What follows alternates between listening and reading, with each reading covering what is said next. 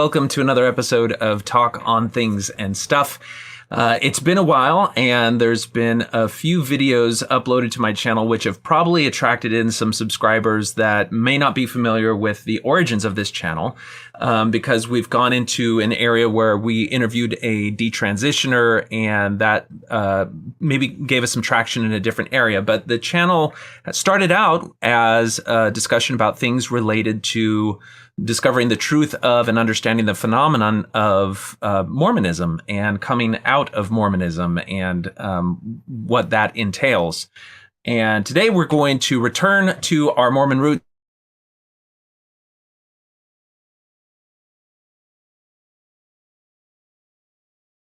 Worldview completely, disrupted, then chances are you want to talk about it. And we are in an era now where there's a lot of opportunity to talk and listen to different voices of people on the other side of Mormonism. And as you start to navigate the various different podcasts, introduce yourself to the various different personalities and voices, you get a flavor for kind of what each different podcast represents. And I want to take kind of a broad overview of that landscape and kind of talk a little bit about that. So I'm going to bring up a page here, which looks like we are having some network connection issues, which are unavoidable, but I'm not sure what I can do about it. Let's see what we got. At any rate, so probably the biggest player in the arena of ex-Mormon podcasting is Mormon Stories podcast. This is going to be the podcast associated with John Dehlin, and you can go to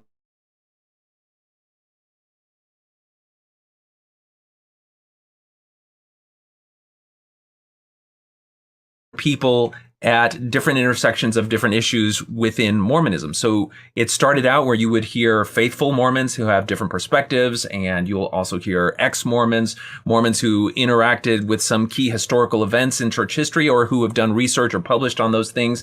There's just a really broad variety of voices that you'll see, but the one constant that you'll experience throughout it all is John Dehlin, who was the kind of the original brainchild and the main voice and executive director of whatever Mormon Stories is. So that's going to be probably the biggest gorilla in the room. After that, you have the podcasting empire of one Bill Reel, who used to be a Mormon bishop. He himself was a convert to the church, and he's really carved out a space for allowing both himself to have a voice in the world of podcasting, as well as identifying other voices and bringing them in under his Mormon Discussions umbrella. Right now, probably the biggest footprint that you'll find is the Mormonism Live weekly show, where you will see Bill Reel and Radio Free Mormon get together and talk about historical findings, discoveries. They've actually kind of uncovered some new things and talk about, just current goings on in Mormonism. Radio Free Mormon also has his own podcast. Bill Reel's podcast is there. Marriage on a Tightrope is a great podcast with Alan Mount and his wife Katie, who talk about mixed faith relationships.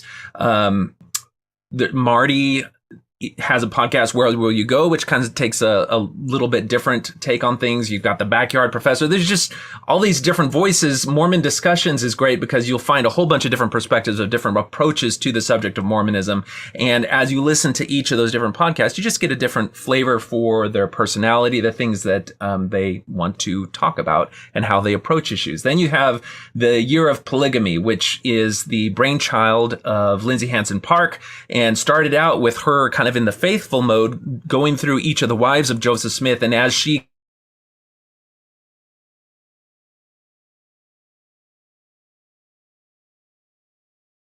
more diverse topics that are covered now, she's gone on to become I think the executive director of Sunstone, and so the branching out into different areas of history and more contemporary subjects in Mormonism is going to be part of the landscape of where you will hear the voice of Lindsay Hansen Park. You've got new podcasters on the other side of the pond. 21st Century Saints are some voices from over in the UK that are talking about the goings on in the church there. You've got Nemo the Mormon, who's also doing very tightly edited and, well, it used to be brief. I see some of those are like 2 or 1 hours. He used to be really good for really short videos, but he's got a fun, humorous take on things. You've got some new outsiders who are dipping their toes into the Mormon world, which is, you'll find Steve Pinnaker with Mormon book reviews. There's just a bunch of different voices. And then you've got even the newer technology of TikTok, where superstar Dan McClellan with his approach to scholarly critical analyses of religious texts and trying to contextualize them for the modern social world. Just all these different voices. How do you make sense of them? Can you believe all of them? Do all of them have a cohesive worldview? Well, it turns out no. There's just because you reject Mormonism and you move beyond Mormonism doesn't automatically think that there's one way to think, but you may notice trends. And what you'll probably notice as a unifying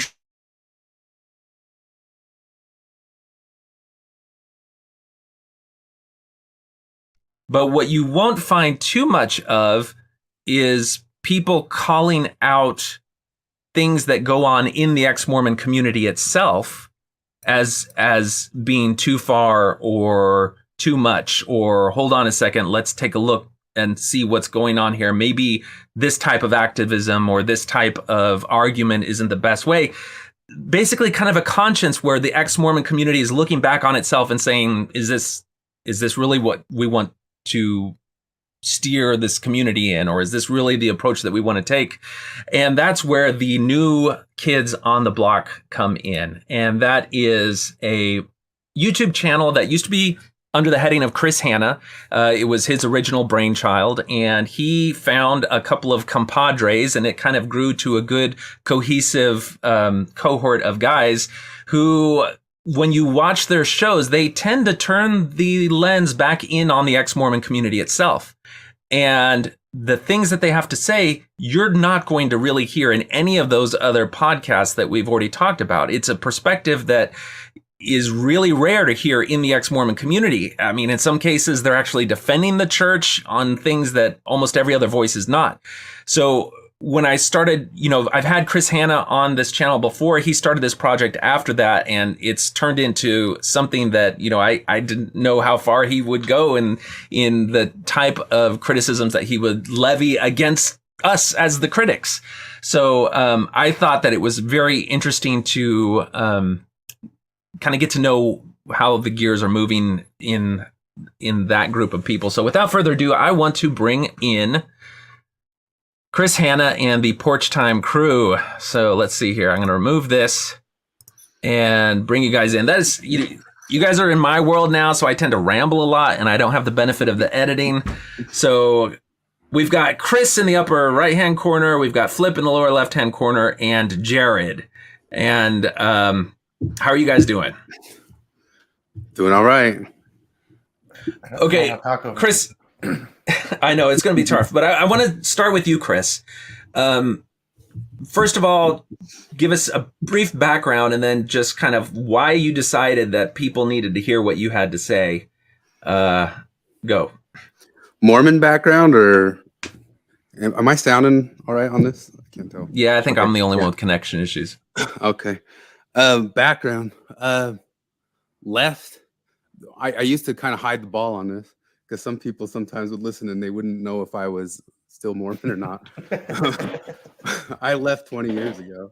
It's been a long time that I've been out, and I went through an entire gambit. I went to graduate school.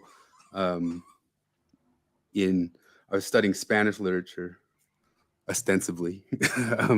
Then that's where I learned and picked up a lot of different things that had to do with a lot of what we see in the modern world of what I would call kind of critical consciousness. And critical consciousness is big in the ex-Mormon world. And I'm really just kind of giving a huge bird's eye view here, that across for maybe 10 years, I was a Christopher Hitchens style ex-Mormon, like anti-theist almost. And I followed very closely all of the 2000s atheism and all that stuff. And I've got a dog going nuts over here. Hold on. And sorry. And I followed all that, went all the way through it. I saw that thing kind of turn upside down. A lot of people in the ex-Mormon community, I've seen ask around about that. But if you watched it all along, you knew it turned upside down because of the Atheism Plus movement and a bunch of infighting because of that. Then, of course, the past 10 years that we've all lived through, and then you see a lot of people get at each other's necks for things that become political, and you start studying and looking into different things and different philosophers and theorists throughout history who talk about how once God goes, politics becomes God. And I'd say that most of what we started questioning or criticizing or saying things about came through that lens. And just talking about it, we ended up maybe turning a closer eye to some of the what I would call kind of the ex-Mormon Overton window, like the people that you pointed to, and noticed, you know, a unifying overview, or, you know, substrate of worldview in that whole entire world. And so, and within it, there's a lot of people who would kind of, I call it like shadow boxing. They'd start saying, oh, we could take on any sort of world, anybody who wants to challenge us on this stuff, who can bring us on, who can even challenge any of this stuff. And then they wouldn't take on any of the challenges. And so we tried to take on some of the challenges, and it's never gone anywhere or gotten anywhere, but that's fine, you know. But okay, so I want to summarize a little bit. It sounds like you were kind of, you know, you grew up Mormon. About 10 years or so ago, you disaffected from the church in kind of the usual way, which is you discover factual, historical, or other issues with the church. You realize it's not true. And then you get into that very rational-minded atheism where, you know, the religion is not objectively true. Therefore, you can make those objective arguments against it. Then you started to see that in the community of people in that arena who were then trying to bring about whatever new social movement that they had, that things just started to fall apart. There was new ideologies that came into play that you saw problems with in and of themselves. And then even started to see that start to affect the ex-Mormon community. And that kind of led you to start to articulate some of your perspective on how things should be different. Or could be different, or directions that we don't have to go. Anything else that you would add to that, like that are the big pillars of your journey? I mean, I'd say that's what got us here. It's what got us to say, hey, how about we just try to start talking about some of these things and pointing them out? Because some people would kind of be like, you're being vague. Okay, we'll be very direct. And so we started just doing a podcast and started pulling out the exact moments and pointing to the exact things. I see. Like, we're not here just because you know, like you said, oh, they asked for criticism, they didn't listen to us, and it's fine. Because like that is fine to not listen to us, but they didn't not listen to us. They squashed us and smeared us. Okay, so let's break this down a little bit, but because I see you, Chris, is kind of like King Arthur in the Holy Grail. You're on a quest, and then you come, you know, you've brought now Flip into your, you know, King Arthur's going and he meets these different people that he brings into his entourage. Where does Flip enter into it? Because I feel like you guys have a longer connection maybe than with Jared. Yeah, well, because King Arthur, I mean, maybe he's Lancelot or something. I've known you 20 years, right? Yeah, and Flip's always been I've known him long enough to know when you were still technically Mormon. Yeah, I think so. Yeah, which is long. It's half my life. Because I got excommunicated 21 years ago. Yeah. So I was not Mormon when we met, but you were still nominally Mormon. Yeah, but I would say neither one of us are that different today than we were then. Really pretty.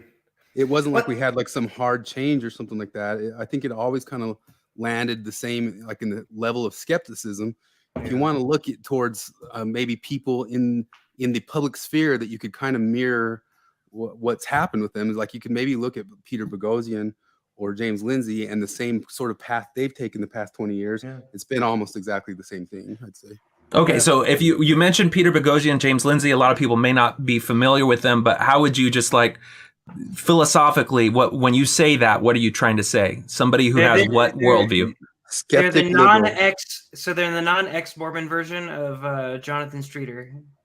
It looks like he's lagged a little bit. Yeah, he's lagged a little bit. Yeah. Like imagine Jonathan Streeter, except that he's an atheist Armenian Catholic. Yeah, that's Okay. that's about it. Those guys, I mean, the first time I came on with you, we were talking about one of their books. It was How to Have Impossible Conversations that they wrote together, and they I love it when they quote. they bring them up like and they don't. they've had on Mormon Stories. They had on Anthony Magnabosco from Street Epistemology. Street Epistemology comes from Peter Boghossian, but Peter Boghossian's been canceled. He's suffered the consequences of. I'll tell you, one way to put this is that 10 years ago, just 10 years ago, James Lindsay and Peter Boghossian were squarely on the left. Like they were very much in the rational atheist camp, you know, and now they are gonzo. Nazis. They are, yeah, they're outright Nazis. But they're the same people. James They're the Lindsay's a same Christian nationalist that spends all day. Okay, I want to get to those. What do you want? I want to get to those different philosophical landscapes that are out there, but first I want to kind of get a little picture of each of your personalities. So the real short version of my leaving church, because one thing that I'm a little different in a lot of ways with my faith journey. One is that I was raised like patrilineally, we're pioneers straight back to the beginning. And so most of like the dark, dirty secrets of church history were family history. They were stories I grew up with. You know, two of my great aunts were Joseph Smith's wives. Benjamin Franklin Johnson is the guy he's my great uncle. He's the guy that they cite, you know, his journal entry about how Joseph would approach people. One of my great uncles was a perpetrator at Mountain Meadows. You know, so like I grew up with this stuff. And so I was inoculated against that part of it, you know? And so for me, like, you know, because the members always do that, what's the reason you left the church? And by the way, because this will come in later about where we get into our criticism with all these leftist secularists, is because like it's funny, they say the same things like what's the thing you have against feminism? What's the problem you have with BLM? They do the exact same thing where they just imagine, oh no, it all makes sense. You just don't understand one thing. But for me, I stopped believing in Mormonism. I mean, I should say I stopped being a Mormon when I stopped believing in it. Or to put it in more formal language, the shortest sentence I can put it as is, I no longer accept faith to be a reliable epistemic. That's really the difference, you know? And a big part of that was going on my mission. And because, you know, like I already knew the weird history stuff, so I already knew the church was flawed. But going on my mission showed me that the church was not special. And so like I came out of my mission believing the church was not special. And then I got introduced to the early 2000 new atheism scene, and it was God Delusion, Richard Dawkins, where he says like God doesn't explain anything, and I went, oh, God doesn't explain anything, and that was the end. Like I was like, oh, faith doesn't explain anything, but I never was angry, and I was never anti-theist. I never had the tear it all down, you guys are jerks, how dare you do this to me. I never had that attitude at all. I never felt that. Really? But yeah, so because that was one thing that like early in my days with doing the John, when I would podcast with the John Larson on the old Mormon Expression, because, you know, I did a few of those. And that was something I tried bringing up once, you know, was I called, you know, when I had my little soapbox moment, I'm like, can we talk about the bigotry against the bigots, you know? And this was 10 years ago. And before I was excommunicated from the ex-Mormon Facebook group for saying, let's not be bigoted against Mormons. True story. Chris is a witness. That actually happened. But like literally that, it's like, guys, like we spend all day sitting around at the church is full of finger-wagging moralizers who claim special knowledge and authority. Well, John DeLynn? Like, and that's the core of my issue. Because like, I'm not anti-Mormon and I'm not anti-open stories. I'm anti-finger-wagging authoritarian moralizers who claim special authority. And so you're all in the same boat. And the thing is that I can talk to Mormons and Mormons will talk to me. The Delineans threw me out. Did you say Delineans? Yeah. I have not heard that term before. Okay, I want to get to your beefs in a little bit. But now that we've met Flip and gotten a little taste of here's the his other thing. perspective, I know for a yeah. fact that the church would take me back. The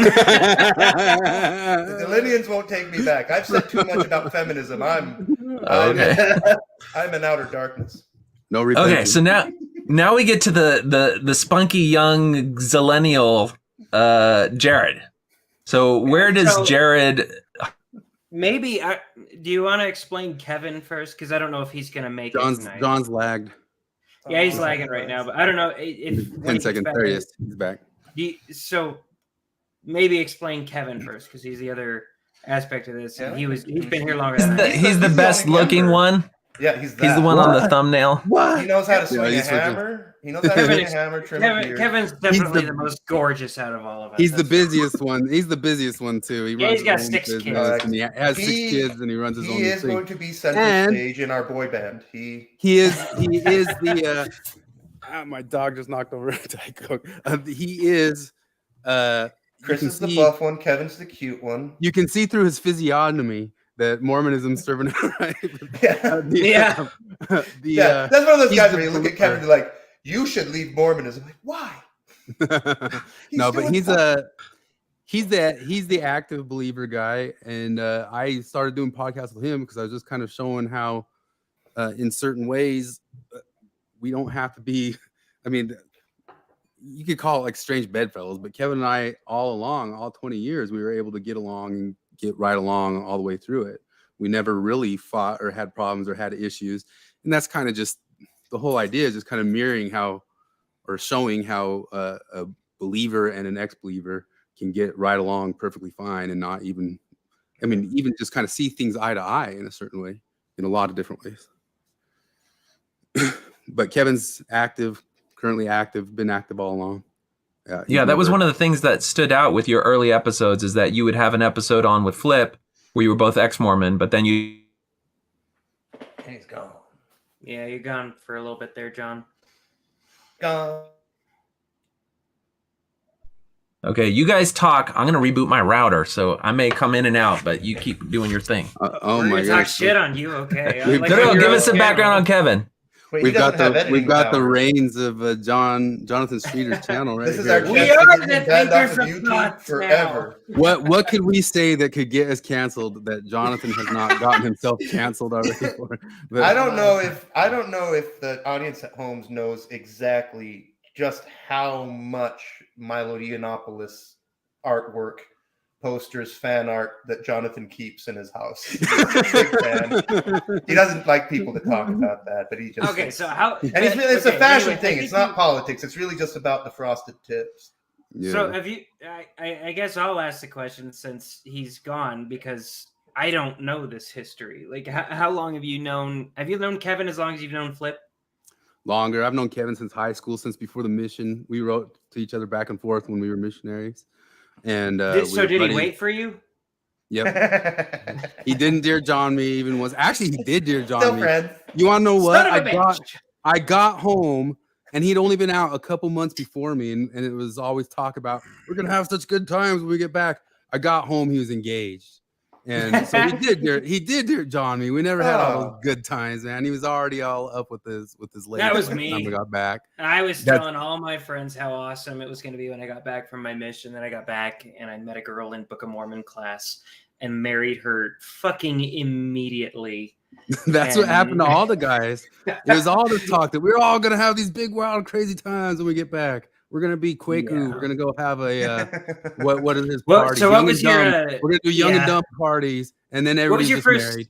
So I was young. I was an late August birthday, and so I was the last guy. I was early August birthday. August. Yeah, I was. But my parents I was the last guy. So I was the last guy out of all my friends, and by the time I got back, they were literally all engaged. See, my friends were all lazy, so none of them went on missions, so I didn't have to worry about that. So what was it like when you first contacted Kevin to be like, hey, do you want to come on my podcast and talk? Well, we'd always been Kevin and I past 20 years have always been talking about, whenever you talk to you, say, hey, we should start doing some podcasts, but it was never just like about to talk crap on John friggin' DeLynn. Yeah, no, that just kicked us off because they're like, Yeah. They did the thing they did, and they're like, all right, well, we're gonna say it anyway. But then I keep end up listening to their podcast, and every time I listen, I'm like, well, we gotta do another one on this because it just keeps going. Yeah, And it's pretty profound how rampantly stupid it is. Well, they keep having John Larson on. I don't know what they expect. so, yeah. That dude Well, is this- having. I swear That dude is John having a didn't used to be prolonged like mental that. breakdown. The next Maybe I need to episode go we're gonna back and do. listen. The next episode we're gonna do is gonna be 2 from John DeLynn this past week. No John Larson in either, and both of your heads are gonna pop off. I promise. But Because I feel like John DeLynn has been pretty much the same guy all along. I feel like John Larson had some kind of change.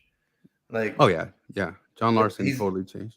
yeah. But well, I mean, DeLynn's just kind of spot in to the fatty things that everybody's buying into. It's all been a fad over the past 10 years, and it is a fad, but it's a fad that's a pain in my butt. It's a pain in the butt of liberals. If people always kind of ask, like, well, we were talking earlier, like people will label you as something like anti-woke or something like that. But the real truth of it is what were Peter Boghossian, what were James Lindsay, what are us? It's liberals. It's liberals, actual liberals, liberal, skeptic liberals. That's it. Like liberal isn't an opinion on anything. Liberal, like I like how James Lindsay puts it. Like liberalism is a conflict resolution framework. Yeah. That's what liberalism is. Liberalism doesn't decide what is true or isn't. Liberalism allows people to live together. But that's exactly why the woke left is opposed to it. It's the great contradiction of all Marxist thought is that it only works if everyone's on board. So what do you do with the people who cannot or will not go along? Well, Jonathan, Chris said about like We're back. 60 racial slurs while you were gone. So I hope that's Great, all my right. chann's gonna get flagged. No It's way, probably you- already flagged. Yeah, Somebody said 6 million. I won't say what. Oh God. no, geez. There's no. Okay, so Kevin has been introduced by proxy, Yeah, we did. Go and Yeah. now we can get to Jared. We're real Mormons. We do baptisms for the dead, and we did introductions for the absent. yeah. Yes. You know, So, in the name of Kevin, who isn't here. Sorry.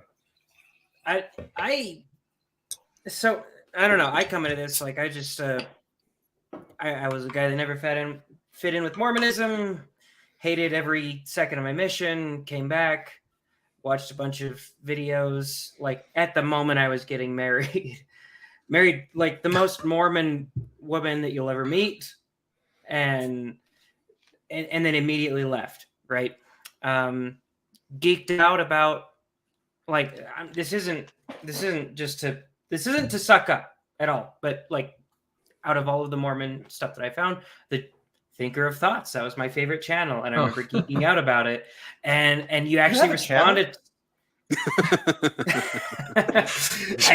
You actually responded, and you were like, "Well, thank you," and I was like, "Oh, nice." And anyway, after some amount of years, my wife, who was the most Mormon person you've ever met, ended up leaving it too. She started her own channel. Somebody's already mentioned it in your live chat that it's my wife. So my wife is Morgan from the My Spiritual Life channel, and I go on her channel pretty frequently. And live? Yeah. And You thought that stuff was getting edited out, didn't you? yeah. No, you. I edit. He this said thing. he had no You see editing. my I editing. just assumed he couldn't be bothered to edit. Now you see my editing problems. So the only place. Yeah, I forgot to mention that. The only way that I came into this is my is because first time on live Christian radio. I actually came in. I came in a little bit differently because I became very critical of sort of what you would call the woke left and Mormonism at the same time. I remember being introduced by two different people, like the CES letter. At the same time, I was introduced to the Tumblr in Action subreddit, and those two oh, these are both insane, and I just have an obsession with the absurd. And so it's absurd to me that we think that there's like a million different genders. And I get obsessed with that. I saw Jonathan post a thing that is, I've never been I didn't have like a woke breaking point, is what I'm saying. I never had a moment where I was like, you know what, this leftist stuff is dumb.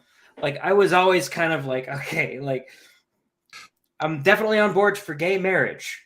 Even as a Mormon, I'm very on board for gay marriage. I was like, sure, it's a sin or whatever, but like you can't make it illegal. But the more that I learned about them, the more I was like, yeah, but I'm not those guys. And so I remember messaging Jonathan, you're the one that introduced me to Chris. I messaged you after you had said something that like would have gotten any of us canceled, but you have a lot of good faith built in with the ex-Mormon community, so they allow you a little bit more leeway, which is good. I like that. I'm glad. And you were like, oh, well, this guy's pretty pissed off with the ex-Mormon community too. The only place I dialed back was on my wife's channel because I was like, that's her baby. I won't get her canceled. But I was full out on the Mormon Stories podcast community the whole time. I'm surprised I didn't get banned sooner. And then I watched a bunch of Chris's stuff, and I actually got my first interaction with him was when you had me and Chris on to talk about it's not cynical theories, it's social injustice. This is that oh yeah, we talked about postmodern. So that was our first interaction. Then he asked me to come on. I had done a couple videos, got kicked out of Mormon Stories podcast community, which, as Flip said, I was excommunicated from the ex-Mormon community, never excommunicated from the Mormon community. And I did shrooms in my temple clothes and showed people the secret handshakes, right? And then talked about it on the internet and never got excommunicated. Whoa. All it took for me to get excommunicated from ex-Mormonism was do one blog, one little video on John Dehlin, which I didn't even post in the community. I just posted it on my personal page, and then somebody must have saw it and told them because I got kicked out. So that's how I met Chris, and then he had me on one time because Flip and Kevin couldn't do anything, and then we've been just doing this. All right. So quick catch up though, because Jared is drinking gin and Crystal Light because he's a middle-aged retiree in Boca Raton. I was drinking. Is that a beer? What is that? I was drinking vodka and Crystal Light, and then I'm going to drink shitty gin and tonic. Oh, okay. Well, you know, it's always fun when I watch y'all's episodes to see the commentary on the beverages, because I gather, Flip, that you're like in the adult beverage industry. You seem to have a really... I'm associated with the trade of adult beverages, yes. Yes. So anyway, I'm no good at adult beverages. This is just a Sam Adams winter lager. I had a Oktoberfest a couple months ago. I was like, this is actually a pleasant beer experience because I just don't enjoy beer. Yeah. And so I figured I'd try Sam Adams. So far, I'm actually enjoying it. That's a good beer. Now we know that Chris calls it an ethanol delivery system. That's it. No, this is Sam gin Adams in is a a good beer, plastic bottle. That is ethanol delivery system. That's what that is. But Chris drinks less than Jared's stake president in Idaho. We know that. I'm having inexpensive Portuguese table wine. So that's how that's all right. Yeah. Okay. So. Okay, so we got a little bit of a snapshot. Me being vaguely familiar with your personalities, I kind of made the thumbnail with Chris as like the bard, the one who brings everyone together. I've got Flip as Friar Tuck, both good at the beverages and also, somebody with some substance to him. And then I've got and I've got Kevin as the bringer of light, and Jared as the plucky little knight. And so that's just the personalities that I see you guys as. Okay, but plucky is the thing it's the nice thing that you say about somebody you have nothing else nice to say about. That's like when you're my favorite one, Jared. Such a nice guy. No. He's such a nice guy. Plucky. There's nobody else. Plucky is the character with an arc. Plucky is the one with a place to go. Like Friar Tuck has arrived at his character. His arc is finished, and so on. That's things. Plucky is the one with a story to tell. So I'm very insecure. So keep going. Okay. So I'll Well- occasionally bring on some other friends too, or anybody else who kind of wants to come on and chit chat and shoot the breeze with us too. It probably gets to be too many sometimes, so we try to keep around 4. But I've had like Christopher from Before the Crow's Nest, my friend Damon, James, some other people. Other people come and talk and chit chat with me in the YouTube comments, and I'll invite them on, especially if they have criticism. But that usually doesn't happen. So, but they have all been white men. oh no, Marty's come on. Oh, white woman. Yeah. You got White white Marty. woman. Well, okay, so we've met each of the players now. Now you set out on your quest. What are the windmills that you are attacking? Like what are the great things that you feel like is worth getting out there and fighting against? Because I feel They gave us a word. They gave us one word. It's so amazing. They gave us this gift of encapsulating their entire movement and philosophy and activism, ethos. Everything is all in one word: woke. It's their word. They gave it to us. And what's hilarious is now when we say, "What are we against?" Woke, and they say, "That's just a word people say when they don't know what they're talking about." Whatever. Just clip in John Larson lying about woke. By the way, since we're telling the story, on that episode, live streaming, John Larson says whatever that BS about woke is just a word conservatives use because they don't know anything. I linked the Merriam-Webster online dictionary definition to woke in the comments. They deleted the comment. Go there now. Merriam-Webster, woke. Tell me if it has anything to do with social justice, you know? But John has declared, oh, no, that's just something people who don't know what they're talking about say. Anyway, sorry. Okay, so I like that you started out where the monster was essentially a philosophy. It's not a person, it's a philosophy. Now, we'll get to the persons that seem to be the vehicles for the philosophy, but if you guys were to, like, why is wokeness a problem? What is, I don't know, I think most people that have listened to my channel, that have listened to your channel will understand wokeness. But if you were going to summarize it to somebody who was, they just read the CES letter, they're coming out of the church. I feel like why wokeness is wrong is it's anti-liberal, anti-science, anti-rational, and authoritarian. Those are just 4 reasons why. Okay, when you say anti-liberal, what do you mean? How is woke anti-liberal? Well, for example, they are pro. You can go. Liberalism you can go by is the thing that anti-segregation. they say that they are. Yeah, they tell us. They tell us they're anti-liberal. Liberals get the bullet too. They tell us. Liberals kind of believe in liberal values like freedom of speech. Just go on any of the major lefty news. Okay, hang on. And just Woke Google free people- speech and so- see what the what the opinion sections say, what people think about. Ooh, is free speech really such a good thing? Instead of no, they're opposed to it. Woke people like freedom of speech too. Just freedom of speech that we like. That's Okay, so No, you come I from would say the that, like, Mormon Twitter- mindset. Hold on just a second. The Mormon mindset has a deep reverence for the Constitution and the principles articulated therein. I think when I was Mormon, it was a huge reverence for freedom of speech.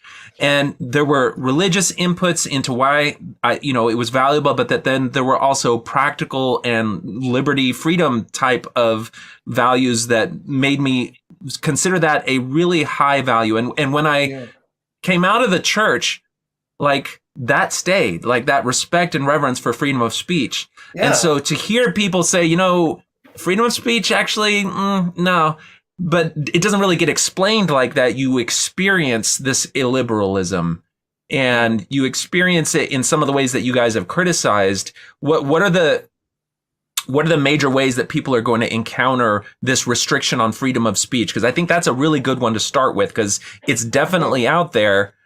Even though it's hard to put your finger on it. Like, because my basic thing is that, the Mormon Stories Foundation, that they are doing religion every bit as much and often more than the Mormons are. And one way, for example, that the Mormon religion, I think, is infinitely preferable to the woke religion is that it is built into Mormon doctrine that whether or not you want to be Mormon is up to you.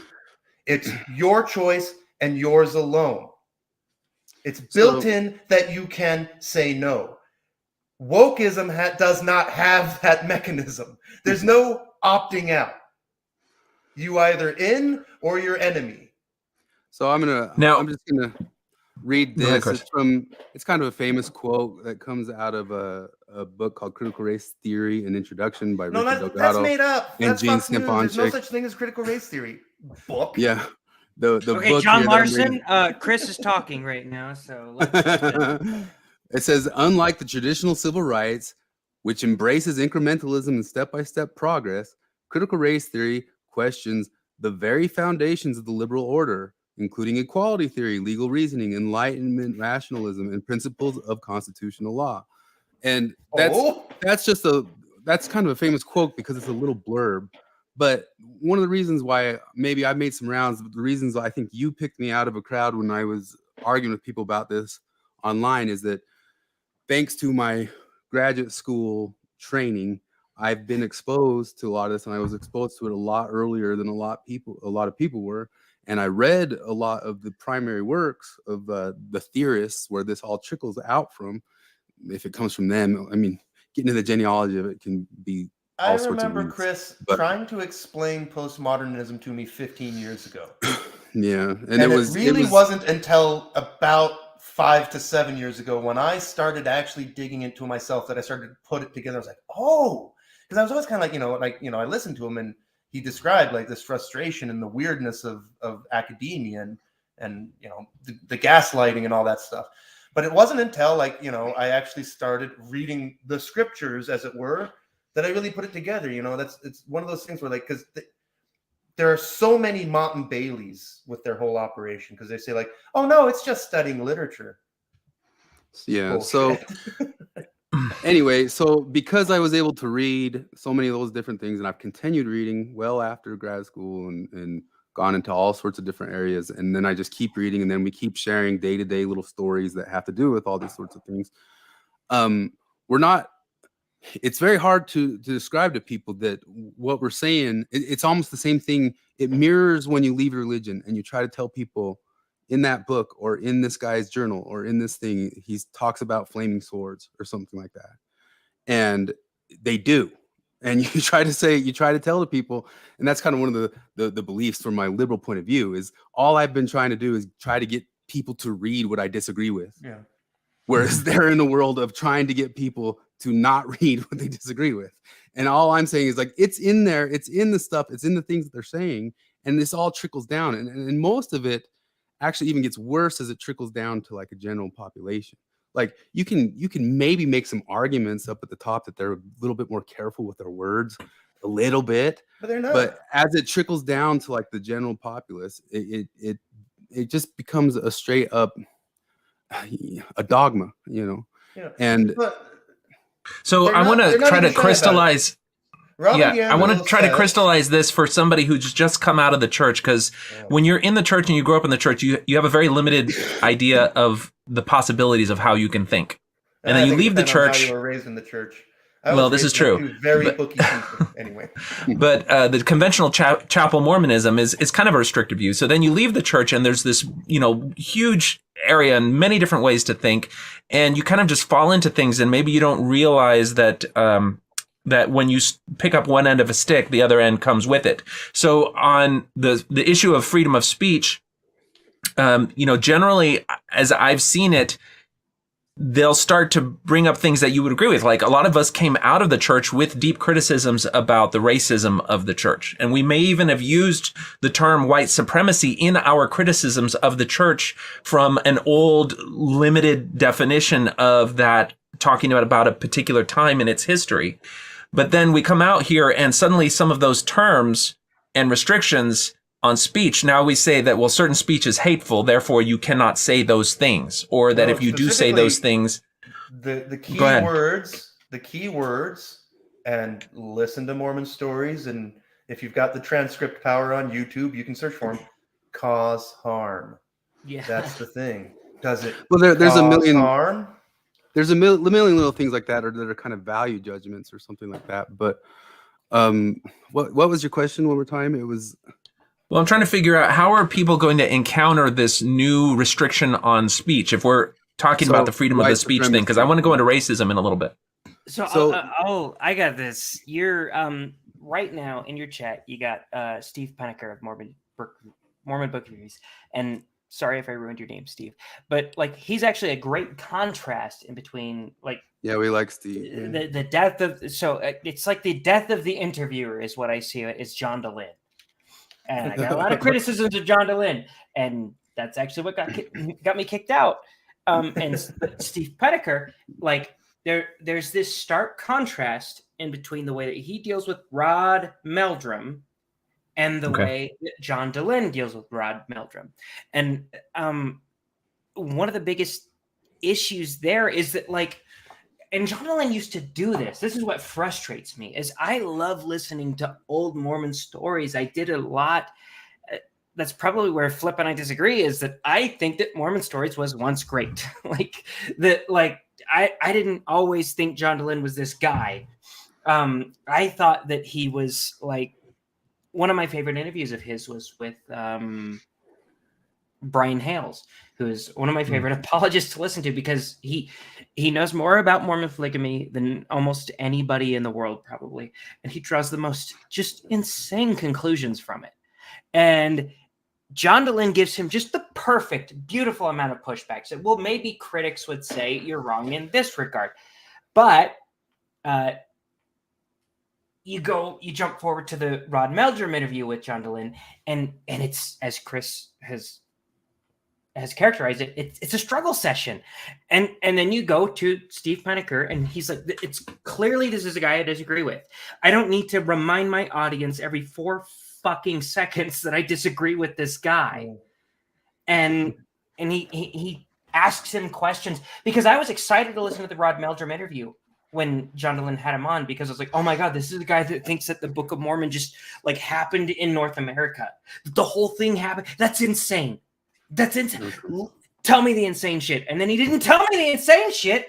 He just called Rod Meldrum racist and homophobic for like 4 interviews. Yeah.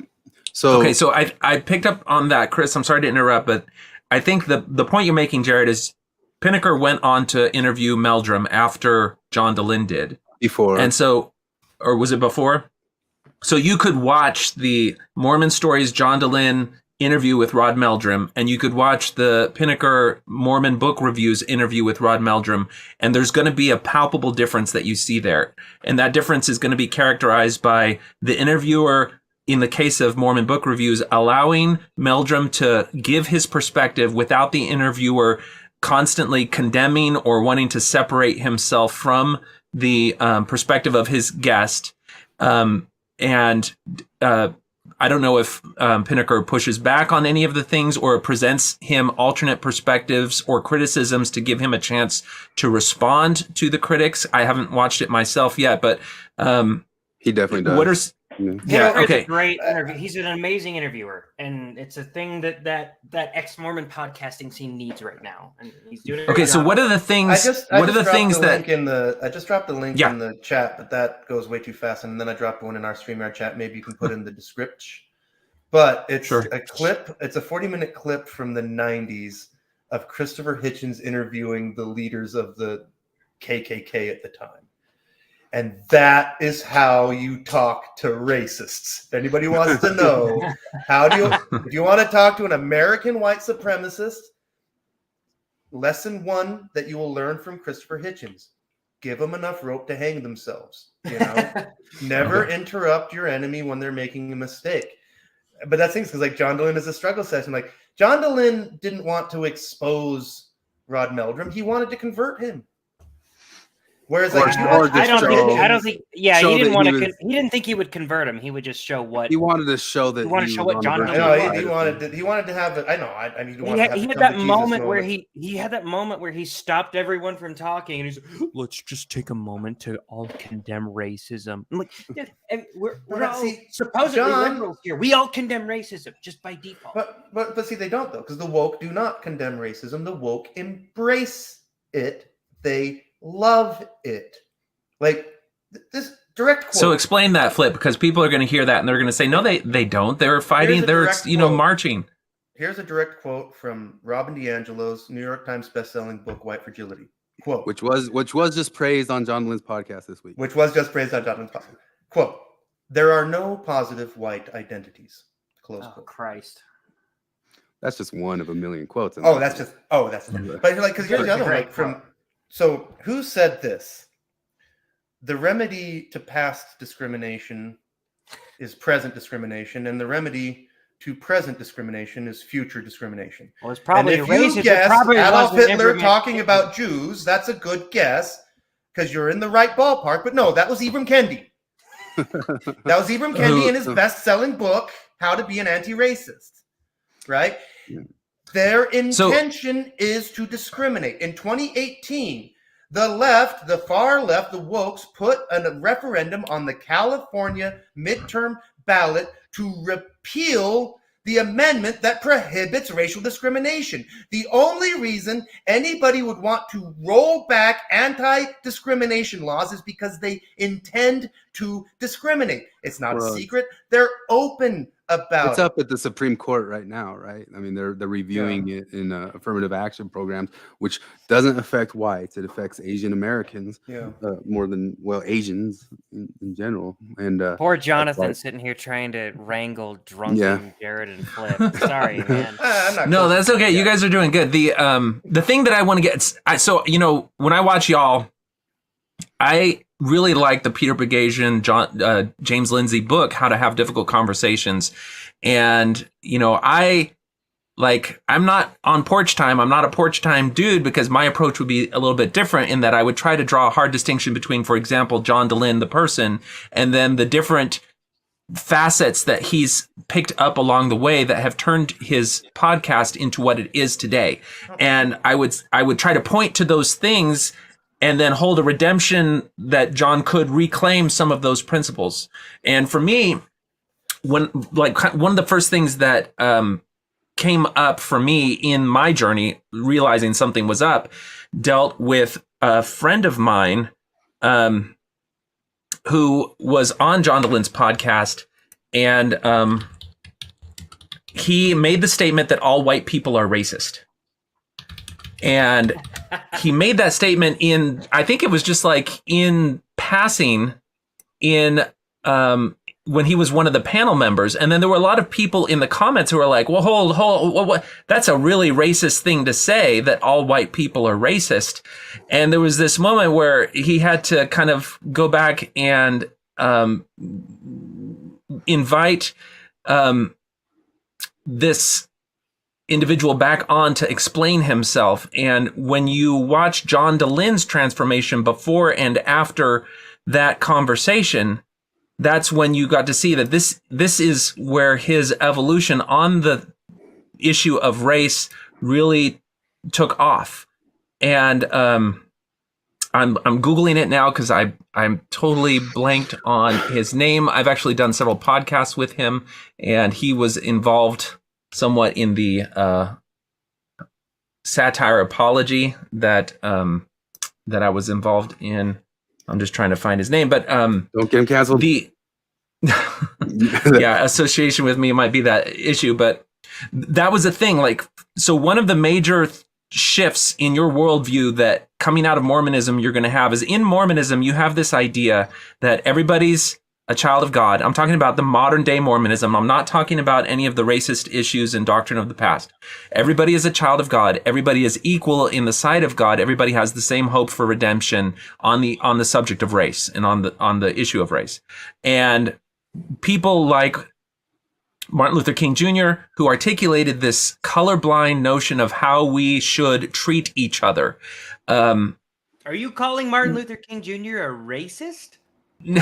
Well, like, those were the ideals. Those were the ways that we can come together. And then you have just the historical arc of justice that took place where when you take that colorblind approach, you minimize resentment, you create paths of healing and unification so that we can see each other as a unified human species and move forward in that way. So you've learned and internalized those values. You get out of the church and suddenly you're slapped in the face with all white people are racist. And the first thing that you can think of is that's a racist statement. And then they say, no. You've got to redefine racism.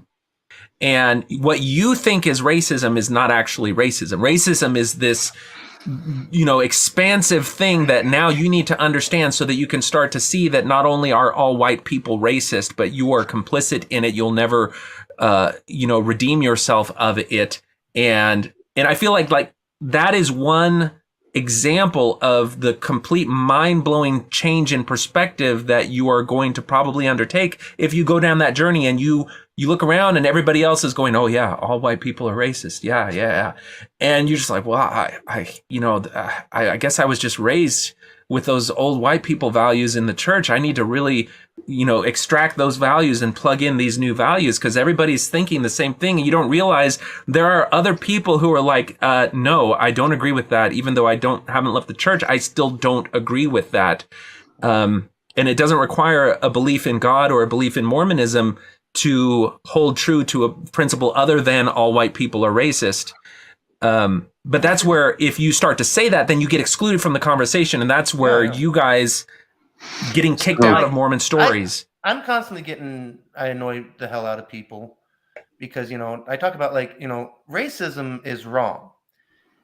And I don't mean cosmically or morally wrong. I mean, I think it is those things. But racism is wrong as in there's no such thing. It's not real. It's not an actual thing. It's not a useful tool of measuring anything.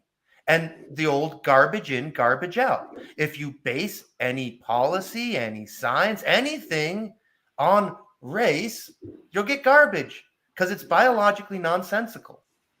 So right What is there, white, John? it's done. But then you get that, because I remember back when Hitch was still alive, when this stuff was starting to peek through 15 years ago, there's something where somebody calls him on this stuff and tries to redefine race. And he says, no, race is the belief that racism is the belief that people can be divided by race. That's my definition of racism. And it's the simplest and only useful definition of racism, right? My definition of bigotry is the old definition of bigotry. My definition of bigotry is being intolerant of somebody who holds different opinions. That's the original definition of bigotry. It's the only useful definition of bigotry. The postmodern, definition of bigotry is just like their definition of sexism, and it's just like their definition of racism, and it's an entirely subjective power play. And what's at the heart of all this is the iron law of woke projection, because what is the constant refrain from feminists or critical race theorists to people who resist it? Quote, you're just afraid of losing your power. These people need racism because it is where they get their power. And if racism goes away, their power goes away. So it's also somewhat disconcerting coming out of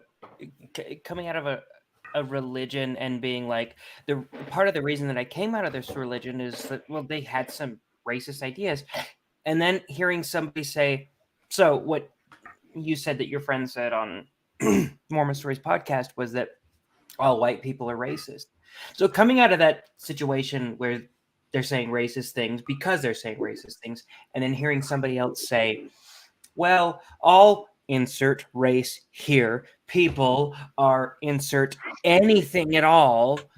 Like, that's, how do you not hear that and say like, oh, that's I'm just walking around. And it's colorblindness. By the way, like you mentioned Martin Luther King Jr.'s colorblindness, and I made that joke about you accusing MLK Jr. of racism. Yeah, and the you reason haven't read your Derek Bell, have you?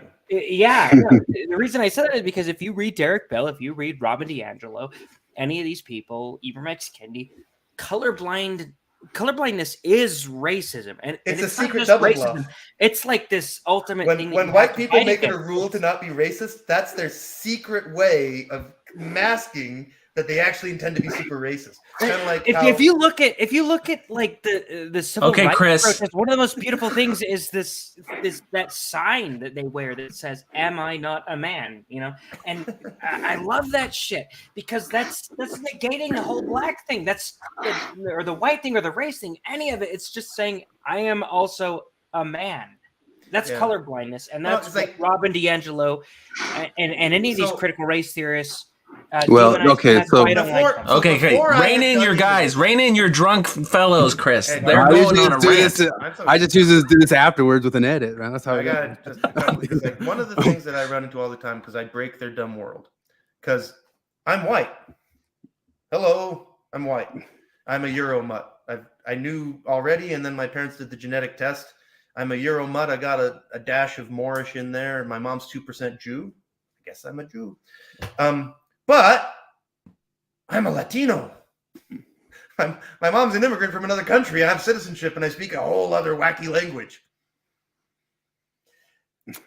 What am I supposed to do with that? And that breaks their stupid brains. And because I've had the occasion, it's happened so many times in my life where I'm filling out a bunch of paperwork. Like, you know how it is, like if you're for example, if you're signing up for student loans or for anything with the government program, and you're filling out all these different documents for different departments, and they all do their different little racial surveys.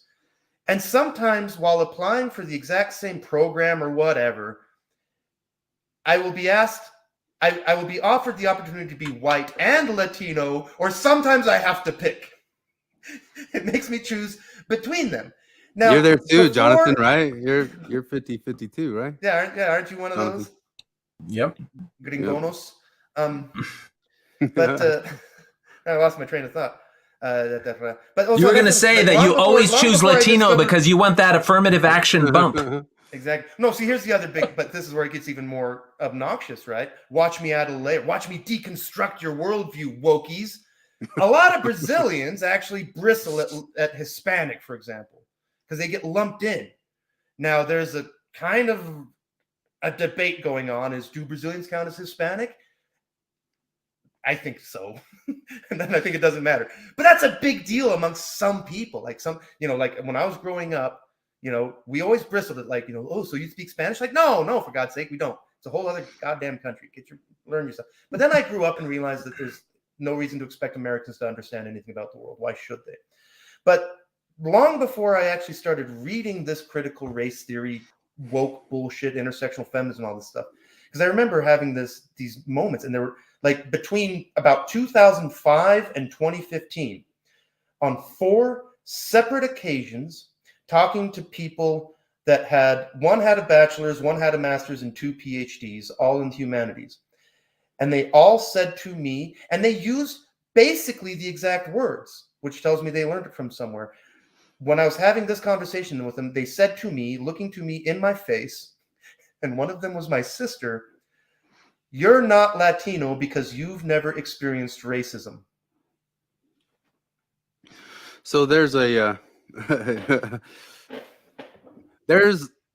is one of the deals, because I've seen people complain to you, Jonathan, that we kind of bring up the old writings, the theories and philosophers, and that's not the real world, real man or anything. But the ideas trickle in and they trickle down. And all of these things that they're saying, I can think of the theorists that brought them about. So the critical consciousness, which is what I call this world, it fills a void. It fills a void after you leave religion. It's a type of worldview, and it really does kind of behave like a religion. But they're saying things like, you've never experienced, so the biological race isn't real. Constructivists agree with that, but they say structural determinism makes it real, which is a term that comes out of Marxism. So it says by the things that happen to you, it makes it real. So your oppression made it real. That comes from Kimberly Crenshaw. But then Jared was talking about from the Martin Luther King days, am I not a man? Well, Kimberly Crenshaw herself took that exact phrasing and changed it to, am I not a black man? Because she purposely wanted to bring that back into play when she was arguing about these types of deals. But this is just the critical race theory edge of the world. There's a similar thing that you can mark on to all the different you can almost call them mass lines, but they're different, like fill in the blank theories. They're all very, very, very similar, but they They're trickle all down and critical they get into the regular vernacular of average people. But so you were talking, the very first thing you brought up is white supremacy. And so I frequently talk about this. When I was in grad school 15 years ago, the word we used was hegemony. We use the word hegemony because that could kind of be any majority at any place. But whatever the power is now as you see it. But somewhere around 5 years ago, there was a purposeful shift, a moving to try to call it all white supremacy. And there's this thing that Jonathan Haidt calls concept creep. And the concept creep is that they're going to move. So you asked, like, could people complain that this church that we grew up in, that we were a part of, had a past of white supremacy? Absolutely. Like, absolutely, that was there. 100%. Of course it was. But one of the things that I read in that quote that I was reading is that these worldviews of critical consciousness do not believe in incremental progress. They don't. There is no progress. They fast forward whatever happened 200 years ago, 50 years ago, 300 years ago.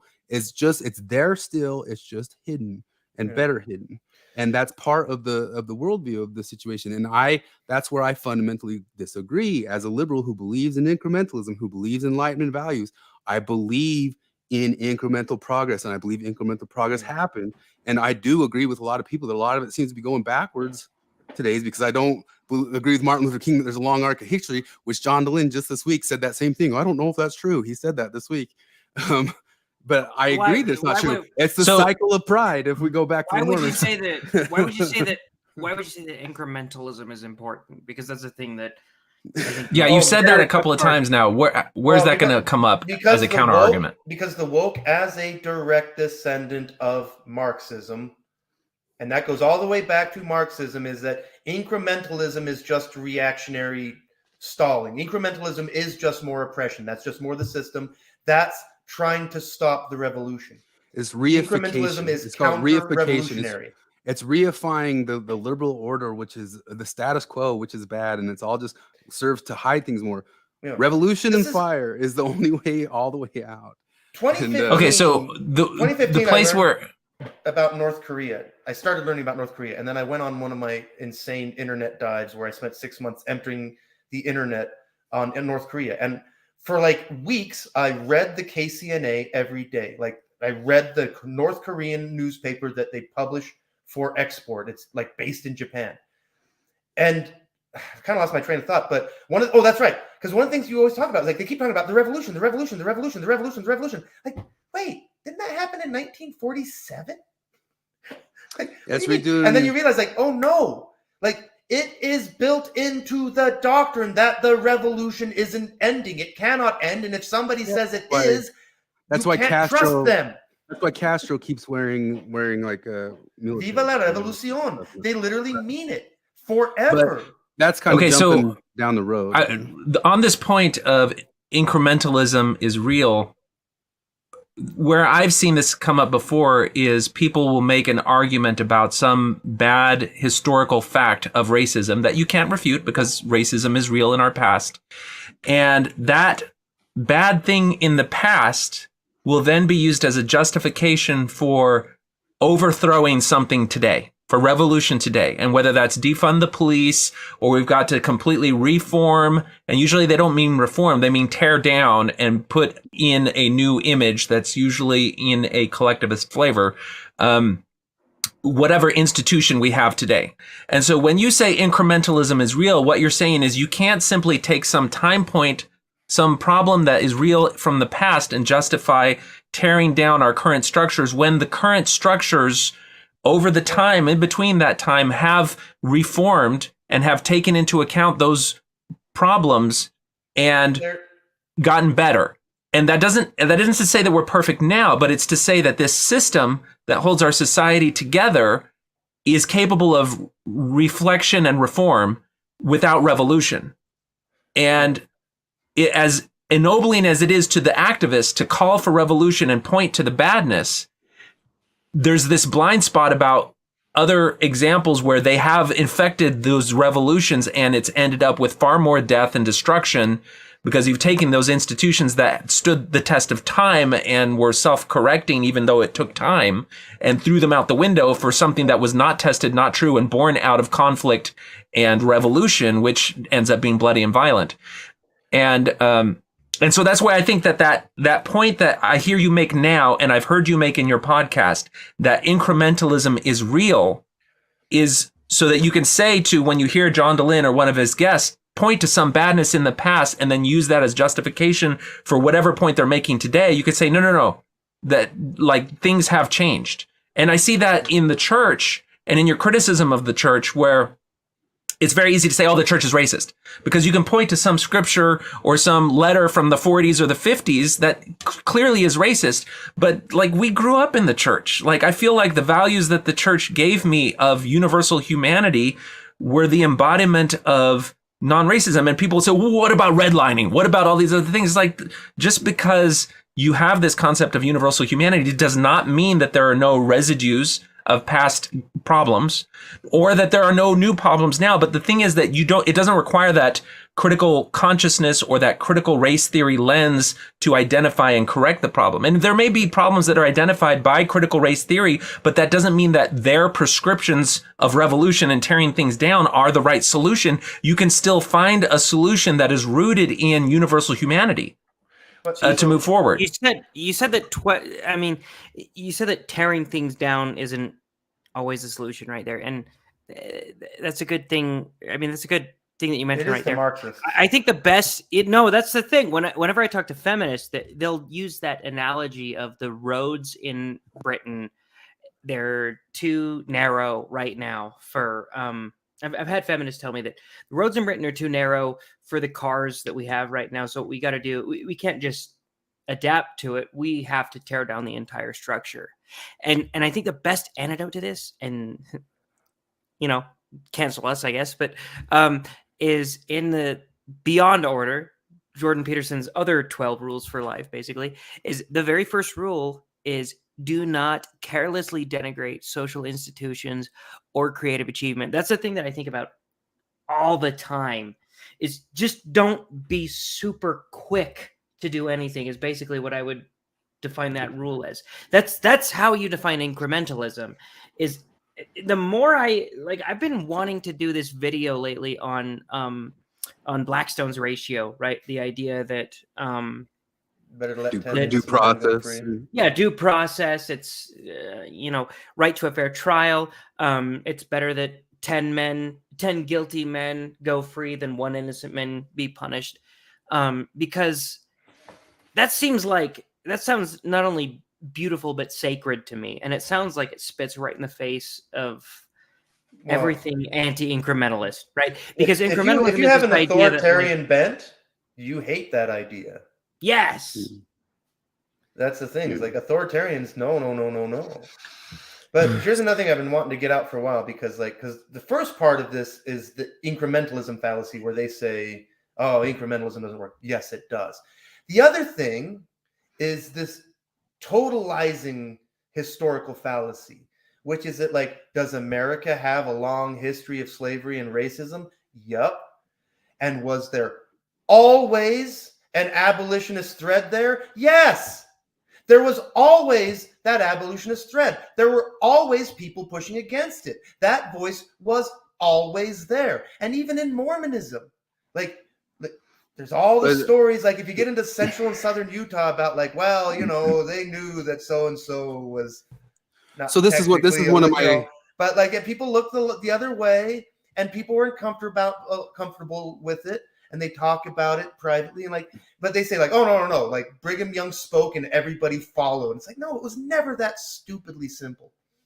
And this is one of the things that I hedge on too, because one of the things about all that is I've heard so many times recently on Mormon Stories and other podcasts like that, they'll scoff and say the Mormon church is always 20 years behind on progress. Progressivism only go in one direction towards the end of this thing. And sure, if they're 20 years behind or whatever, you can sneer at them for that. They got there, they didn't get there, they're still getting there, whatever. But that direction, it's a teeter-totter. James Lindsay will say it's kind of like we're holding the baseball bat up with our hand. You know what I mean? And just go in this direction. Like, it's not 100% sure, and it has not throughout history been sure that just going as hard as you can that direction is the right answer. If you look and study at all the French Revolution, or you've brought up on your channel, and people should watch those episodes more because they're amazing episodes about the Cultural Revolution. And I really do believe that we're living through a type of cultural revolution. Those things go overboard. They go overboard all the time in history. And a lot of people joke around. They say there's been a whitewashing of our schools. There's been a red washing of our schools. You don't know about those things from schools, probably because you were kept from learning about them. But those things go overboard. That direction isn't always the right direction. So one of the jokes we usually say on our channel, we'll use Roger Scruton's things like saying, it's really hard, especially when talking to young kids. It's easy to ravel them up and say, that's what Mao realized. You can ravel up young kids or whatever, but you can say, revolution, let's go do this. It's going to be so great. And Roger Scruton says kind of a conservative-ish cheer that doesn't really work really well with the kids is, hold on a minute. You know, what's going on here? You know, and that's really where we're coming from. It's just, hold on a minute. Yes, we left the church. We're with you. We left the church. Hold on a minute here. So even the church, hold on a minute, and say the church is better than it used to be. You can say that, and you don't. That doesn't mean that you now believe Joseph Smith saw gold plates. This is one of the ways I obliquely get at this, and I'm going to put you on the spot right now, Jonathan, because this works on almost everybody. Because you're an intelligent guy, and you were raised in America, and you're a modern, enlightened person. So you've heard of the suffragist movement, right? I've heard there's suffragists and suffragettes, and there's a philosophical difference. I think one of them countenanced violent overthrow of something or violence in the cause. So you're clued in a little bit, which is you are 1,000 yards ahead of almost everybody. Most people in their minds conflate them. They just think it's all one thing. And I'll leave it to the audience. You go look into it for yourself. What is the difference between the suffragist movement and the suffragette movement, and who was behind the violent bombing campaign? Yeah. You know, I'm glad you brought that up because I feel like who was behind the bombing campaign. I want to shift the conversation. Who wanted voting for everyone, and who wanted voting for white women? But anyway. Okay, so I think that's a brilliant point because it brings up the issue of there are some things that have multiple facets, multiple iterations that tend to be grouped into one thing, and you don't understand the nuance of it. And so you may get behind it and support it, not realizing that what you think you're supporting is not actually what you're supporting. And I think the issue of feminism... Sorry, just real quick, I'm trying not to step on people, but I cannot tell you how many times in my life that I've brought up the Nation of Islam, and it becomes clear instantly that the average American leftists think that it's just like an American denomination of Islam. They really think that. They don't know what it is. But sorry. The biography of Malcolm X and his interaction with that group was pretty revealing. But Farrakhan is a free man to this day, and he was a guest of honor at Aretha Franklin's funeral. Can you imagine if David Duke was at Dolly Parton's funeral? Farrakhan's sitting there next to like a fucking senator. Sorry. Okay, now back to this point. I think feminism is a point that many people coming out of the church will root some of their criticisms of the church in what they believe are feminist principles. Because in the church, you get the idea that feminism is equality for women. And that seems like a very simple, straightforward principle. It has an egalitarian notion to it. And so then you get out and you can say, well, I support feminism, I'm a feminist.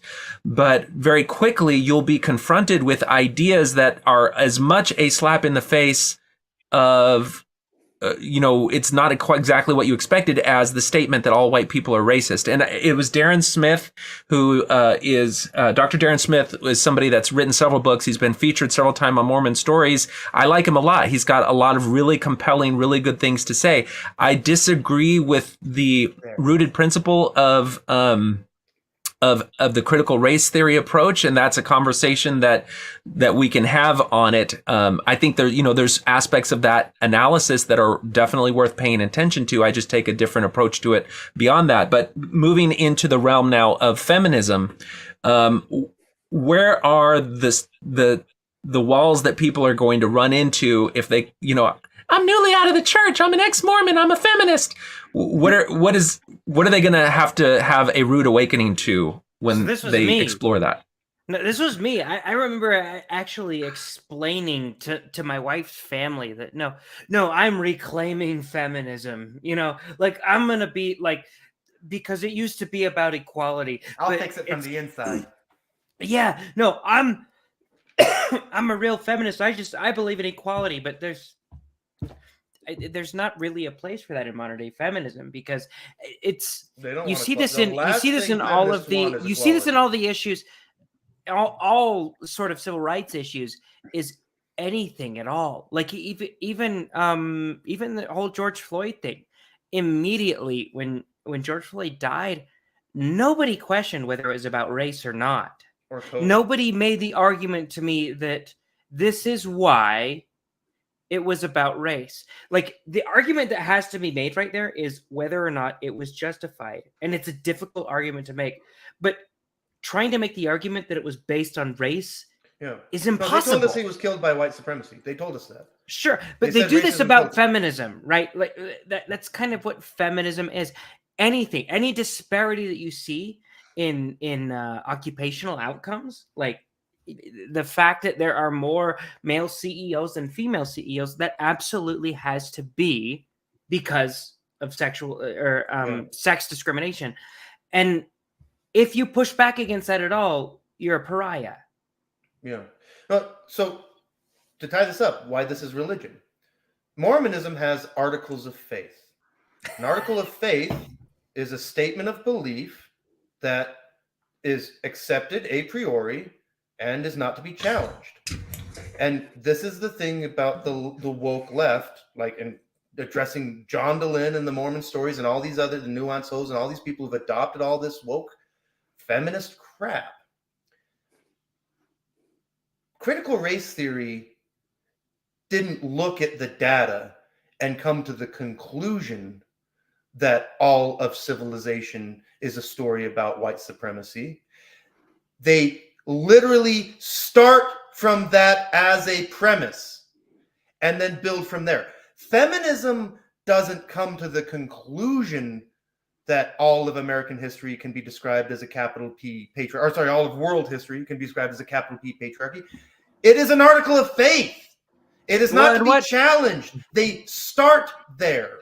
And what principle does that violate? What principle does it violate when you start with your premise? That's it's begging the question. What is that? It's basic logic. It's it's like, I mean, because that's it. I don't know. I always joke with people that I have a super secret weapon that I use to never lose an argument. You want to know the super secret weapon that, as long as you employ the super, you get really mad and you yell. That's what I do. If you employ the super secret weapon, you are basically guaranteed to never lose an argument. And the super secret weapon is, don't pretend to know something that you don't. As long as you don't do that, you'll be safe. You might not win, but you will not lose. And that's the thing. Feminism presumes stuff that they don't know, and that is provably wrong. The critical race theory presumes things that they don't know and that we can prove wrong. Like we know that American policing is not systemically racist. We know that statistically, and we can demonstrate it. But why doesn't that work? Like, I'm sorry, to pull this together, because this is the thing that I ran into all the time before I realized what was going on. Arguing with feminists, the wage gap, right? Hey guys, I have great news. We have decades of data.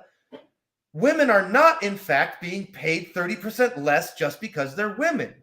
In fact, the discrepancy can be entirely attributed to personal choice. Isn't that great news? Isn't it great news that the whole world isn't conspiring against you? Oh no, it's not great news. They hate me for that. And then, so way back in Ferguson happened. The news came out. Young black men are being hunted in America. Police are killing them without consequence. I'm a crazy autistic guy, right?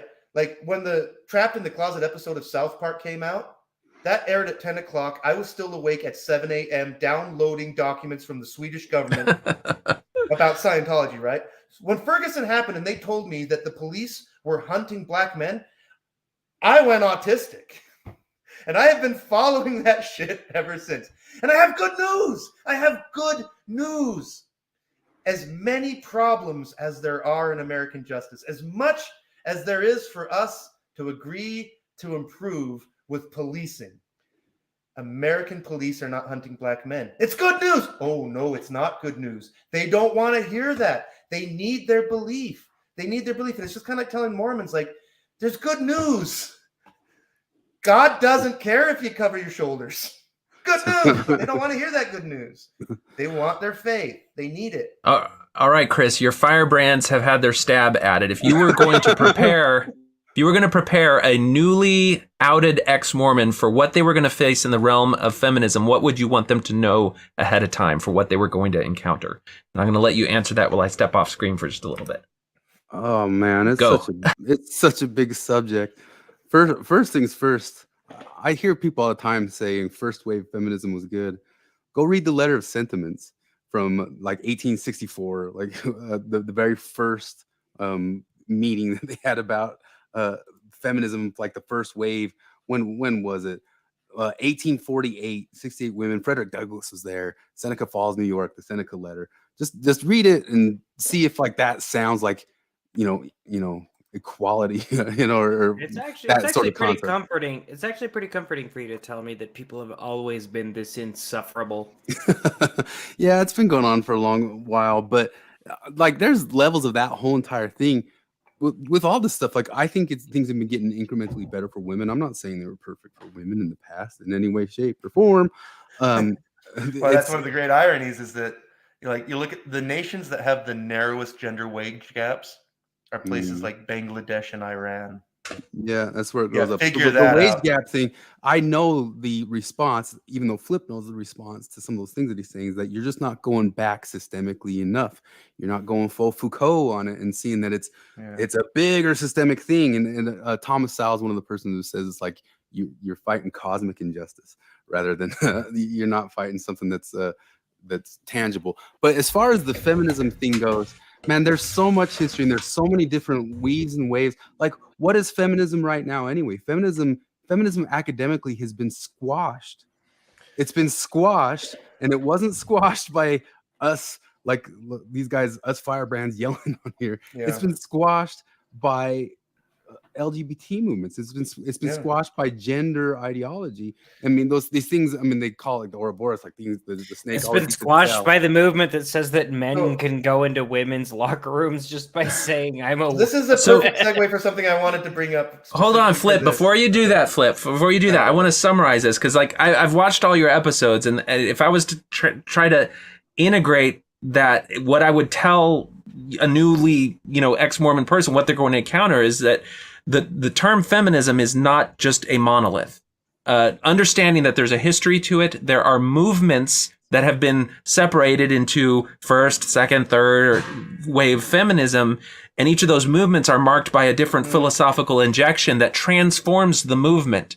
And if you look at the movements and identify the principles that drove each movement, you may find principles that you resonate with, that you believe in, and challenge then, as you study the history of the movement, what these new principles that get injected in them, and see if they comport with those first principles. Because you're going to find is that, particularly at the injection of intersectionality and postmodernism into the modern iteration of feminism, it becomes something altogether different. And that's why you have the infighting where one side has branded the others radical and trans-exclusionary, and the other ones have, considered themselves to be the enlightened ones.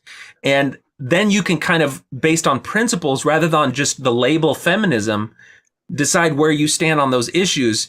And if you don't go in knowing that chaos already is there, then it can be very easy to be swept away, which is the idea that I want to be good. I want to see women as equal. Therefore, I am a feminist, and not understand all these different forces that are at play. But is that what you think feminism is? Some people some people in the ex-Mormon world take a view to coming out of Mormonism. They take very much a milk before meat type view. Now, again, I'm autistic. I don't know. Because my thing is, I just skip straight to the point. The things that are good about feminism are not unique. The things that are unique about feminism are not good. We need nothing about feminism. Feminism has nothing to offer us that is good, only bad. We can have egalitarianism. We can dispense with feminism. We can have all the things that feminists, like the most idealized form of feminism, pretends to want. We can have them all. We don't need feminism. We have them all. Like feminism, they got their goals. They got their goals about 100 years ago. Really. I mean, technology has changed things, but that's a different issue. Okay, so let me. Sorry, I wanted to tie this in though with feminism and with the Spanish literature thing, because this is the thing I always talk about. We always talk about how the world started yesterday, and because if we hear about feminism, about how women's voices have always been totally suppressed.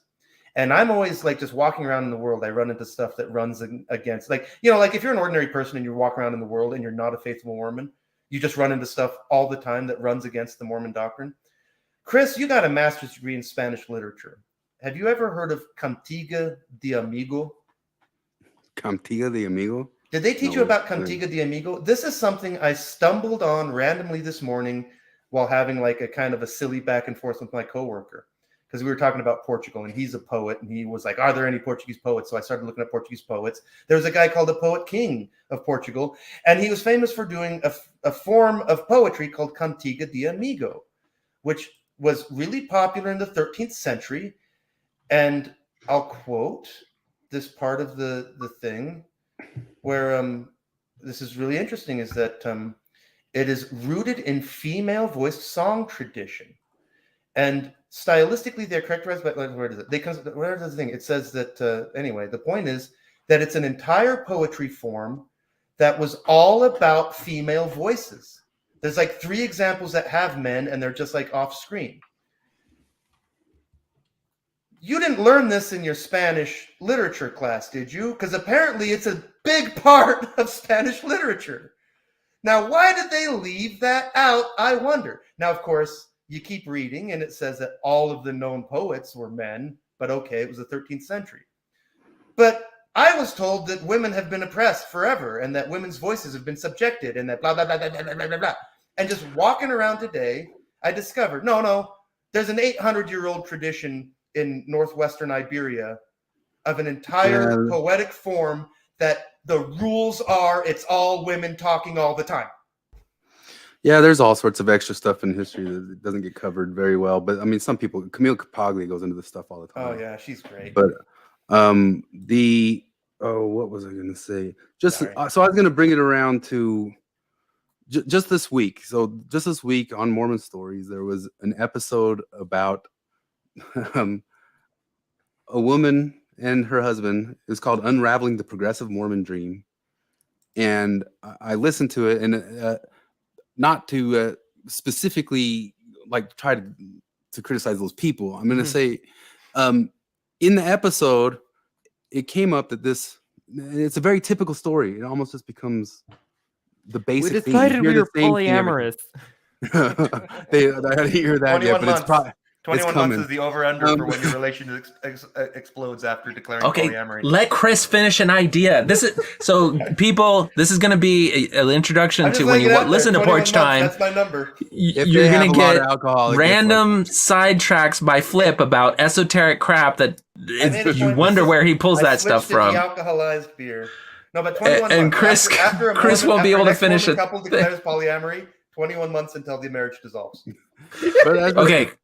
Chris, go on. Because he's a bigoted racist. He looks up feminist literature from 1300 something. That's what he does. But anyway, this lady starts out, and it's the typical stories. They actually become feminists before they leave Mormonism. Now that's usually the role, what happens. And there's a lot of different, and that's one of the things we brought up earlier is we don't just go after ex-Mormons. We go after a lot of Mormons too that are current Mormons. Dan McClellan doesn't count. Are you a finger-wagging moralist claiming special authority? Yeah. I got a problem with you. Anyway, she becomes a feminist first, and then of course they go down this typical path. And a lot of the different things we brought up comes up in that same episode. They bring up Trayvon Martin. They bring up they bring up we brought it up here. They bring up white fragility, Breonna Taylor, Michael they bring Brown. well, they just bring up like all the typical things and just kind of like going down like unraveling the path. And it almost becomes to me like it's a conversion story. Like it's more of like a conversion story than it is a deconversion story. And it's a political conversion story.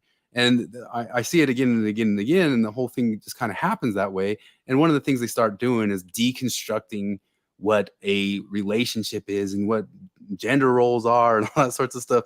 And one of the things I say about this sorts of stuff is 20 years in the realm and seeing so many people come and go and move through it.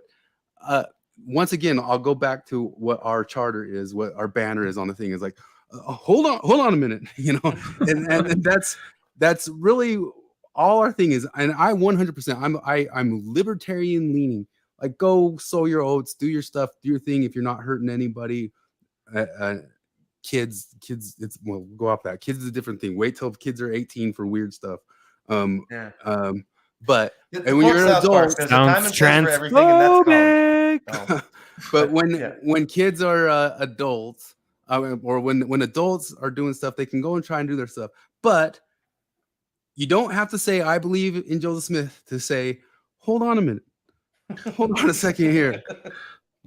Let's maybe we just don't deconstruct everything right out the ass. Yeah. Maybe let's hold on to a little bit of something here, because maybe some of these things are based off of something that's maybe was a little bit deeper than religion. Maybe that's where religion kind of came up with it. Maybe they're kind of based off of like some of those traditional things are traditional for a reason. And people will go sneer and say, well, it's not traditional, not. That's one of the things that's come up on Mormon Stories recently that John Larson says monogamy is white, which is one of the dumbest things I ever heard. And they repeated it again this week. And there's all these sorts of things that are just they almost kind of become like sayings. They're almost like religious sayings that you say up into the air because you think they make sense or something like that. But remember the episode where in the same episode that they ripped on Mormon history of polygamy for being patriarchal and controlling of women, and then later on in the episode complained about Mormons going to Africa and imposing their monogamous worldview onto the only place where polygamy is still a major practice. Okay, well, believe people. Chris, let's focus a little bit on a thread that does run through a lot of your videos, which is demonizing deconstruction, because it seems to be a word that gets used a lot in Mormon faith journeys and in the discourse that you'll hear on Mormon Stories podcast. What I'd like for you to do is give me a steel man of deconstruction. Why are they using that word? Why has it gained such traction? And then after you give me the why, the positive of it, tell me where it goes wrong and give me an alternate way for somebody to navigate a faith crisis other than that deconstructive paradigm. Well, still manning it, because I mean, one of the things we complain about it is the initial usage of the word. And so I won't go into that, but because it's evolved, and that's part of the details of that initial usage of it, is that words always evolve if they even have any meaning at all. But deconstructing as Mormons use it, and I think ex-Mormons, but I repeat myself, the deconstruction as they use it, I almost think they kind of like talk about it like a duty to God award, or like a faith in God award. Like they say, I got to do my deconstruction today. I got to go put in some deconstruction reps or something like that. I'm not still manning though. But what it is I do believe it kind of comes from a frame. I think this is still manning, that you realized everything's a social construction. And I think that's already a premise that needs to be questioned. But I think that you've landed on a point, and you've landed on an agreement, which is one of the major points that is just an a priori truth from academia nowadays, that everything's a social construction. And so since everything's a social construction, and many of those social constructions that you have in your life, you think came from being born into the soup or raised in the world of Mormonism, that you need to stop and question what every single one of those constructions are, and why they were there, and how come they were put there. I don't know if they really do work into why they were there. I mean, it's usually just a cynical view of why they were there, or Everything. I think that's exists to still control steel man, something. because I keep sounding like I'm critiquing, but I think that's a steel man. I think the steel man really is look at the cynical reason of why a social construction was there, and then from that cynical reasoning question, well, how about we can get rid of this to explore the possibilities of different realities and futures and whatever. Now, when you say social construction to a believing Mormon coming out of Mormonism, their social construction was shaped by more than just broad pluralistic society. Their social construction, as you're terming it, was shaped by religious dogma and ideology. Yeah. So is there an appropriate role for deconstruction, knowing that that is the paradigm you're coming out of? Because then it's not just social forces that shaped your world. It's something more. It's specifically these religious claims that are you've unrooted from your premises. Yeah, it's a high pressure, what do you call it? High pressure religion, a high demand religion. High demand religion. And that's true. I think one of the problems with it is that you can go back to the saying that Flip already riffed on, that not all good things that are Mormon come from Mormonism, not all things that are Mormon, not every single part of Mormonism. The things that are good about Mormonism aren't unique, and the things that are unique about Mormonism aren't good. So not like things like marriage and lifetime marriage and monogamy and all that sorts of stuff, they're older than Mormonism. And so maybe you've had some constructs that how you've seen it and developed it and looked at it was highly influenced by that religion, but it's older and it's deeper than that, and it deserves kind of more of a view and a thought and a stop and a hesitation to think about why it might be or really there. But this is kind of just, I kind of think once that thread starts unraveling, there's almost no way but going through. Does that make sense? Like, you're gonna deconstruct, you're gonna do it, you're gonna do all that stuff. But maybe stop and think that, hey, on the other side, let's start rescuing some of this. Let's start thinking of, because I don't think I can stop anybody from doing it if it starts. So this is so less of a, what is your of steelman? This is less of a steelman of the idea of deconstructing and more of like a framing of why people use the phrase deconstructed, because there's a lot of people that use it, and I don't like the term because it's used so often in postmodern philosophy, but like my wife will use it, her friends will use it when they talk about Mormonism, and there's things that you need to like really kind of, okay, this doesn't make sense, and that's most of what a lot of ex-Mormons are talking about when they're talking about deconstruction, is this specific thing doesn't make sense, and I'm trying to explain the reasons to myself why it doesn't make sense. I don't think it's quite the same as like Foucauldian, like let's tear down the entire system deconstruction. There's a difficult thing going on here, though, which is like, I think James Lindsay put it very succinctly when he talked about like whenever you're dealing with any kind of critical theorist, even the ones that don't know they're doing critical theory, which is the vast majority of them, they are using your vocabulary, but their dictionary, and like that's the thing that Chris points out a lot, is that like when Nuanso talks about this deconstruction, she really just means elementary skepticism, just basic critical thinking in the classical sense. But the ones that know what they're talking about, they know about the Foucauldian deconstruction, which is all about finding the power dynamics. Oh, right. And so that's the thing. There's always a sneaky thing there, because the same thing with democracy.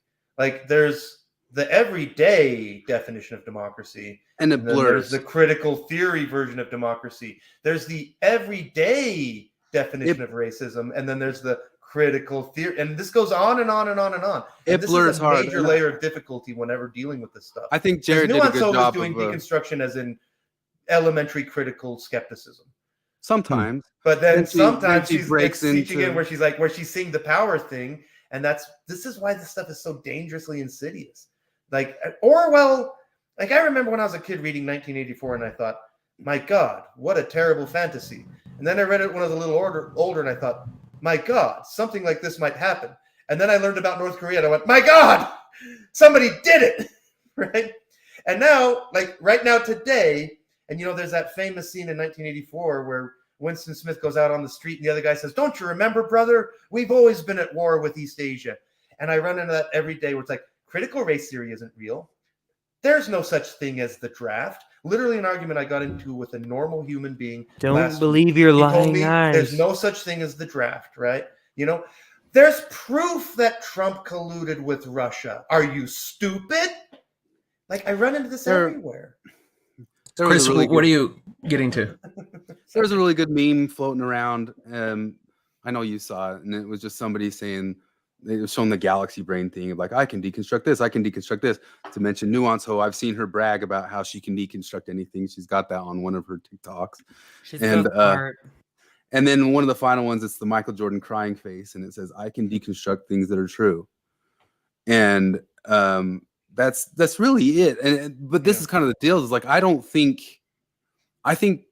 really think the only answer for it is once people start getting to that level, is just kind of getting aware that you can deconstruct things that are true. Because you're gonna do it. You can't break out of the critical mindset once you get into it. Like it's critical theory praxis is an acid that eats everything, and it has no container. But the thing is, it's an acid that proceeds from the minds of humans, and it's optional. You don't have to destroy everything. You can preserve things that work. When you say that you can deconstruct things that are true, it reminds me of the Sam Harris-Jordan Peterson debate, which I think was a huge pivot point for me in my kind of just broad overview of all of these different issues. Because if you take the Sam Harris rational objective definition of truth and try to look at that meme, it's very different from if you take the Jordan Peterson kind of pragmatic evolutionary perspective of truth and see it. Both of them are different things. What do you think is the danger there? Can you explain the difference between those two notions of truth? Because I think that's an important concept that underlies a lot of your rhetoric, to use a Dan McClellanism.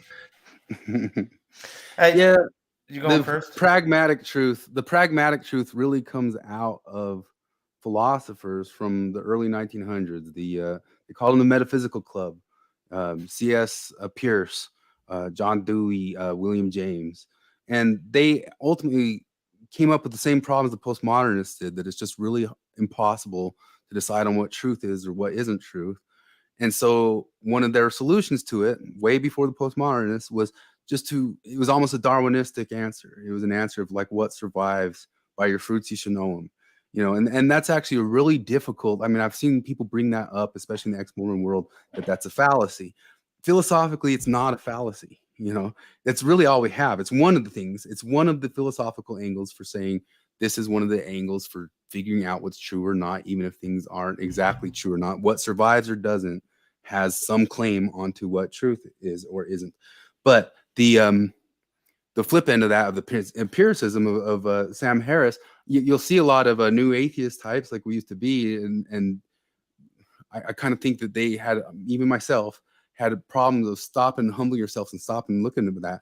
And one of the things I brought up on the podcast is I think that debate finally got put a hammer on when very recently Sam Harris came out and argued for not all truths are useful. Not, he argued on Twitter for Boy K. Packer. Yeah, it's okay he argued on Twitter. Liberal principles as long as it stops Trump. He made the point that you should be blocking truthful things on Twitter if it serves a greater, higher purpose. He ended the argument, but that's one of the things that Peterson was always kind of trying to tell people, is that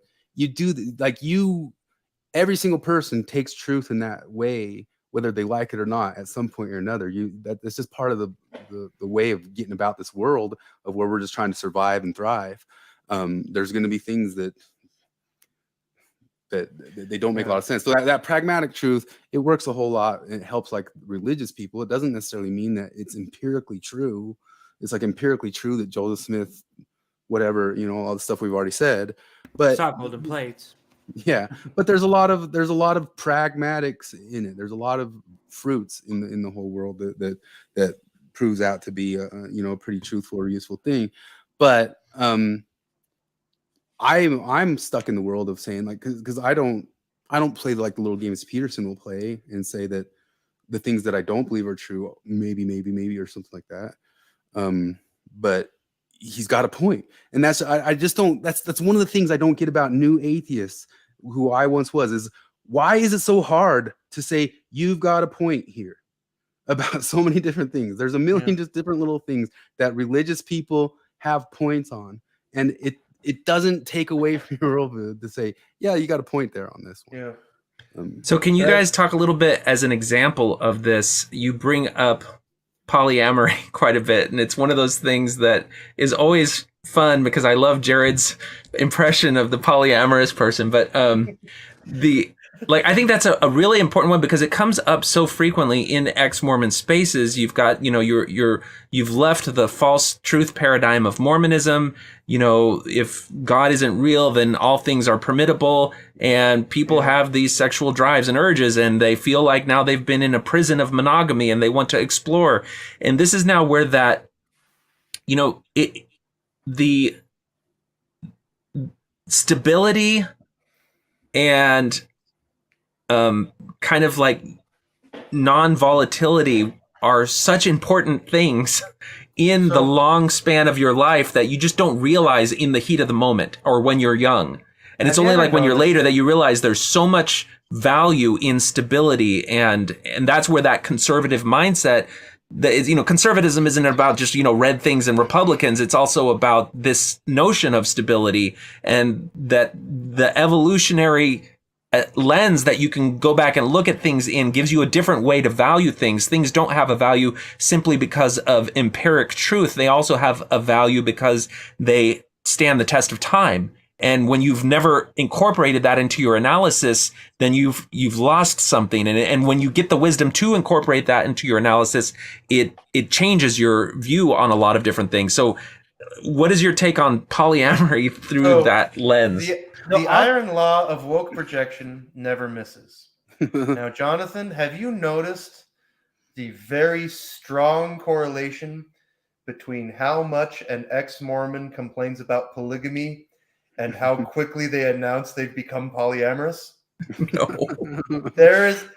Go ahead and just do a personal survey in your own life and see if you can find this correlation, because it's strong. Let me just say this one correlation to go along with Flip here. Flip and I have been around the block a long time in a place that's highly Mormon and highly ex-Mormon, Salt Lake City.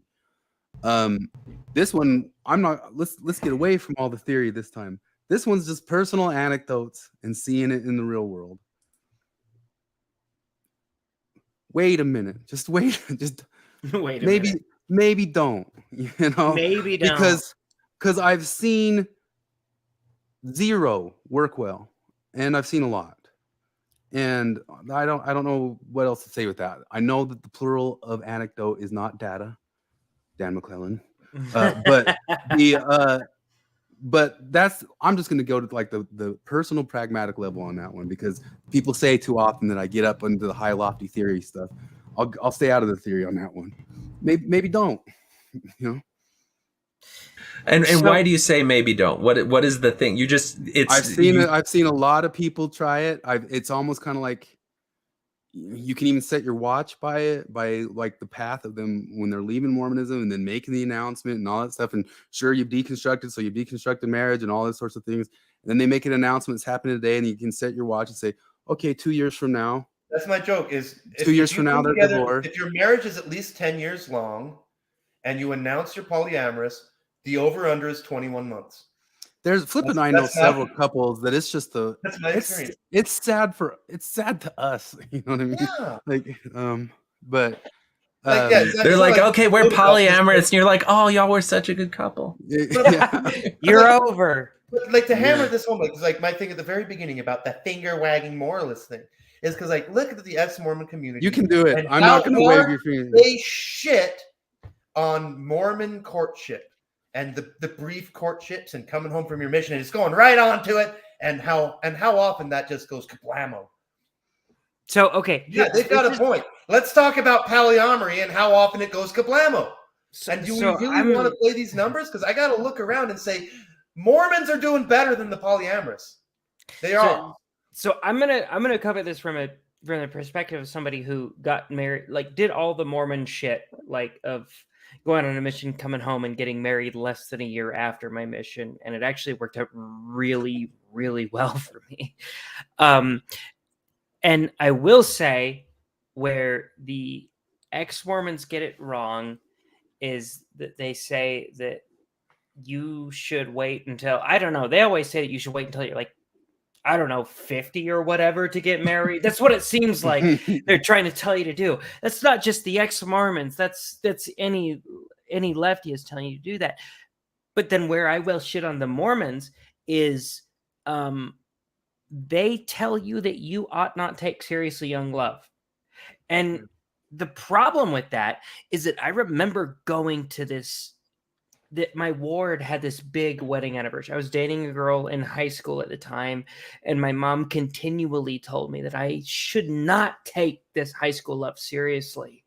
And we go to this celebration, this Mormon, very Mormon celebration of this couple on their 50th wedding anniversary. And this story gets told about this couple and how, like, they ran away. They were told not to be together, and they ran away in high school. Like, they were both like 15 years old, and they ran away from everything. They got married, and here they are 50 years later, like this bastion of love. And I am confused as a 15-year-old who is the same age as these people were when they got married, because my mom and everybody else is telling me don't take love seriously right now. Well, I mean, unless it works out, then retroactively take it seriously. Jared, And did your parents get along? Well enough, yeah. See, no, I just had this thought because I think that's the critical thing. Like, because, like, that's simple. If you're 19 and you're in love, did your parents get along? Yes. Green light.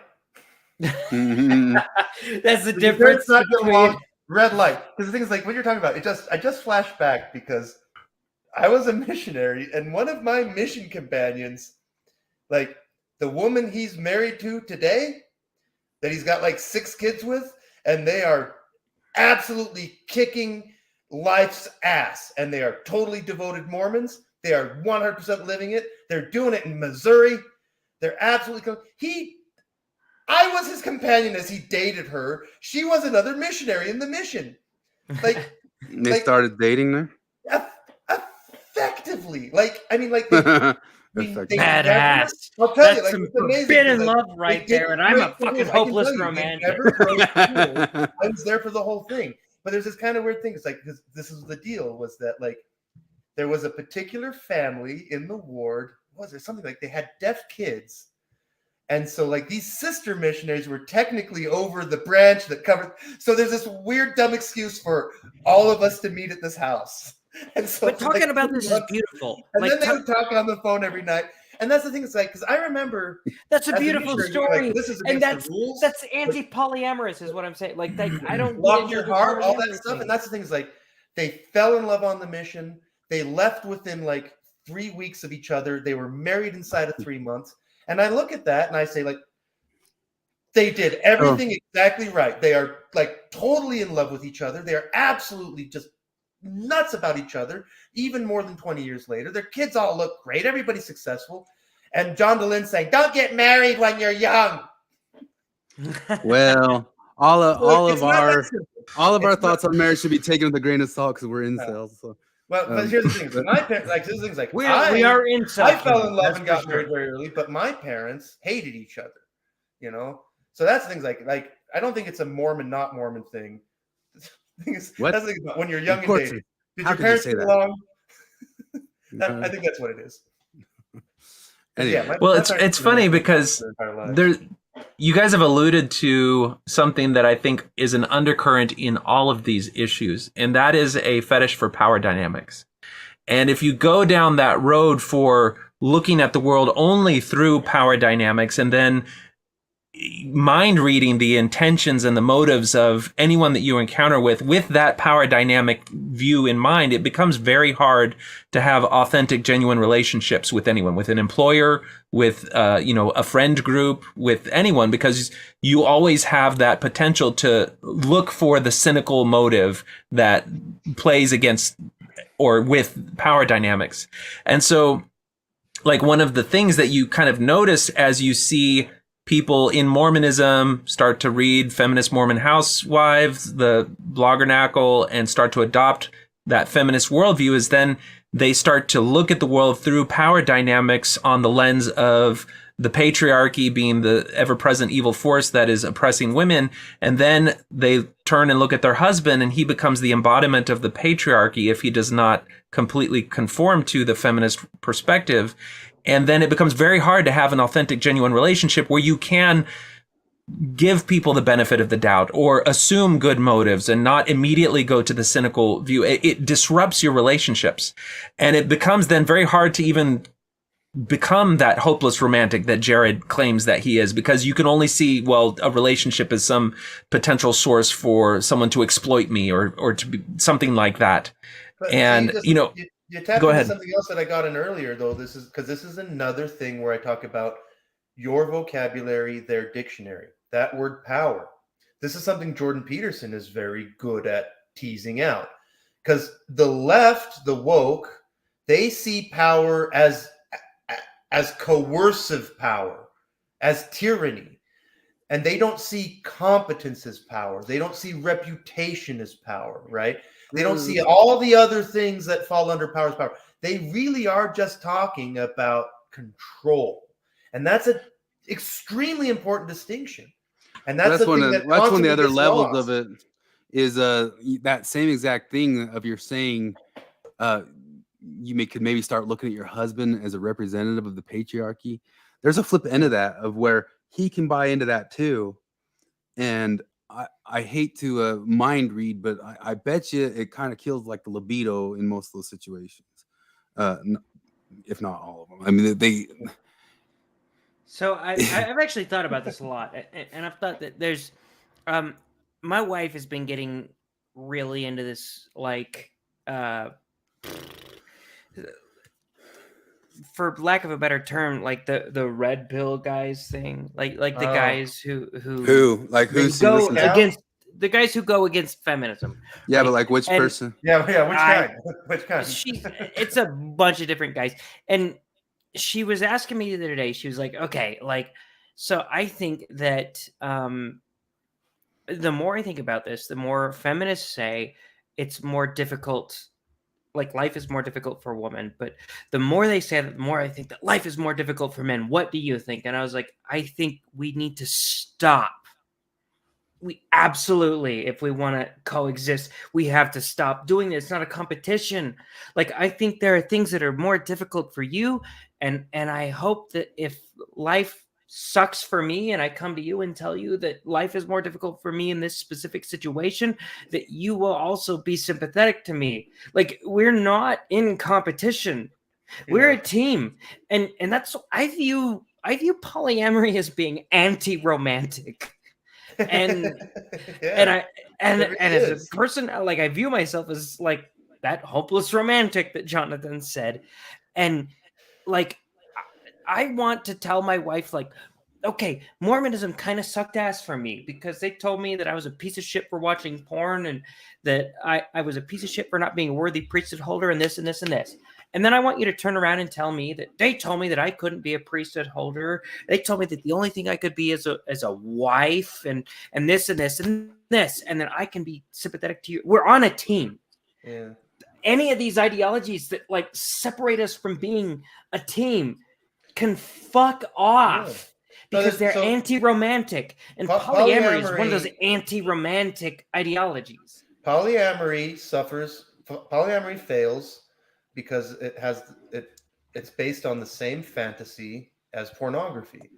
And the fantasy of pornography is that there's any such thing as sex without consequences. And polyamory is trying to take that. It's like, oh, no, we can, not only can we have sex without consequences, we can do it all and we can be in control of it and watch us go. And it just does not work. And it's moral to have sex without consequences. That's And like that's I'm what tearing I down should capitalism be by doing. it. I think you should do what you want. That's to the Vouch do. argument. Yeah. Sleep with me to destroy capitalism. Yeah, go find out if it works or not on your own. Like I don't like it's I'm cool with you going. Like it's like and I'm not finding approved. out. Like that's It's things like I'm basically. But if you're a libertarian. couple that I like, I'll feel sad that you're gonna go try that. That you're fucked. Yeah. Well, we have that gem of a quote from Arrested Development, which is, we could open up our marriage and be polyamorous. Does that work? No, it never works, but it might work for us. that really is the thing. Yeah, that was my wife. Actually, I keep making jokes to people who leave the. Anytime somebody leaves the church, like for some reason, I think it's hilarious to make the joke of how now we're swingers or now we've opened up our marriage, and my wife keeps telling me you have to stop making that joke because so many people become like you think it's unbelievable, but it's not. So shut the fuck up and stop saying that. Because a lot of people think you're being serious. Yeah, my and ex her got DMs mad, are getting flooded. If she'd go off to like have time with friends, I'd always say like, if you do topless pillows fights, please take pictures. And I was 100% joking. And when she said, stop joking about that. And she's the one who told me about how she used to fool around with women before she was with me, but whatever. Okay, so we've covered. I wanted to cover kind of those principles. We've talked about racism. We've talked about power dynamics and evolution and pragmatic analysis of things. Are there any other major concepts that you feel like are a driving force in the pushback that you're giving to some of the things? Because next I want to talk about some of the personalities that you have I'll tell you another treated. major problem I have. Watch how they use the term empathy. Like particularly John DeLynn and Nuance Ho, right? They are with empathy. Like they talk about like we are the side with empathy. And everyone else. So it probably Empathy blends into Holy getting Ghost. into them because you said to tell three things that are our main gripes before we started, and I wrote critical consciousness, which like I said, I think people got to really understand that that's a worldview. It's a worldview that comes out of academia. It's very specific, and it trickles around. Not every theologian's a preacher. Not every preacher is a practitioner. We always say that, but it's all around us everywhere right now. But okay, when you say critical consciousness, what is street critical consciousness? How are people going to encounter it in day-to-day life? Well, I mean, geez, what is that? I think that's power plus. It's just if you're analyzing anything through power dynamics. Anytime somebody says anything about the police are racist, like that's all of that. The pay gap, the gender wage gap, systemic systems, people just randomly saying systemic systems when they don't really know what they're talking about. Like if you stopped and said, hey, what are you talking about? Here's an example. Okay, so systems, power dynamics, and language. Yeah. Have you noticed the term late capitalism just popping up here and there? Yeah, that one's kind of more direct Marxism. And it's funny because 99% of the people I hear use the term late capitalism I know have never read a lick of Marx. But it's a Marxist term. Only makes sense from within a Marxist framework. It literally only makes sense from within a Marxist framework. Yeah, Well, that's the other thing. They're doing Marxism. You'll hear people because capital. We talked about this difference a lot because Flip made the distinction earlier: critical thinking versus critical theory. Mm-hmm. If you can look it up yourself on Wikipedia right now, Lowercase critical theory, c, lowercase t, capital C, critical theory is Marxism. It's a type of Marxism. Oh, and so here's a place where you see this right now. When you come out of the church, where do you see critical race theory? Read the New York Times, NPR, MSNBC, CNN.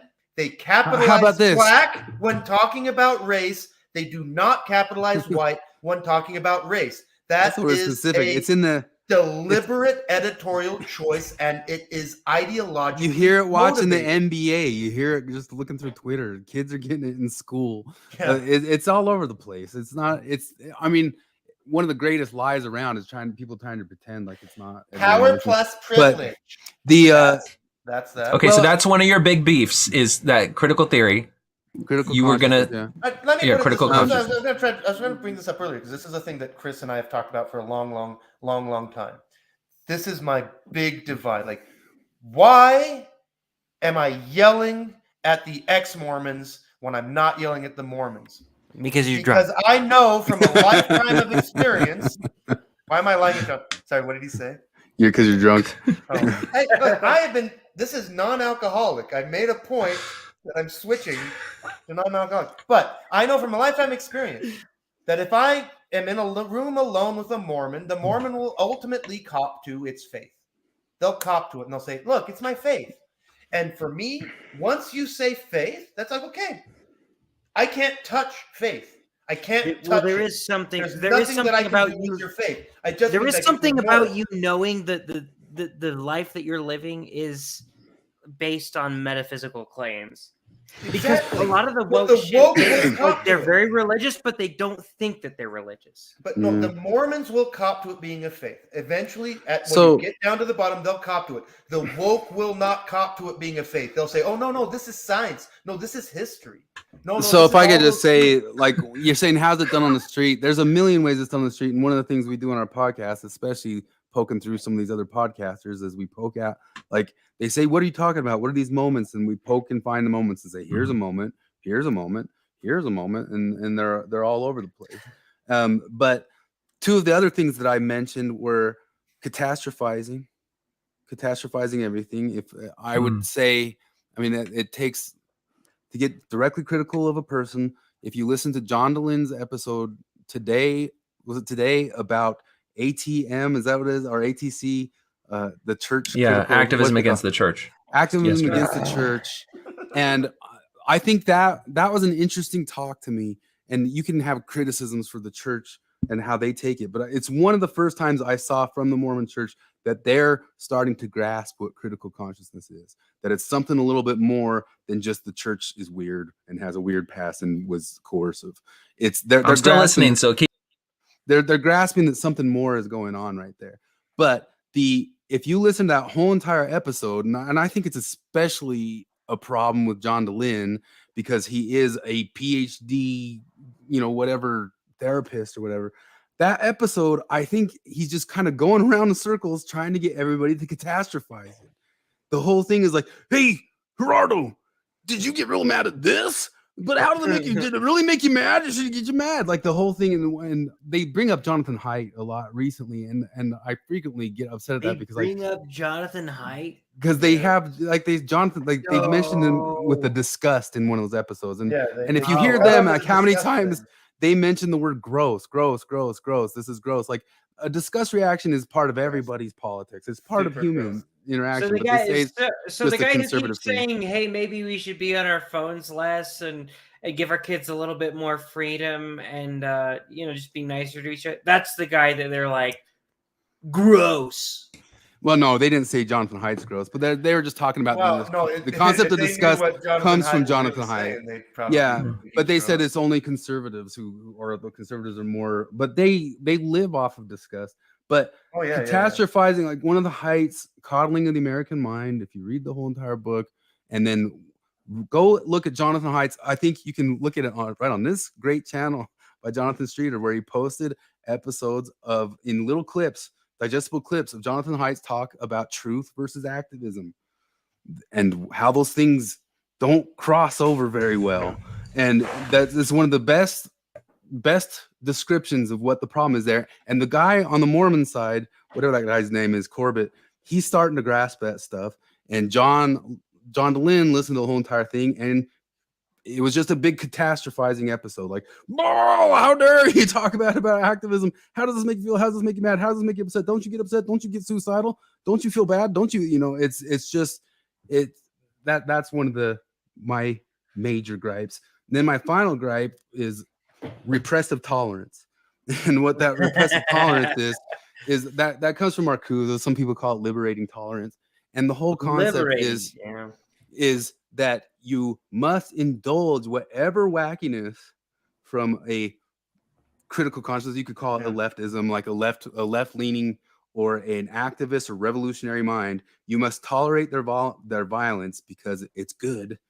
And then even thought, if you listen to them talk Marcuse about said that conservatives should be pre-censored. His word, pre-censored. He And so- literally advocates that conservatives should be prevented from thinking certain thoughts. So on Anybody read Orwell? He wrote this after Orwell wrote that book, by the way. So on their episodes, they've talked recently about bringing on very conscious, very capable, very proper conservatives or something. Okay, but what do you think they mean by that? What do they're you think not they going to mean by do that. But what I'm saying conservative first, means that a conservative who somehow believes that like trans women are women, that like all like they're going to meet like social medicine, like all of this shit. they have to have a bunch Conservative to of them is- agreements beforehand before they're even possibly considered, and they probably won't even consider it. But meanwhile, people with leftist politics on this neutral podcast that he screams to the high heavens is neutral, run rampant. They just run. They can say and whip out whatever wild nutty thing they want to say. But maybe someday they'll put a leash around a proper conservative and maybe let them talk a couple words, but then make sure that you do a Rod Meldrum on them and make sure that you constantly announce every other sentence. Oh, I disagree with this, and I should not be given a platform to this person. Yeah. And that sort of thing. This is one of the critical distinctions, and like this is something that like it's so hilarious to me because a video game streamer called Destiny did a debate with America's premier Marxist professor, Left wing Richard- Destiny. Richard Wolff, Destiny's yeah. left-wing, And Left-wing the video is gamer bad. absolutely clobbered him. But the thing that really hammered it home was when he was talking about, like capitalism versus communism. Like he says, in your worldview, I can't have capital. Like if your values prevail, I can't do my thing. Whereas if my values prevail, you can do yours, right? And this is a big distinction. In the Mormon worldview, if Mormon values prevail, you cannot be Mormon. But if woke values prevail, if Mormon values prevail, you are allowed to not be a Mormon. But if woke values prevail, you can't be a Mormon. No one is allowed to be a Mormon if woke values prevail. If Mormon values prevail, you can be woke. That is the whole distinction. That, for me, is really the crux of it. And that's why I'm angrier at John DeLynn than Mormonism, even though Mormonism has all of its bullshit. Mormonism, despite all its bullshit, is happy to leave me alone. The woke are not. I think that point is a very consistent one in the podcasts of yours that I've seen. It's that it's not that you're criticizing John DeLynn because you don't like him, but rather he's the vehicle through which this way of looking at the world that carries this undercurrent of authoritarianism that he may not understand that what he's doing is that. He may see it as he's just promoting the good, trying to minimize harm, trying to at face value, reflect he believes empathy. that he has empathy and that people that disagree with him don't have that. And that's very clear. Like the nuance, That's the difference it's the same between us. thing.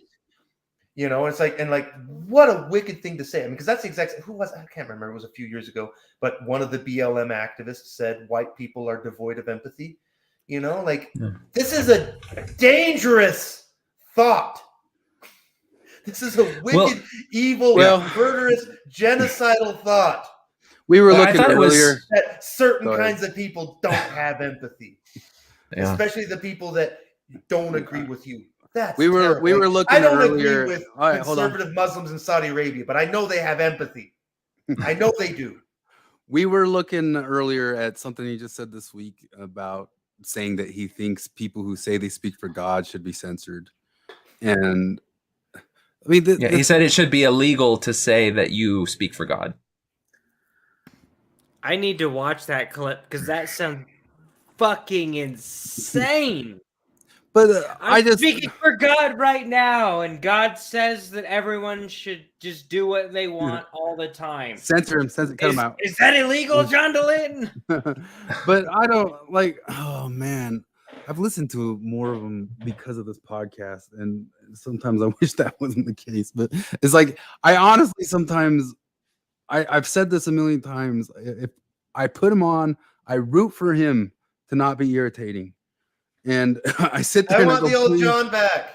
I want And- the old John back. And I sit and I listen and I listen through the thing and I kind of go, please find nothing in this episode. Please find nothing. And And then he there's says always politics is power. there always is multiple times. And the thing is like, then they'll kind of like case it in this thing of like, oh, but we want to be neutral. We want we want to be open to all politics or all sides on this sort of thing. If any of It's the like the people most who outrageous don't thing. have empathy want to come talk to us, But Well, I mean, don't know. I hear you on that, and you guys have John is the big target both for the church and for I think people trying like yourself who are trying to make the point that there's different ways to look at these things. I Let's be communicate clear, with Is John. the target because he put himself there. Like this is a thing. Like, Yeah, he this said isn't he sets the necessarily big. Overton Like, window. a lot of people, like everybody has that narcissistic impulse. Everybody wants to be heard. Everyone wants to get out there. But John DeLynn is entirely a target because he's okay with it. He could stop being a target instantly. He's fine with it. He's thriving on it, I would say. Well, right. Well, how right much of now- a role does the fact that his income is based on views and the social media footprint of his Well, I've said empire, this which is before, his that job? If he just simply went to a profit model, we'd have zero complaints about that. But that he's doing this as a nonprofit is such a snaky thing. Honestly, You I should not. feel like Like, come on. So if my- what you're providing really has value, then you can just go into business. my suspicion has always been that John values the fame that he gets more than he values the money. He likes the money, and that's totally fine with me. I'm completely capitalistic, right? Like Money's good. if you can monetize a thing, then do it.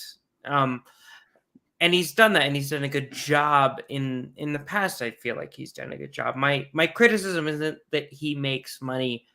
My criticism is that he makes money while criticizing the church for making money. And I don't know. Yeah, well, that's one of the things that comes up a lot with him is just there's there's double standards and some of that stuff. But I don't care that he makes money. Like make $1 million bucks. I don't care. But to your point, it might alter things he talks about or things he has perceptions or ideas that he picks up from the crowd and that sort of thing. But I don't know. There was Yeah. should I bring it up or not bring it up? That he said Yes. your stuff was censored off of Mormon Stories podcast, off Yeah. of the Facebook website a couple different times. Your episodes about asking a detransitioner if they viewed transitioning as cultish, and that was censored off. And he says, well, I get comments from people, and so I have to listen to those people. But in all the other episodes, when they start talking about capitalism, they also say, oh, we got a bunch of comments about this. And then they just charge right back into talking about capitalism. Like why do some comments matter and some don't when it comes to like what they censor or not? But I don't know if it's money of why you choose one over the other, if you're trying to be neutral or not. I don't think I can't picture that being. Well, I think just to clarify on the issue of my post that got censored, John DeLynn was not involved in the censorship of it. There are volunteers that manage the Facebook group, and they respond to things that cause problems. And so I'm totally willing to give them the benefit of the doubt, and they made a decision that they felt they had, and they were open to talking to me to appeal, and it should be in the works to get those posts reinstated with a little bit of a disclaimer, just saying, hey, it's a controversial topic. Feel free to pass it by if you don't want to, engage with this type of subject. So I think that experience has I guess, reaffirmed my faith that there is still room in the Overton window of the Mormon Stories podcast community to talk about these things. But I felt like it was important for me to put that wedge in there just to say, hey, this is something that we should talk about because it's becoming more important societally. Yeah, so what I would say is that the combination. Hold on, there's flip. a combination. There's this combination of risk aversion and leftist Karens that I would say are what got Jonathan's thing taken down. So Savvy D commented in your live chat. He comments on a lot of our videos, and he said it's like a switch was flipped when Dylan got excommunicated. He decided to make his own flavor of a church, and I'm gonna push on that a little bit because what I would say is like I watched Dylan's excommunication, and I was fully like I loved Mormon Stories at the time when he got excommunicated. But the problem was when he was excommunicated, he was pretending that he was something that he wasn't. And that was a big deal to me. That it was a huge deal to me that he pretended that this thing, this organization that he derided constantly, this club he didn't want to be a part of, kicked him out. And then he acted like he was a victim for being kicked out of that club. Kate Kelly. I was like, what? Yeah, Kate Kelly, Jeremy Vendors, all of these people, they kept pretending that like, I can't believe this club kicked me out. Like, I just spent the last 3 years trying to tell people to leave this club. I can't believe they kicked me out. And that's what I was. That's my pushback on you there, Savvy D. But I don't put Jeremy Reynolds in the group with. I think Jeremy Reynolds was sincere through and through. Like, I think he was just going about it extremely logically. John DeLynn and Kate Kelly were never sincere, in my opinion. Now, going back to what you're saying, Jonathan, I appreciate you being charitable, and because I'm a gigantic fan of the principle of charity, and you're absolutely right to take the point that tactic you have, and we should always leave the off-ramp open for them to do the right thing. But I'm going to take the cynical view that they goddamned knew what they were doing. They knew you didn't break any rules. You didn't violate anything. You didn't hurt any feelings. You didn't say anything nasty. It was entirely content. But this is the repressive tolerance. It's the Schrodinger's. It's Schrodinger's theology, basically. Like Schrodinger. What's like the thing where it's like, if I define the patriarchy and I'm in a gender studies class, I get marked full points for answering with their definition. If you know that I'm a critic of feminism and I use that definition of patriarchy, they'll tell me that's not what it really is. You see this with all the stuff like critical race theory. Like, if you're on board with critical race theory, it's like, well, yeah, no, of course racial segregation is a good thing. If you're a critic, they go, oh, no, you don't, there's no such thing. It's such a sneaky trick. I can't remember what got me on this, but there's something that I agree a little bit with you saying, because I mean that's come up before. I've argued with some other people. I'll leave names out of it, but yeah, I've mentioned on some of your very posts that are saying, "Hey, we are." John DeLynn himself and John Larson ask for criticism.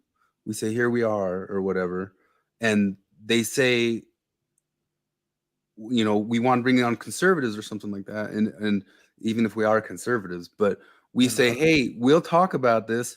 We will go into this stuff. I want to talk about your politics. And then somebody in the thread will say, well, that's not really on the topic of Mormonism. If you talk about that. and which is what one of the arguments was given to your thing getting taken off.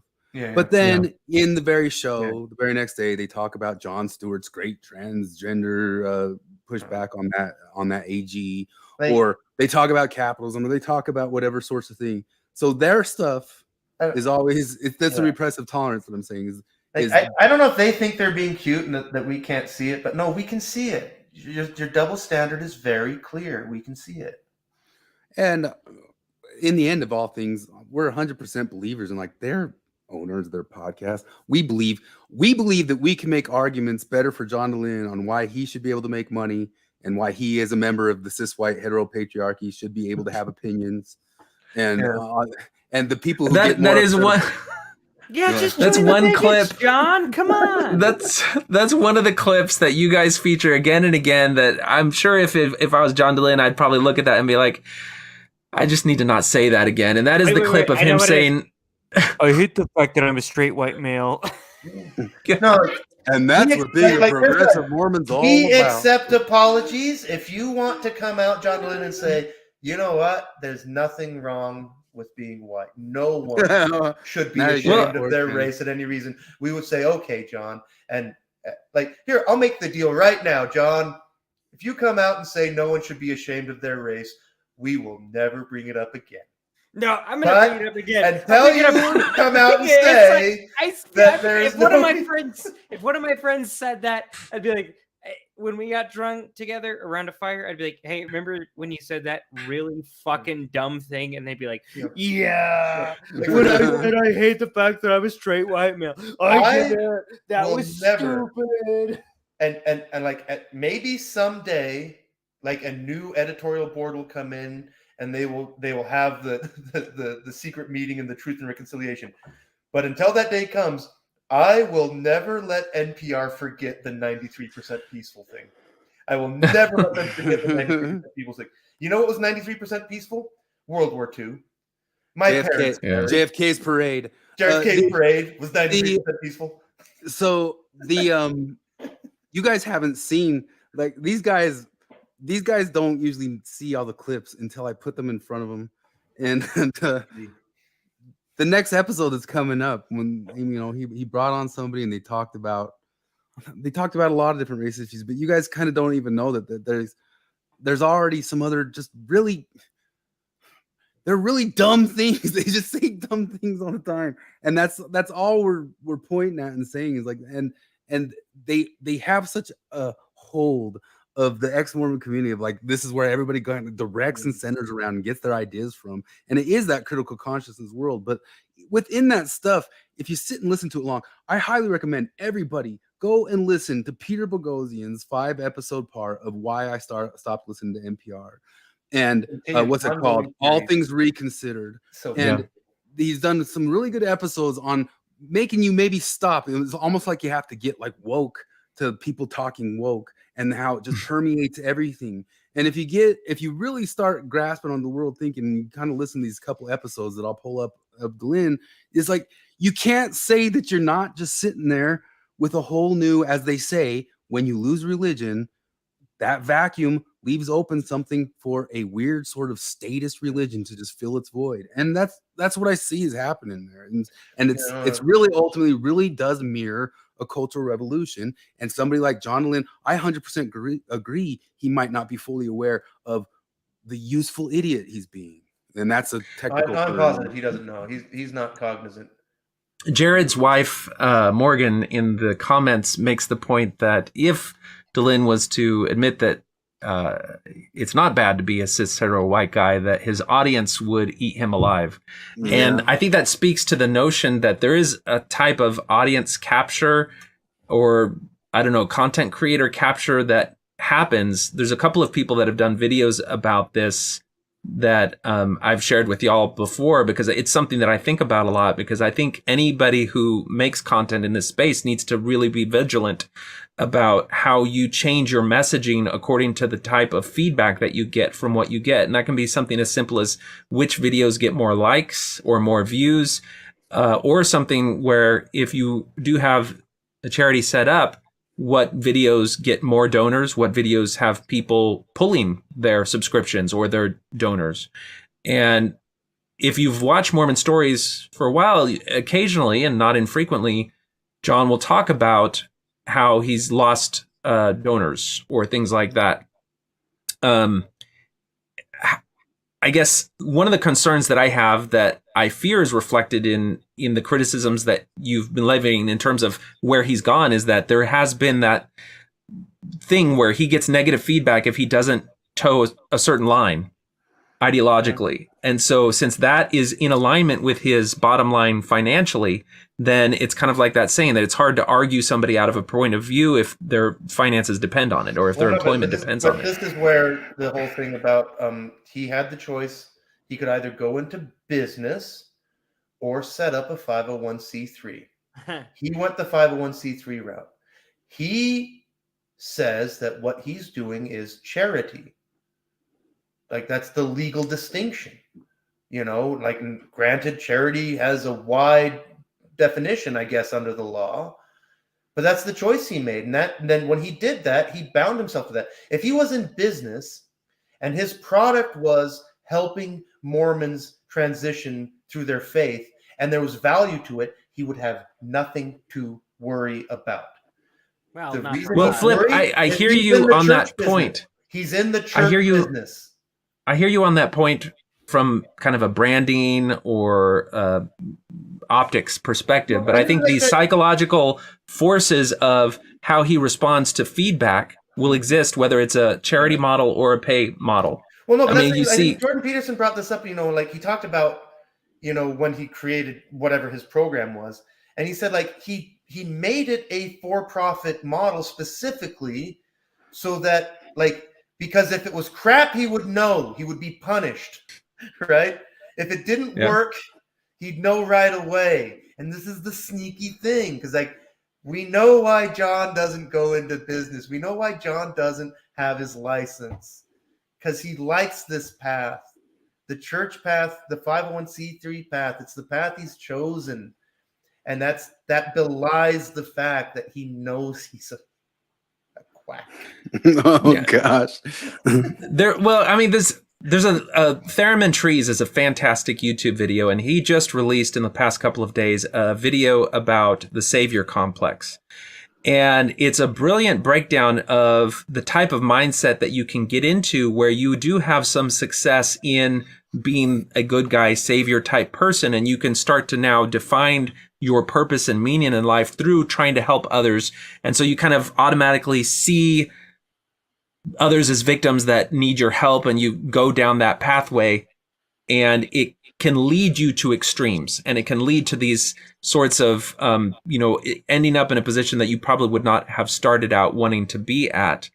And that's the sort of trajectory that I think when you are in an activist mindset, you have to be vigilant against going to those extremes. And so that's why I know you guys have talked about kind of breaking points where, you know, things go a little bit too far. You kind of want to think a little bit ahead of time. You know, what is your breaking point in one particular way? For me, it was kind of the all white people are racist thing. As soon as I heard that, I was like, that's not a philosophy I can never really adapt, because that is beyond my breaking point in terms of how I view people, individuals, and the human race. You're like, he says all white people are racist. You're like, well, I happen to know that some Mexicans are too. So my breaking point happened like at a different time frame. It happened just when I was reading this stuff in the 2000 aughts, and I was reading Judith Butler, and we were going into this detail about how your gender is just performed. And I think that's a weird thing about, and in the Butlerian way, we were going deep with it, you know. I think I remember just sitting there looking and thinking about myself and look at my body, the way they try to make you stop and navel gaze and look into yourself and question everything like that, and just going, no, what are you talking about? Like, maybe you feel that way and you're trying to put your neurosis onto me, but no, like I don't feel like I'm just sitting here performing this gender. But that happened when all of this stuff was a mustard seed still. Like, it was at the university humanities department or in, you know, and so what I did, which was wrong, is I just went, you know, and I'm getting out of here. I'll go to the private business. I'll go to the business world. You guys can keep your wacky doodles. I'll go to the private business world. And they followed you out. Thanks for the fake degrees. And I'll just go work I'll go work in the, and then it followed everything. And that's one of the things kind of James Lindsay's been pointing to people is like, it doesn't stop. It doesn't have a stopping point. It just keeps going and going. But like, my point of just realizing that I disagreed with this stuff happened before it was like also supercharged. And I remember specifically thinking in my brain 2003 or 4, imagining all the Mormon soccer moms in my mind and going, this will not pick up with them. And just the wrongest I've ever been in my life. I've been wrong about a lot of things. Like there's a lot of stuff that like I remember like the first time I saw like Backstreet Boys, I was like, that won't pick up. You know, we already had New Kids on the Block. No, But How many boy bands can the world tolerate? so all these types of things that I'm wrong about. One of the things I was wrong is about like, no way this is picking up with all those Mormon soccer moms I know. Get out of here with your ivory tower crap. This isn't picking up anywhere. Even if you have some sort of truth or whatever, like you're barking up the wrong tree. And no one was wronger than me. And I found out many years later, and that's one of the things that really blows my mind about all this stuff is it's for sure not just the ex-Mormon community. And that's one of the things that weirds me out about Dehlin and Larson is because they talk about it like there's such this big split between Mormons and ex-Mormons. No way. Like inside the Mormon church, inside of it, sure, there's maybe like a little fringe QAnoners or whatever, and then still some libertarian-minded people. But in my view, especially in Salt Lake City, Utah, the Mormon church is NPR Mormonism. And that's one of the points that I always kind of, it's Mitt Romney Mormonism, and Mitt Romney went and marched with BLM or whatever. You know, they want to act like they get it. That's all they want to do. They want to act like, look, America, we get it. I remember I bring up this article from The Atlantic that came out last year and was right after Trump, and it was written by a Mormon guy. And the whole entire thing was like, I really say you read it, you read the article, you can still probably look it up. And the whole thing is him just saying, read between the lines. I promise we're not that bad. I promise that we didn't really vote for Trump. I promise we're not that bad. Don't make us get rid of our Book of Mormon. I promise that we believe in Ibram X. Kendi. I promise we're down with you know, all the big high-minded flute. Brigham Young was totally racist. Yeah, and it's just they're going the same direction. They're in the same river, maybe at a little bit different paces, but they're in the same river. Well, I want to move on. I remember being in high school and like, because I remember when I was in high school and I'd hear all my peers talking about like, adults have screwed everything up. Just wait until we're in charge. And even as a kid, I was like, the fuck do you know? Simple know Plan. anything. That's kids that listen to a lot of Simple Plan. Yeah, there seems to be this thing where like every generation about how terrible it is to be a kid. That's things like, you know, I read P.G. Wodehouse novels that were written 100 years ago and realize that nothing's changed because like there's those same threads are in there about the new generation is going to save the world. Like, no, they never do. So you've talked a lot about John Dehlin, but I think that you treat John Dehlin maybe not as confrontationally as you treat John Larson. Yeah. It's more complicated. That's because John Larson is a fucking meme. John Larson. I love like John Larson knows better. But that's the thing is like, because I came into the whole ex-Mormon realm after his heyday, and so I only heard like, oh, the John Larson, the Mormon Expression is so good, but you know it's gone now, and all we have is John Dehlin. So it really is that thing like I have the same thing. I forget what the name of it is, but like maybe you know, John, because you have medical doctorness. But there's a thing that happens to some people when they get like brain damage, and like they think that their friends and family are imposters. Right. And I have this for like Simpsons after 1999 and John Larson after 2011. That's one of the like, jokes. What happened to that? What happened to that other guy? It's one of the memes about critical consciousness. Like critical consciousness is like a parasite. It takes over a body and it wears like an original IP as a skin suit. It wears Star Wars as a skin suit. 10 years ago, John Larson made really good digs against feminism when Lindsay Park was in the room. Present day John is not that guy. But he's also more directly political, and I actually think that maybe since he's been coming back on, has been when Dehlin's been feeling more open and brazen about getting political. And I think Nuance Ho and Zelf on the Shelf go right down that. Speaking of polyamory and all that stuff, think twice about life coaches too. Like if you're if you're having marital problems, think twice about that. Remember when you were in high school and your guidance counselors said you should be a life coach? Yeah. Anyway, go. They all just. I think Larson's kind of unleashed them all to get a little bit more brazen with the politics. And I actually only think John DeLynne's having to pretend to balk at having a conservative on because he's getting pushback from Larson politicizing so much of his podcast. But now I feel like they're just open, willing, and ready to go down. It feels a little bit like this is where they stepped in Mormon. in it, though. They stepped in it they stepped in it themselves, because if they just simply said like, "Oh, look, these are our politics," okay, but they don't say that. They say we're not political. We're not political. Any criticism, please let us know. Right, and that's the big difference. Again, like it's just simply like cop to your politics. Okay, I got no complaints as long as you cop to it. What am I supposed to do? Okay, they do little bits of it, but it's always then they'll I think go right back to. I agree with you that he's kind of reshaped John DeLynne a little bit. It seems from the outside, it's kind of like when John C. Bennett joined Joseph Smith in Nauvoo, then Joseph Smith started changing his rhetoric, changing his presentation to match some of the florists that was successful for John C. Bennett, because John C. Bennett was like this fountain of charisma. And so it reshaped and it transformed how Joseph Smith acted. And particularly those early episodes, because they bring in John Larson and I'm like, oh, okay, I can catch up on who this Larson guy is. And in his episodes, I see him take that very moralistic authoritarian approach that you've been talking about, Flip.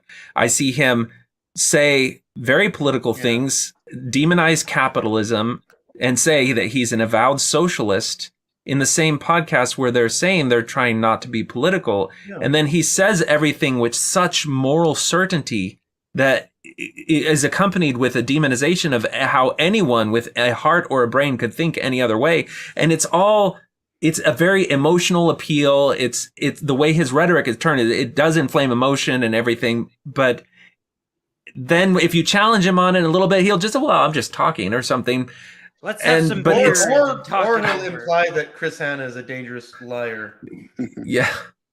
And so but I can see how those episodes then, because whenever you hear John DeLynne or while she was there, Nuance Ho or anyone, they only have absolute praise for John Larson. Yeah. And even in the most recent one about Amit Corbin, they can only say good things about John Larson's analysis.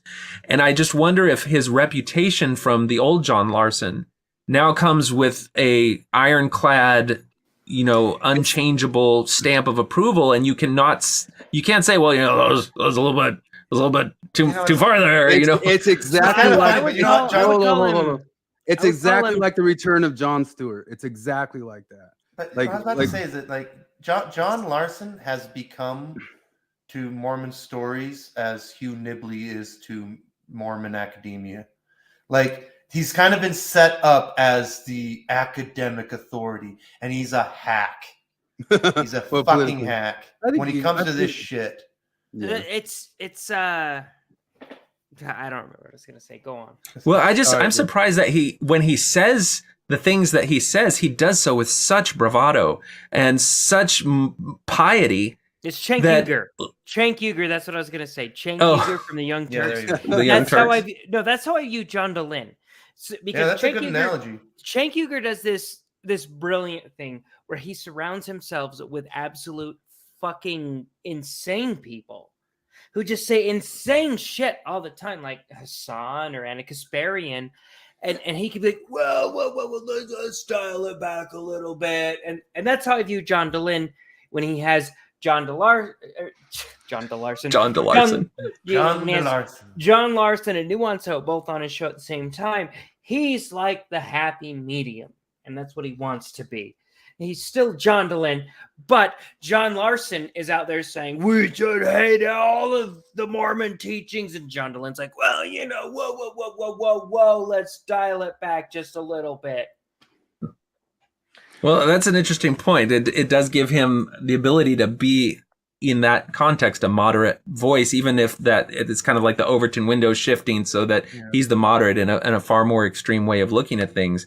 But I think it was really with the Larson episodes that I started to understand why it was so important for you guys to put out your stuff. Because when you take the clips of what he says and then you show the counter examples where he's speaking with absolute certainty on things that do have complexity and have an other perspective.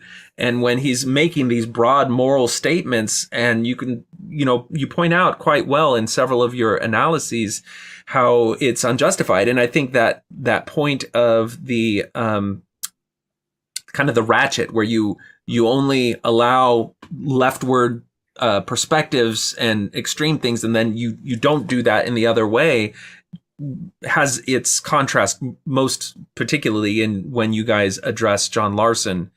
But to my understanding, you've never gotten any feedback of, oh yeah, that's, maybe we went a little bit too far. We've never seen any retraction, even not an apology, just maybe we said something which makes me think that we haven't gone far enough.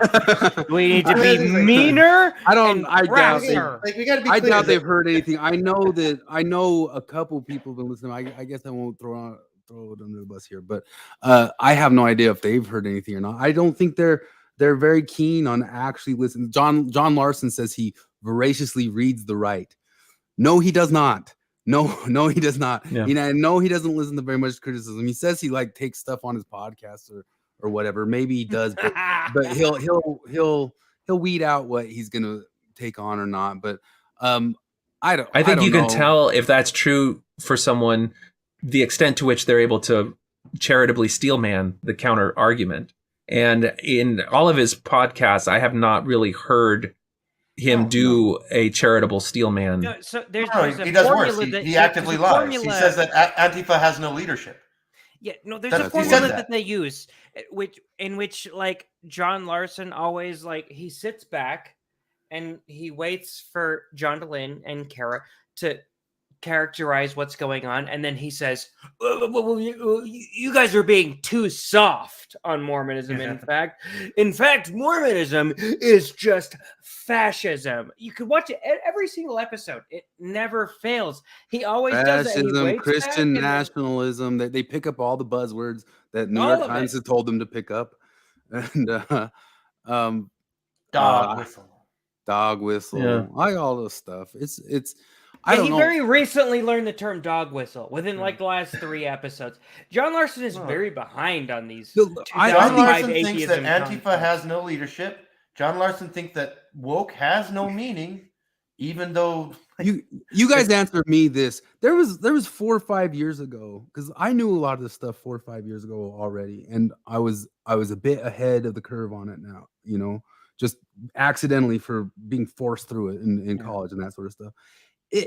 Everybody knows this stuff now. People are if they hear it and see it, they see this now, right? Or am I in a bubble of knowing what's going on? For me, the tipping point was this Evergreen summer. Was that 2015 when Evergreen College got shut down? That was the That- start of Benjamin it. That might have Boyce been 2015, documented yeah. all of it, and I watched this all, and then I tried to tell my friends what was going on, and they gaslighted me about it. And it got to the point where I'm showing them videos, and they're like, "Well, no, that's not real." It got that crazy. And that really was for me the moment where wait a second, what's going on? And that's when I started to really dig into it. So that was 6 years ago, 7? I don't know. Because It was 2017. I feel like the 2017, 5 tipping years ago. point has happened. I feel like people might hear us and be like, well, these guys are Johnny come latelys because everybody knows about this stuff since 6 months ago. I hope that's true. There's so much stuff.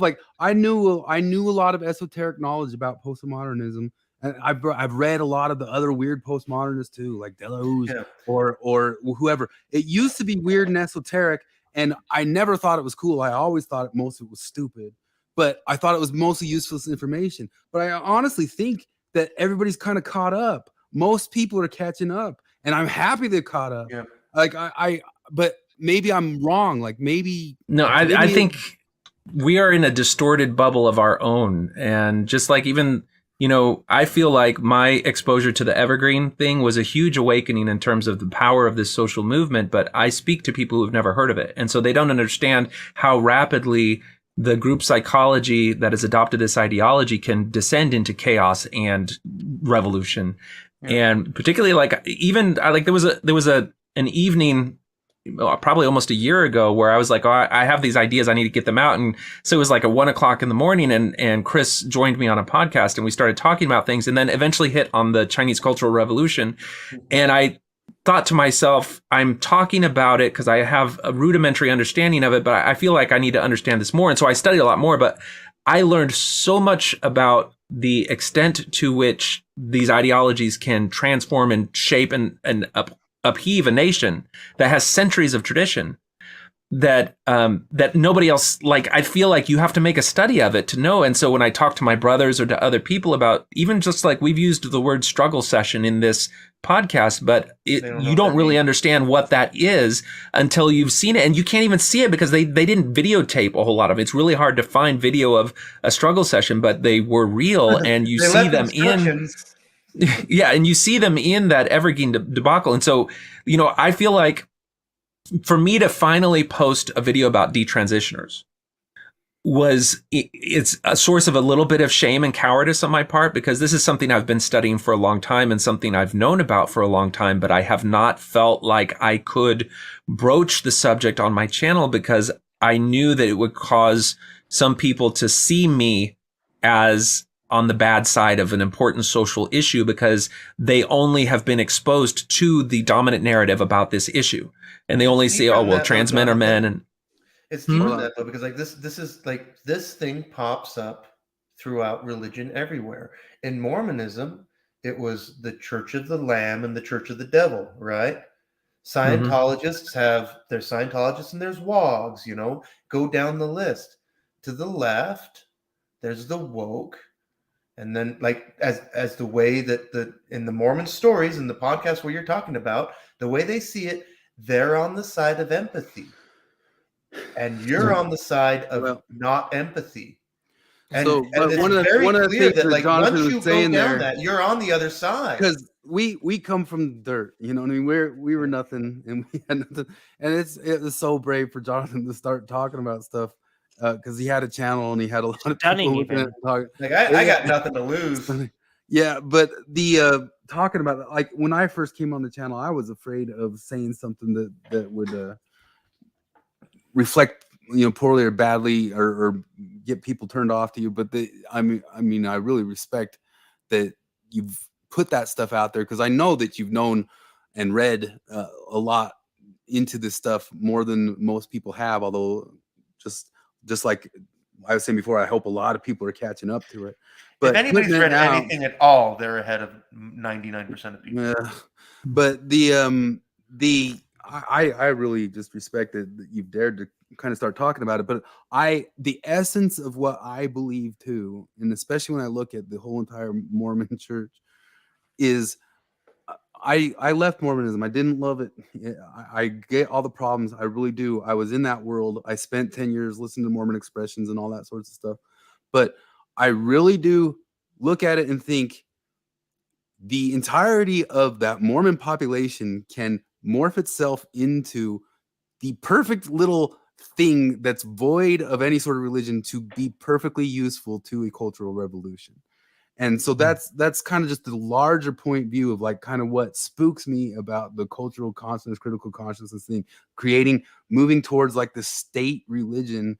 And I don't really like have like an answer out of it or a way to inoculate people against that sort of thing, because I mean, I guess you got to move into something. I mean, this is one of the areas that people say is like all you ever have is criticism as well.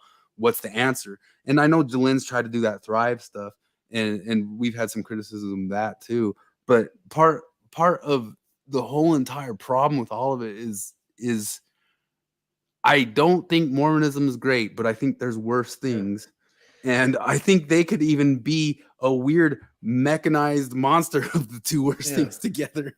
This comes down to the Chesterton sense things. It's like, you know, what are we offering? And the fact is, we don't have something to offer other than to say, slow down.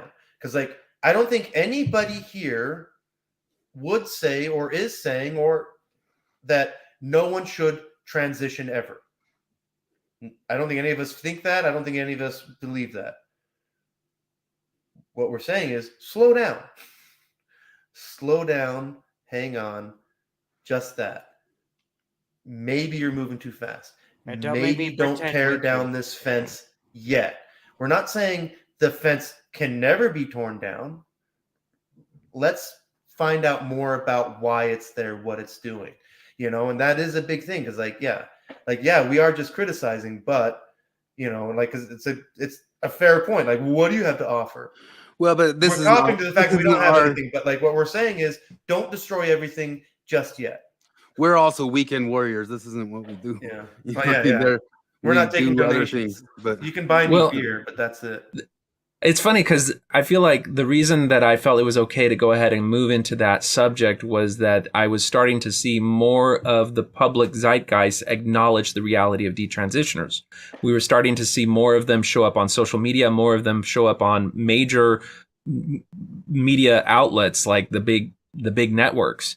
And so I felt like as long as people were acknowledging this, it was a little bit safer for me to talk about it in the way that I approach these issues. And it was really kind of a long project, starting all the way back when I looked at the wave, just to see how group dynamics operate in social justice environments, because it all is tied together in the way that they operate.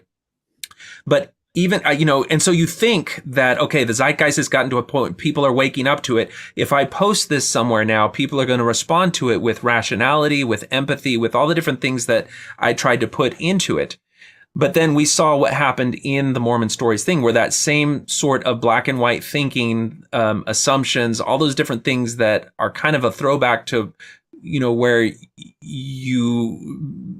it wasn't safe to talk about these things, they still exist. They're still out there, and even one of the examples that I included in this was this individual named Casey Miller, who was a trans, a woman who was a trans man, took testosterone, and started having male pattern baldness. And you saw the trans community completely jump on and demonize her and just say very vicious, blame reversal. You'll find the videos of this in the blame reversal clip, that's there. And that continues to go. There's a YouTube channel called exMormons who continues to compile all the TikTok videos of people being cruel and inhumane to this individual.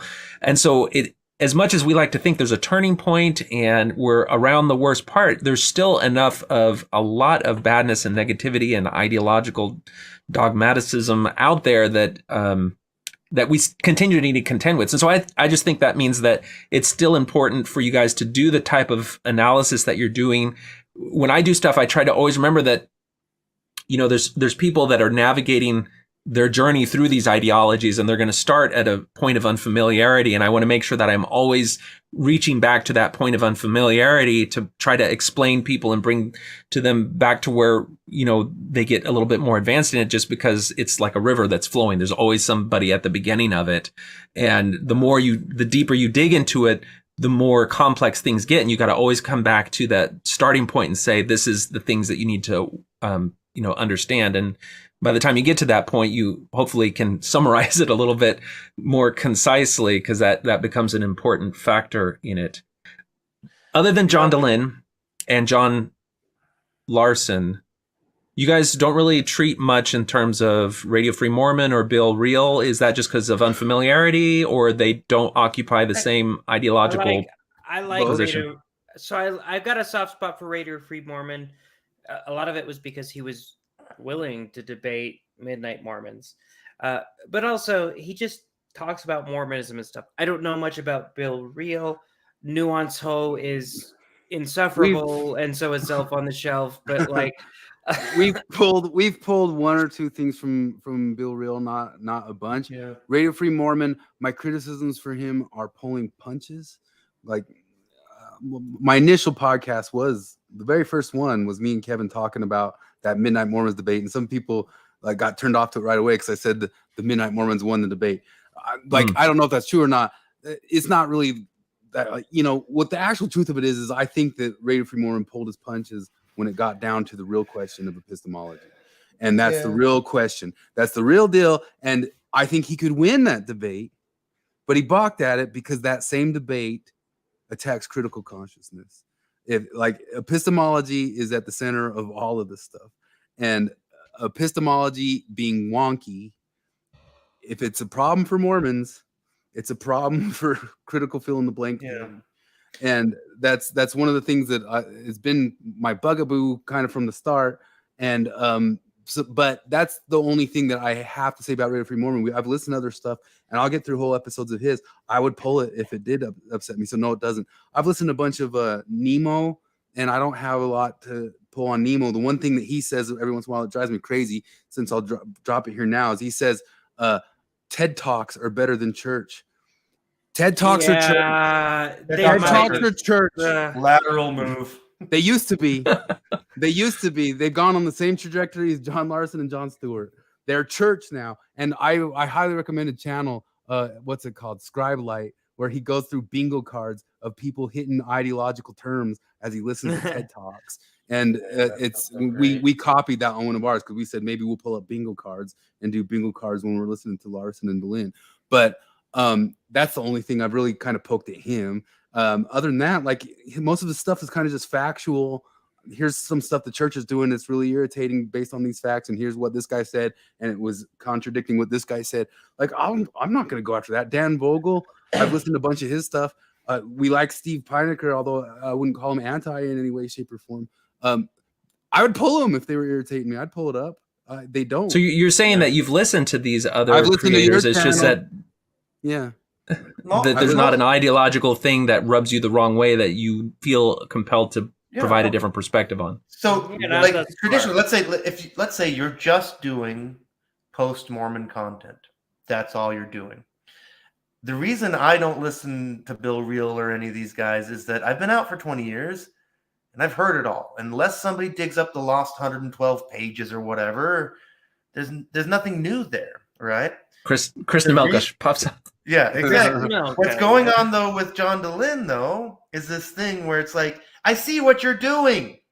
You are hijacking the postmodern movement to Trojan horse your dumb religion in. You know, like, and I think back, like, you know, I mean, a million different examples of this, like, you know, on YouTube, you know, like years ago, I went on a big dig about Islam and the early history of Islam on this stuff, and YouTube picks up on the algorithm, and it shows me this video, and it's this whole thing about, like, did you know all of these issues with Islamic history?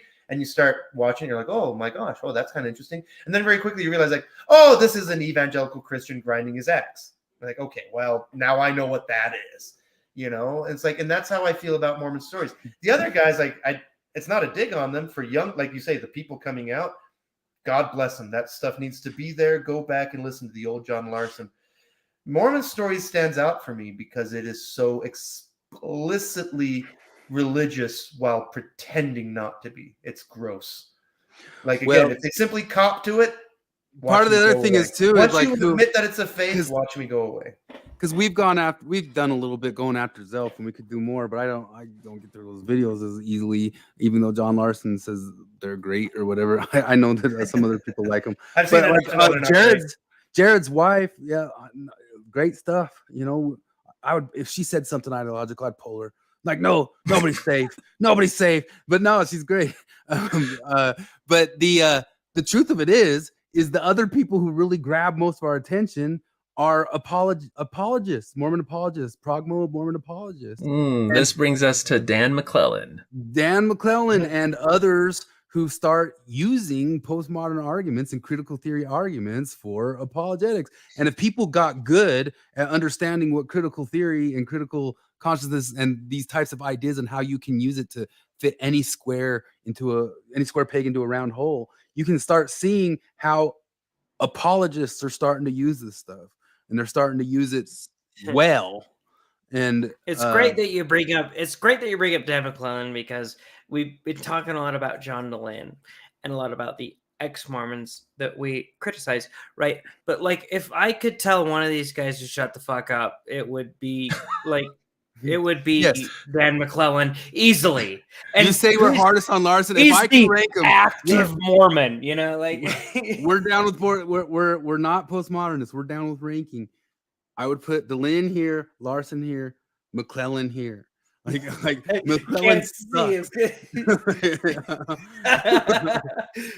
But why is that? Is that because when an apologist takes up postmodern tools in defense of Mormonism, he inevitably changes what Mormonism is? That's the mecha monster I'm most afraid of. That's the Hegelian monster, like the Mormons and the critical theorists, like joining up to become like the statist religion, and he's like showing the pathway to it. And I actually the think worst he's of every on world. the inside, and he's showing them how to do it, and he's pushing on them to do it. And his whole entire thing is teaching Mormons how to use grievance for safety, all the Oxenfree type stuff. But beyond that, he's also showing how you can kind of finagle. You can use words. You can use the Derridian Foucauldian concepts to finagle anything around to mean anything at any point. And it's sophistry. And he's figured out how to use the sophistry for his apologetics. Only it's the academic approved sophistry. And it's most of these people coming out of these what do they call them? The divinity schools. Like it's.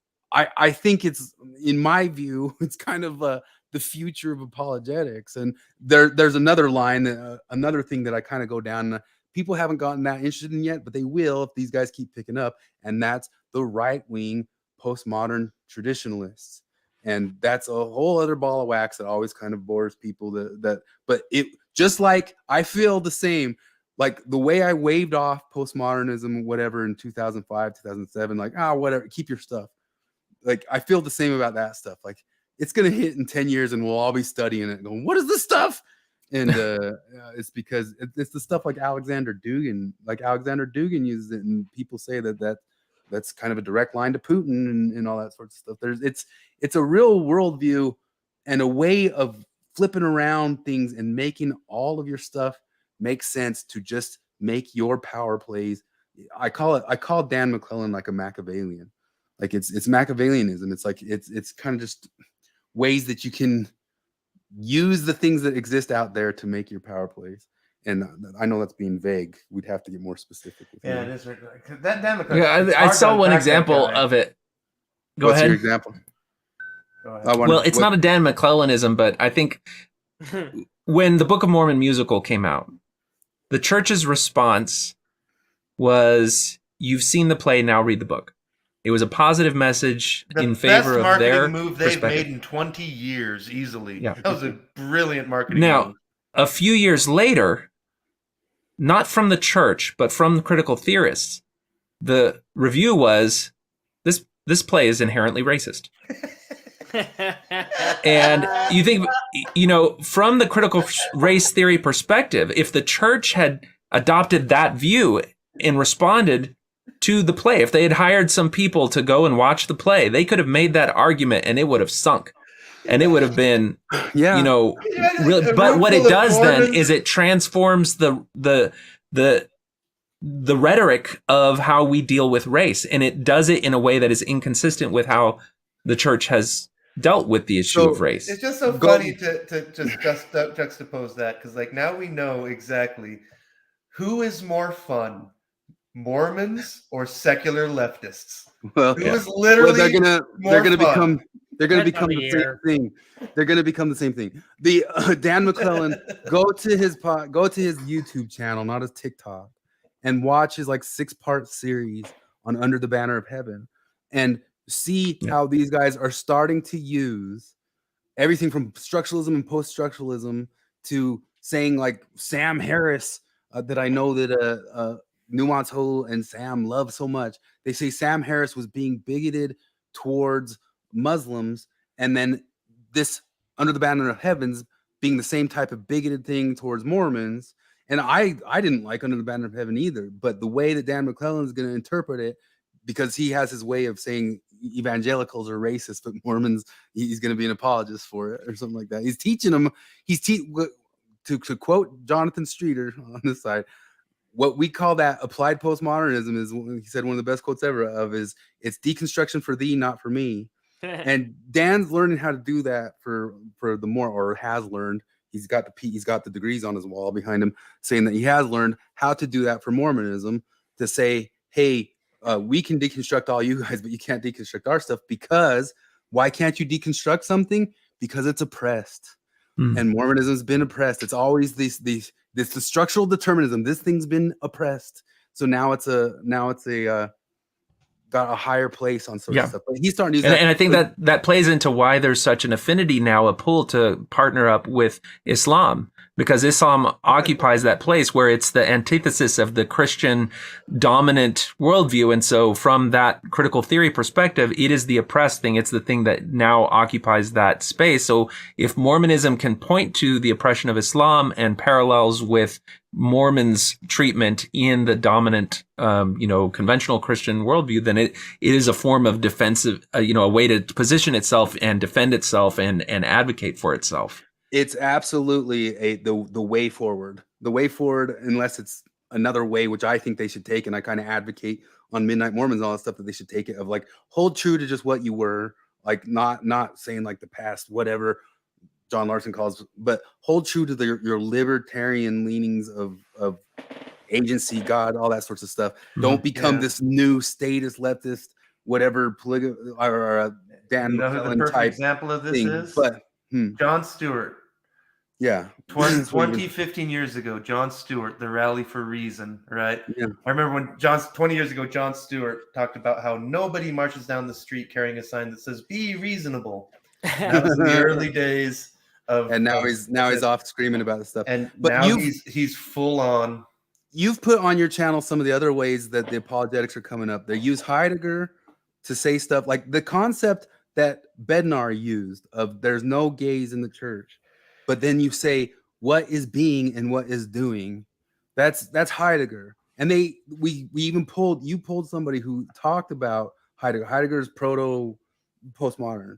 And then they use other stuff like Derrida to say, what does the word translation mean when they're talking about these things? All these academic things are getting brought into the divinity schools and getting used to finagle out. And you it's just the perfect thing in the world to make any square peg fit in a round hole, because that's how sophistry works. Yeah. I think the thing that I see happening is if the church does this, it's a little bit playing with fire, because it still exists as a church that has metaphysical claims as its heart and problematic aspects of its history. And along with those tools that it's using is some of the things where there is no incrementalism and all these other things that it is going to gradually kind of weaken its infrastructure. So there's always a danger. That's kind of that if you stare into the abyss, or if you chase monsters, don't turn into a monster, because it affects you. If they pick up these tools and start using them, there's a danger to them. And that's where there's, looking at things like the Musket speech by Elder Holland, knowing that all of these things are part of the background, is maybe you look at it a little bit differently than he used the word muskets, he's calling for violence. Is like, you get the sense that maybe there's different factions in the church. Some of them may be rooted in let's stay what we were, and others might be moving full force ahead in this new postmodern world. So the Holland thing, talking about the musket fire, that's a good example of one of my big disillusionments from John Dehlin, right? Because I don't remember. So I guess I don't remember if he did it specifically, but I remember a lot of people in that Facebook group, when Holland gave that speech on musket fire, tried to make the claim that Holland is calling for violence against gay people, basically, is what they said. And I remember thinking, like, look, I have every reason to hate this guy. All right.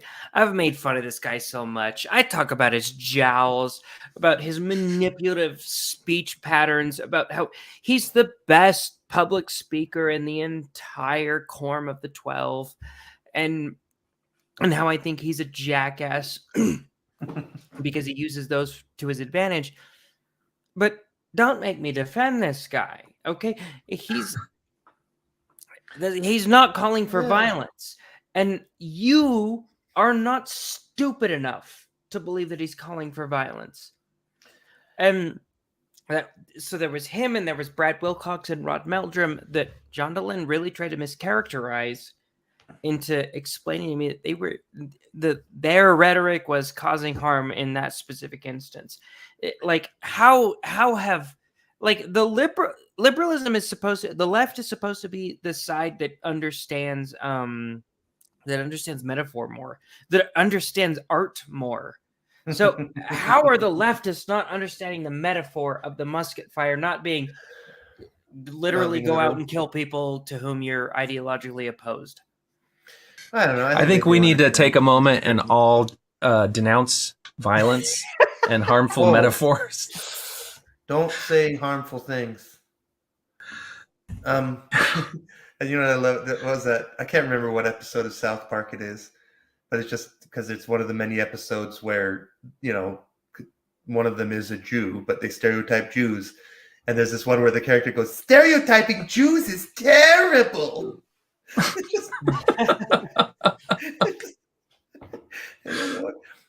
Okay, you know, like, I mean, I guess it kind of depends, you know, like, what if you're doing comedy? Well, all right, well, maybe. Well, when Chris gets back, there are two moments that stand out to me in the inception or the early episodes of the show.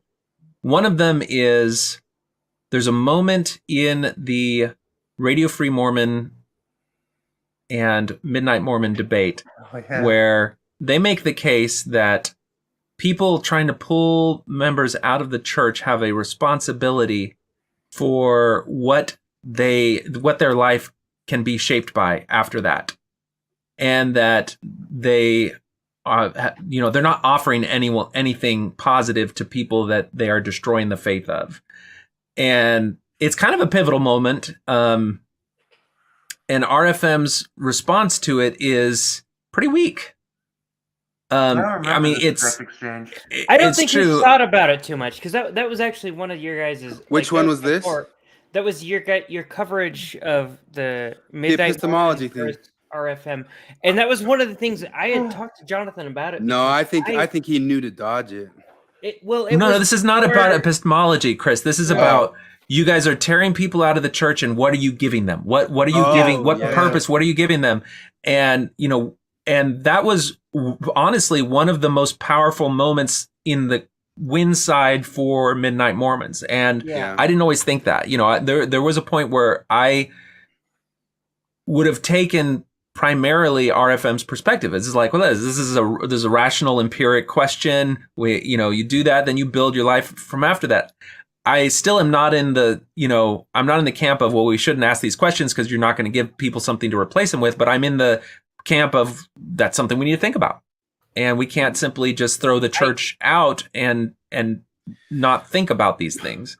Well, I think it goes back to that Christopher Hitchens quote that says you can't rationalize somebody out something that they didn't reason themselves into. Mm-hmm. I don't know if that's Hitchens, but the thing is like it did sort of feel like that for a while back when the main method of getting people out of the church or whatever was empirical studies. So many people will claim, I think this is one of those things by hate, that the reason they left was they just did empirical studies of these things and the Bible wasn't true and all that sorts of stuff. I think a lot of that is post hoc rationalization afterwards, like the elephant took you out and now you say that you did it that way. But I think some people did do it that way, and they especially did do it that way back in the past. But now the majority are going out off of emotional moral terms. And so they're coming into something new on emotional moral terms. And I think there was kind of a period where you thought, well, we're leaving this by being rational beings. So we've also now got, I used to joke in ex-Mormon podcasts, I'd say leaving ex-Mormonism doesn't mean you now have your degree of rational thinking like now on the wall. And but there was kind of a sense that no, we did kind of figure that out in this process. We figured out how to just very methodically look through things and figure things out and poke through them. But I just don't, it probably maybe was true at that time frame that most of the people leaving were doing that. But now I think the major thing, people are leaving for pathos, not logos, maybe some ethos, but it's a different time. And so the new thing that they go into is all charged too. Yeah, well, that's why we have talks from Elder Corbett about activism, because you don't even have to talk about the facts in church and anachronisms when you've got people who are staking their position against the church based on moral issues, on social justice issues, and it's that activist dimension to it. It doesn't matter what the factual facts are. I wanted to point to that moment, and you're discussing, and you guys pointing to that moment in your first episode with Kevin, but then also a follow-up episode you did very early on where it was just you, and the summary of your episode was Stay Mormon. And for an ex-Mormon podcaster to make an episode dedicated to the proposition of Stay Mormon is pretty surprising. So I want to point my viewers to that episode to have it, but now that you're several, 20, 30, however many episodes deep into it, is that still your perspective? Would you alter that message anyway? What's your take? Well, there's double meaning in it, and I purposely did double meaning in it. Part of that is that Mormons don't call themselves Mormons anymore, so that's partially referring to that. It's partially referring to realizing that any sort of person is an ex-Mormon. We were raised in that. I kind of have that take that we are all kind of like Jews, and now we're atheistic Jews. We're Mormons, and now we're atheistic Mormons, and I've always used we the still have to like just like if any of us went and lived in another country and we denounced our American citizenship and we never spoke another lick of English, right? Everything about us would betray you're an American, right? Yeah. And in the same way, like we're can't Mormon. Renounce your Mormon past. We're all Mormon. Renounce your Americanness. You're still American, and And, we're still Mormon in that sense. Like, and then there is the level of it with the regular Mormons that I'm dead serious. I would rather them. I think anybody should be able to leave Mormonism and have a good, great life. Go be a camper. Go smoke pot. Go whatever, this and that and the other. But if you're going to become a critical activist, toss one to Corbett, stay Mormon. Like, please don't. Like, and that's Mormons just my are the general, very least productive. that's just my general big picture view of that. And but of course, there's all sorts of different paths. There's different rankings of them. You can also leave Mormonism. You can go become a camper. Like, go. If I had to, I know a couple. Living in a majority Mormon town and a majority woke town, I pick Mormons every time. Absolutely, yeah. I'll even go to church. So I would say this actually brings me to my biggest beef with Mormonism, and I've framed this before in the show, like talking about how I think the idea of Mormonism is that it's kind of supposed to be your entire identity, and I feel like the reason that leaving it worked all right for me is because I did it wrong. And part of the way that I did it wrong is that it really wasn't my identity. I believed in it and stuff, but at the same time, I formed my own identity, and the ways that it did when the parts of my identity that I did not have that I decided on conflicted with Mormonism, I would default to my own identity, right? Like, even as young as like 15 years old, I remember thinking like, okay, this whole gay marriage thing is a big discussion right now. And my morality tells me that I can't tell somebody else that they can't call their union marriage. And so even though I think it's a sin, that I can't legislate on that. So what I'm saying is I did Mormonism wrong, and it wasn't my entire identity.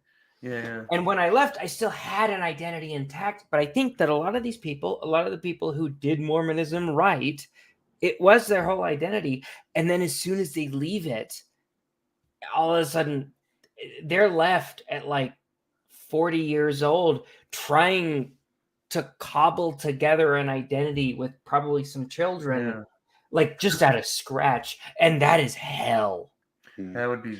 So there's another layer to the Stay Mormon thing. And I mean, I guess I already hit on it, but it's that I think the LDS church should stay Mormon and not become this LDS Inc. thing. Like go the direction that to me, I call it like it's a future Hegelian nightmare that they go and meld with the state and become some state religion and just keep doing every single thing that the cathedral, as Mencius Moldbug will call it, asks them to do or become or be.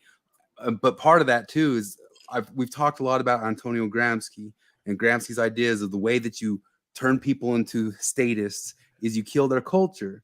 And part of the culture of Mormonism, part of the stuff that I think made this place a pretty amazing, great place, of course, there was little problems, in its time frame, was the culture that's now no longer there. It's not Mormon. There's not the baseball games. There's not the softball games. There's not the basketball games. There's not the community around here anymore. They're not. I'm telling them to stay Mormon in that way too, because a lot of people will say, you'll even hear the Midnight Mormons say, or Hugh Nibley say, the culture, this cultural Mormon stuff is, no, that was the stronghold. That was the strength. And you guys sold it out for some big corporate ink thing. Like 5 years ago, I feel like it was like the last of the classic John Larson. He gave a talk at Sunstone, Arizona 5 or 6 years ago. And I'll never forget it because, he pointed this thing out because this was a talk at Sunstone and he was grinding on atheism. And one of the things he said specifically that really stuck with me, and again, I feel like this was the last of classic John, is he talked about, and I know who he was talking about. He was a guy in the ex-Mormon community that banged around the podcast scene and admin blogs in the old blogosphere, who had a serious disease, I think multiple sclerosis or something like that. And he was as ex-Mormon as the world could be. And he was out forever. And his disease got really bad. And he went back to the church. And the church took him in. And they took care of him. And they helped him through his last years of extremely difficult, expensive, highly demanding healthcare situation, right? And John Larson points out, atheists don't have this. Atheists don't have any mechanism to take care of somebody with lung cancer, or if somebody needs a funeral and they can't afford a place to host it. Atheism can't do that. Mormons can. And then the other thing is because I live in downtown Salt Lake City, and so it's very liberal. Like downtown Salt Lake City, you wouldn't think was Mormon. And people are always like, Mormons bad. What are Mormons good for? Blah, blah, blah, blah. And I always wondered, I was like, those giant grain silos right there off of I-15? Their God says they have to share, right? Like, if we actually have a food crisis, thank God for Mormons. They're saving food, and they're saving it for us too, because their religion tells them that it's their moral duty to take care of everybody, Secularists don't have that. The woke don't have that. BLM. Look at all the money BLM took. Where are the community police? Where are the crisis teams? Where are the interventions in these neighborhoods? Where is the structures they promised us? You'll be happy to find out, Flip. You'll be happy to find out in one of the clips coming up. We have this week John DeLynn praising BLM and talking about that stuff. But and that was this last week or something like that. But the one of the things that I think Mormon stories and all those guys are completely missing out of because of their ideological monoculture is they'll sneer at it, they'll mention it, but there really is a lot of people disaffected with the church because it's going so. Forgive this term because it's going to sound worse than what it means, but it's a term on the internet. It's called globo homo, and it sounds like the other word, but it means homogenous, and it's globalization. They're going global, and there's a lot of people in right libertarian leaning people who are getting really disaffected with that, and that's a Mormon story. That's a thing that could be a reason why a lot of people are leaving Mormon. They talk to me. And they'll mention stuff to me, but that's not a point or a viewpoint that's ever going to be entertained or looked at all in the Mormon stories world.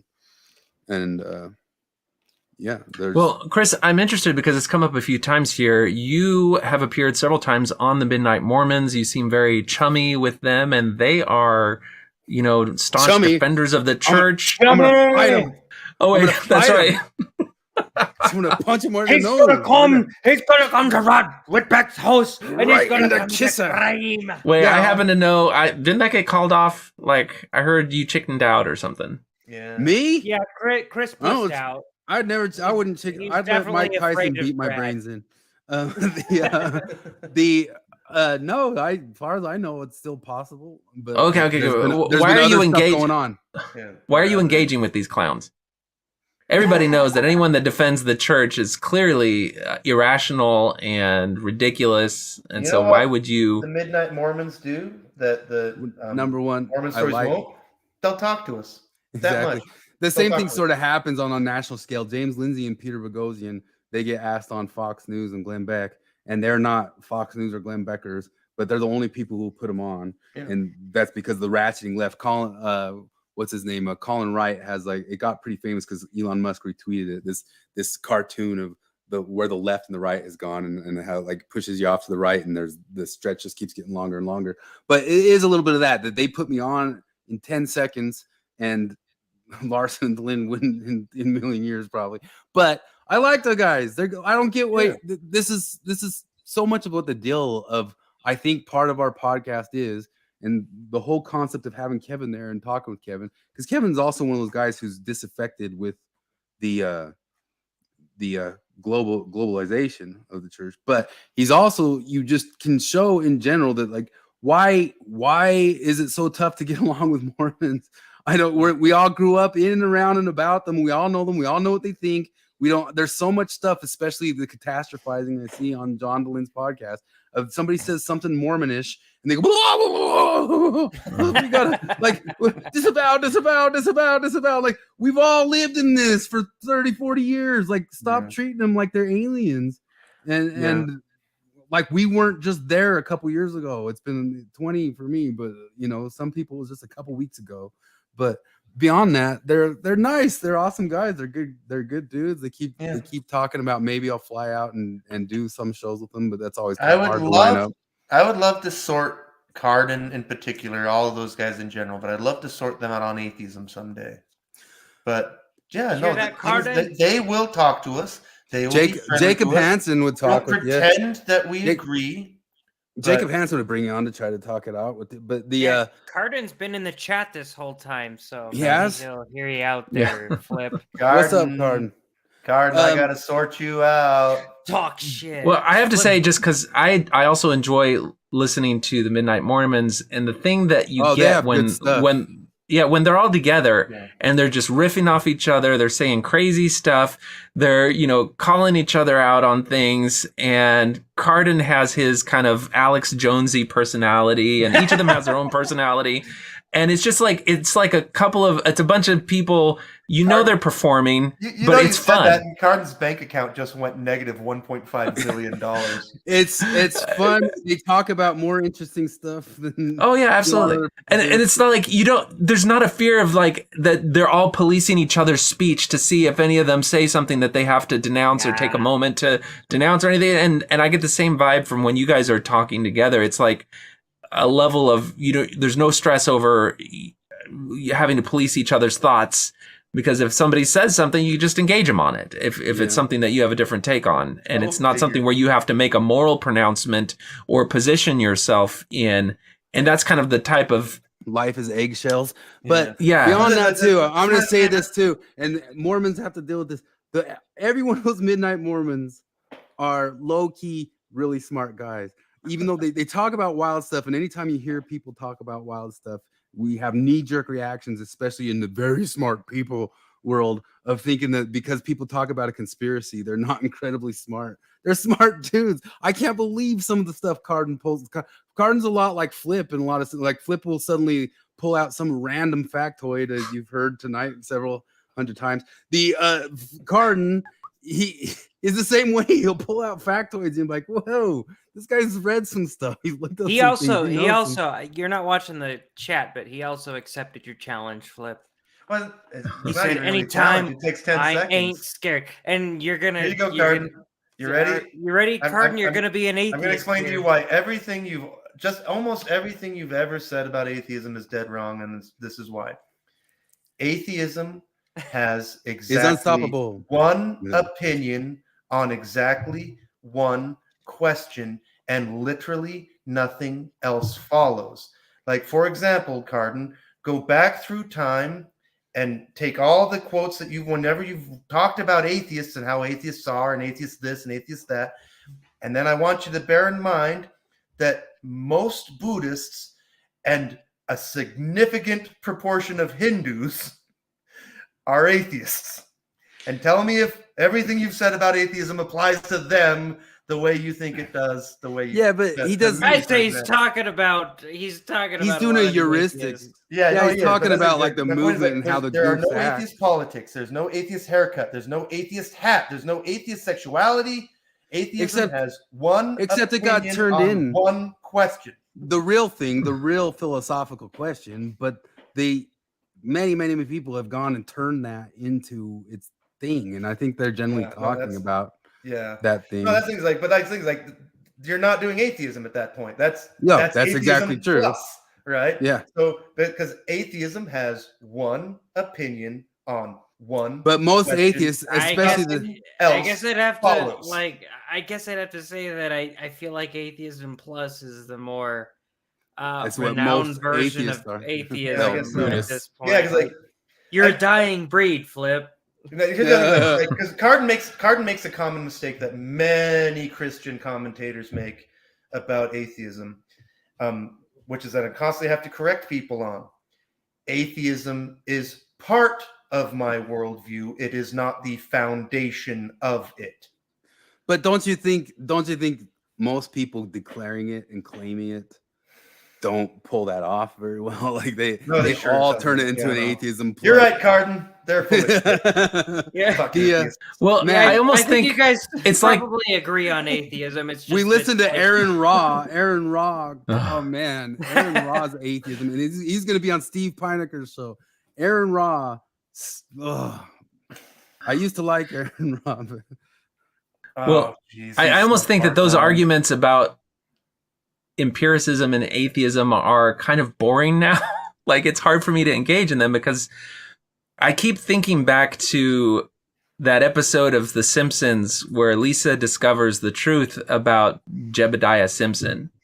And she finds out that his, the notion that he was this great hero and savior and was this really great person is wrong. It's completely wrong with history. And she says the people need to know so that they don't worship this terrible, terrible person. So she gets up there at this big festival and she's got to make an announcement, and she looks out and everybody is together and they're doing things and they're celebrating their community and they're being together. And she realizes that it's not about him. Yeah. It's about whatever he did, whatever magic he wove in all of its corruption led to something that this community has found meaning, purpose, and unity in a way that nothing else can. And so she rather than denounces him, just says he was really great. Yeah. But did you ever see the I think about that. Liberty Valance? No, I haven't seen that. That's the central theme of The Man Who Shot Liberty Valance. No spoilers, but You just spoiled it. the final line of the word. Well, no, because I won't tell you who it is, because you don't know who the man who shot Liberty Valance is. But nothing's too good for the man who shot Liberty Valance. That's the last line of the show. And it's this exact thing, is that, like, what's more important, the truth or the myth? Well, it's almost like, listening to all of the stuff around that Netflix series about the forger of documents. What's his name? Mark Hoffman. Okay. Oh, yeah. And one of the things that I've heard Bill Reel say a few times is that, Hoffman forgeries are very, very valuable. And so we all know they're fake. We all know they're fabrications, but people want them. There's something precious to them, whether it's the skill with which he did those, because if you see in the Netflix special, the FBI couldn't figure it out. There was something, and forgers even after him study his techniques because there's something that he did. But so there's something of value in it, even though it's a forgery. Yeah. And looking back on Mormon history, it's very easy to demonize things like the $100 billion in the bank account and all of the problems in Mormon history, all the problems with Joseph Smith. But like, So I had this impulse. I wanted to go to a trunk or treat. And I've been feeling a loss of community, and I just wanted to be around these. And my brother moved near me, so I had a chance to go to a trunk or treat with my brother and just be in the parking lot and see this community that I've been away from for a long time now, that I have fond memories of, not doing religious things, but doing community things. And there was a chili cook-off, and there was people who had parked things. There were people celebrating the fandoms that they enjoy without having to worry about problematic pointing out costumes. Oh, that's a taco costume you're culturally appropriating or whatever. It was just a bunch of people having fun and knowing each other. And no one was like, you guys in your trunk or treat, you've isolated the community, and and it's like, it's just a bunch of people having fun, celebrating their time together. And they are able to do this because they have this community in a way that, doesn't really exist outside of the circles that I've been in. You tell me, ex-Mormons, why are the Midnight Mormons more fun than all the ex-Mormon podcasts? Yeah. Why is Mormonism have more freedom of association? Like, how did things flip so hard? We were supposedly like the atheists, the exes coming out of stuff. They got the freedom of association. They don't have to walk on the eggshells. They can talk to people. They're the ones who can play with thoughts and conspiracy. You tell me, ex-Mormons, like, how did the flip happen? No, this is like I've talked about. I had this in my life is that because I am basically Bart Simpson's age. He was 10 when I was 10. And I literally grew up on that show. He was also 10 when I was 10. And watch Tracy Ullman to watch the shorts, right? And I remember when that show in the 1990s, 91, 92, and it was the conservative Christian right saying, The Simpsons is bad for kids. This shouldn't be allowed. We need to ban the t-shirts, all this crap. And then I remember 10 years later, I was a missionary and I went to a library and there were Christian magazines. It was interesting to me because there were two different Christian magazines that at the exact same time put out two different cover issues that basically said the same thing. Why is The Simpsons the only TV family that goes to church? And I thought, this is so strange. Then I fast forward and it's the secular left saying The Simpsons is bad. We need to stop The Simpsons. It's going to make the kids bad. If you watch it this season, they've gotten in line. Trust me, they're full critical consciousness church.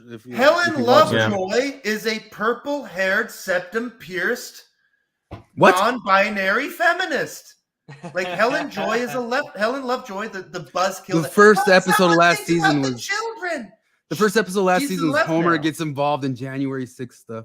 Yeah. And the part that killed me the most was the conservative Christian right saying, let the kids go trick or treat on Halloween for hell's sake. It's also stupid, but the part that just really drives me nuts is the end where Lisa and Bart are just sitting on the stairs, sitting in judgment of their stupid, dumb dad. And I just watched that thing and I go, the moralizing, it really, I know, because on the very first time I was on with Jonathan, he says he doesn't like calling it a religion or something when you get out of it, but it really kind of congeals into actually be that thing. That it has all the same parameters. It really drives me crazy. But I was reading some stuff by Camus just this week, and Camus' final book goes into activism. It's called The Rebel. And he goes after activism just as hard as Corbett. What's the guy's name who gave that talk? The guy Corbett. Here's another thing, ex-Mormons. That was a good talk. I thought it was a good talk. It was a talk that really showed that they are figuring out stuff that's going on, and if they really start getting that messaging right and start flipping around on that, it's gonna work. It's gonna start looking better and more aware of what's going on in the world than what. I don't think it was a good talk, but I think that I didn't even listen to it. It's effective for the church's purposes for sure. I mean, I think that I thought it was a good talk. Skeptical of activism for most of my life. At this point, I don't know. I don't want to be an anti-activist because that's almost activism. But I've always been deeply suspicious of activism. In fact, one of the things that really drew me out of it was 15 years ago when I asked a friend of mine. We were talking about doing mushrooms, and because he used to be a major left-wing environmental activist, and he even mentioned, he's like, I did mushrooms and I stopped being an activist. It broke his religion. Yeah. Yeah, no, Joey, you know Joey. Remember Joey? Yeah. Yeah, no, because he was a really interesting guy because, like, I remember, like, in his house, like, the first time I went there, his whole kitchen, like, he had the entire walls lined with his, Walmart protest signs and all that, And, like, now, like, he's basically, like, centrist. I do think, because you didn't listen to the talk at all. Neither of you guys listened. No, to it? I didn't listen to Corbett talk. It was on all this different stuff, but I think if the Mormon Church really gets, because I think it was a more measured talk than even like a lot of Hey, the just so you ex-Mormons know, give it. Cardin is pussing out now, Flip. So now's I the time saw to it. talk shit. No, I saw him. Like, I win right there. Yeah, I guess you win. I made a claim. He answered by not answering. So okay. Frig off, Carter. Flip. Now you guys are. Carden, I'll let you buy me a non-alcoholic beer. Well, we lost Jonathan. I don't know. He's probably just running to the restroom, but we got free reign of his channel. Hell How else yeah. can we make him suffer the cancel consequences? We're in charge. It's like, because I've never met anybody that has. So, such a fan anyways, of we were Louis talking CK about our or, favorite racial slurs. Yeah. Okay, well, I'm trying to think of the other things that I want to make sure that I cover with you guys. Obviously these are, we're at almost 4 hours in, so we have about 10 minutes left to get to 4 hours. I thought we would take calls. So I don't know. It's probably too late.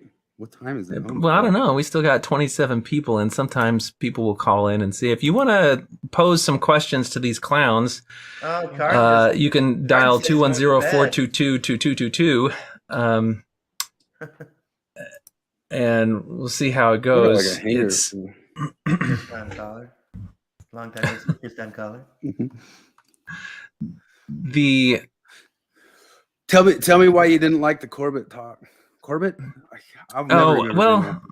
Yeah, I don't know. I think just he's carving out an exception for the church. I do like the idea of looking at the principle of activism. And in activism, you kind of start with the premise that you know the way things should be.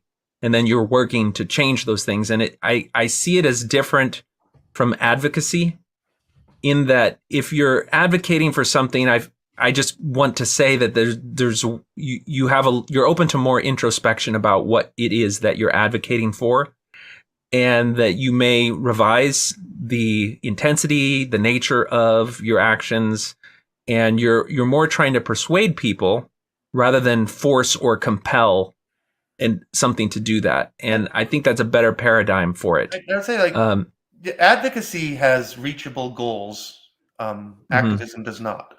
That's the difference. Because activism is never satisfied. Advocacy can be satisfied. Activism cannot.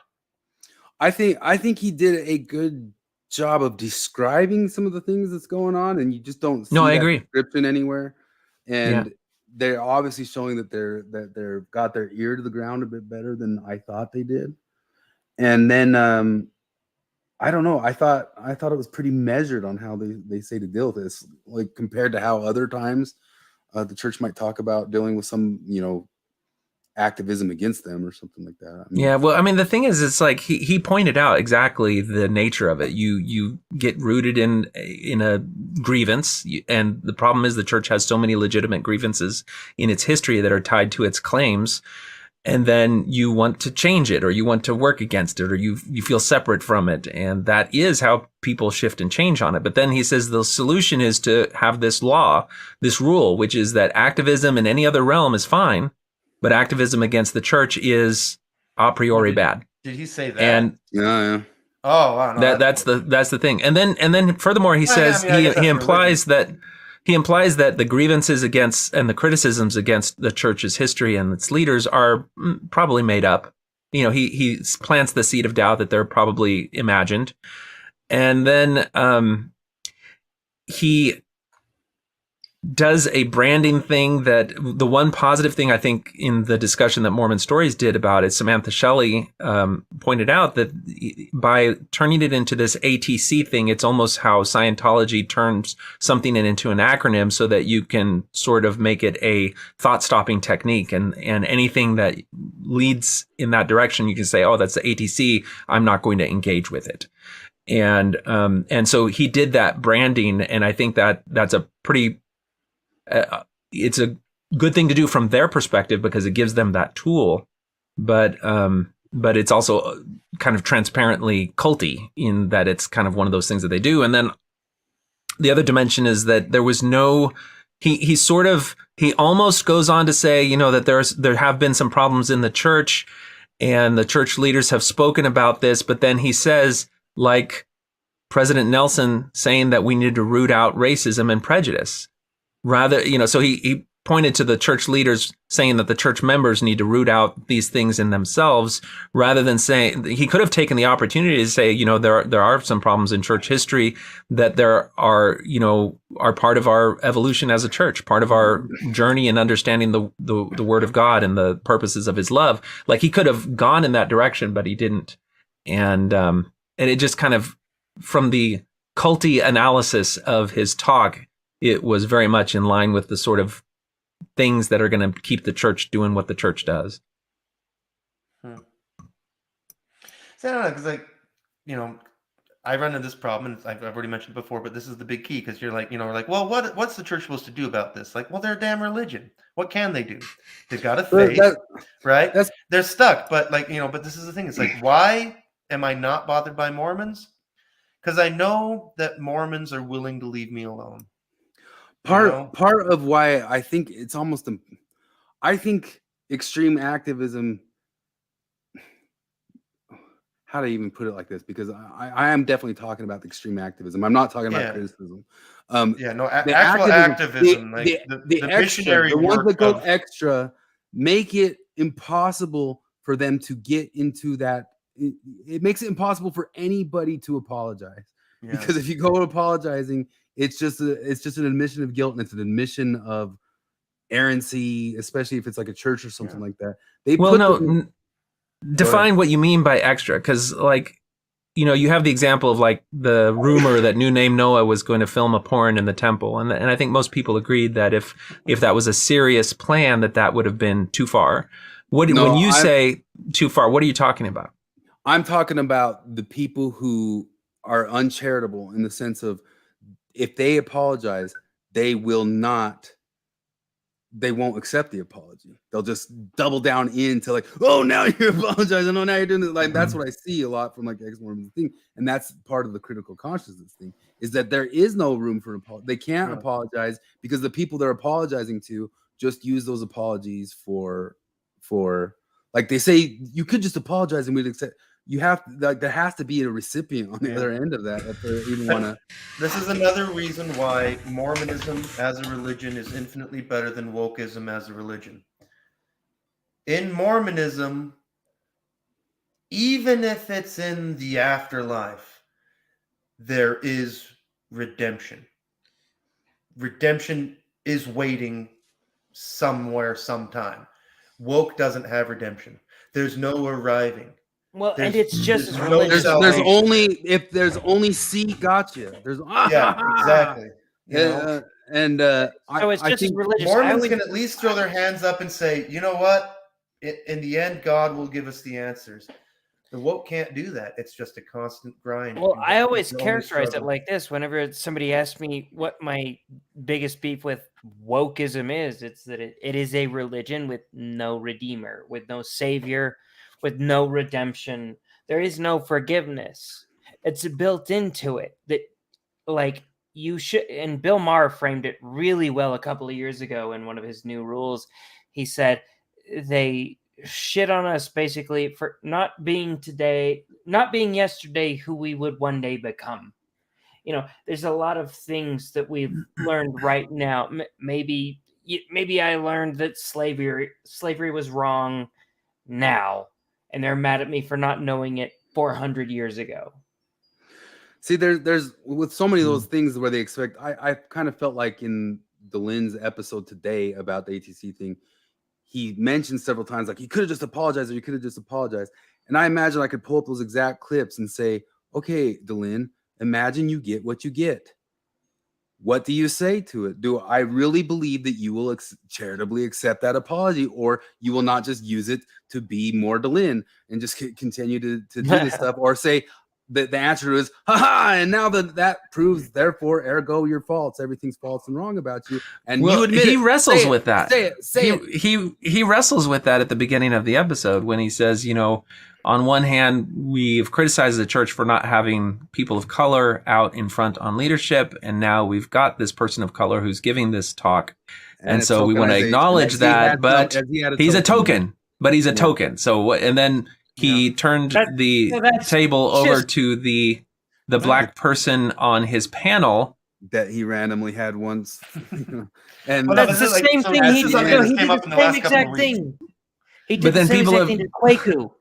Like he said the same exact thing with Kwaku. Yeah. Like when, like why doesn't the church why does the church put forward Kwaku? Well, because he's basically a white guy. See, the woke rightfully criticized the somehow church. Wokeism, like in its fight against racism, circles around all the way and becomes racism. I think the woke criticized the church. Kwaku isn't black because he doesn't have the right opinions to be black. That's right.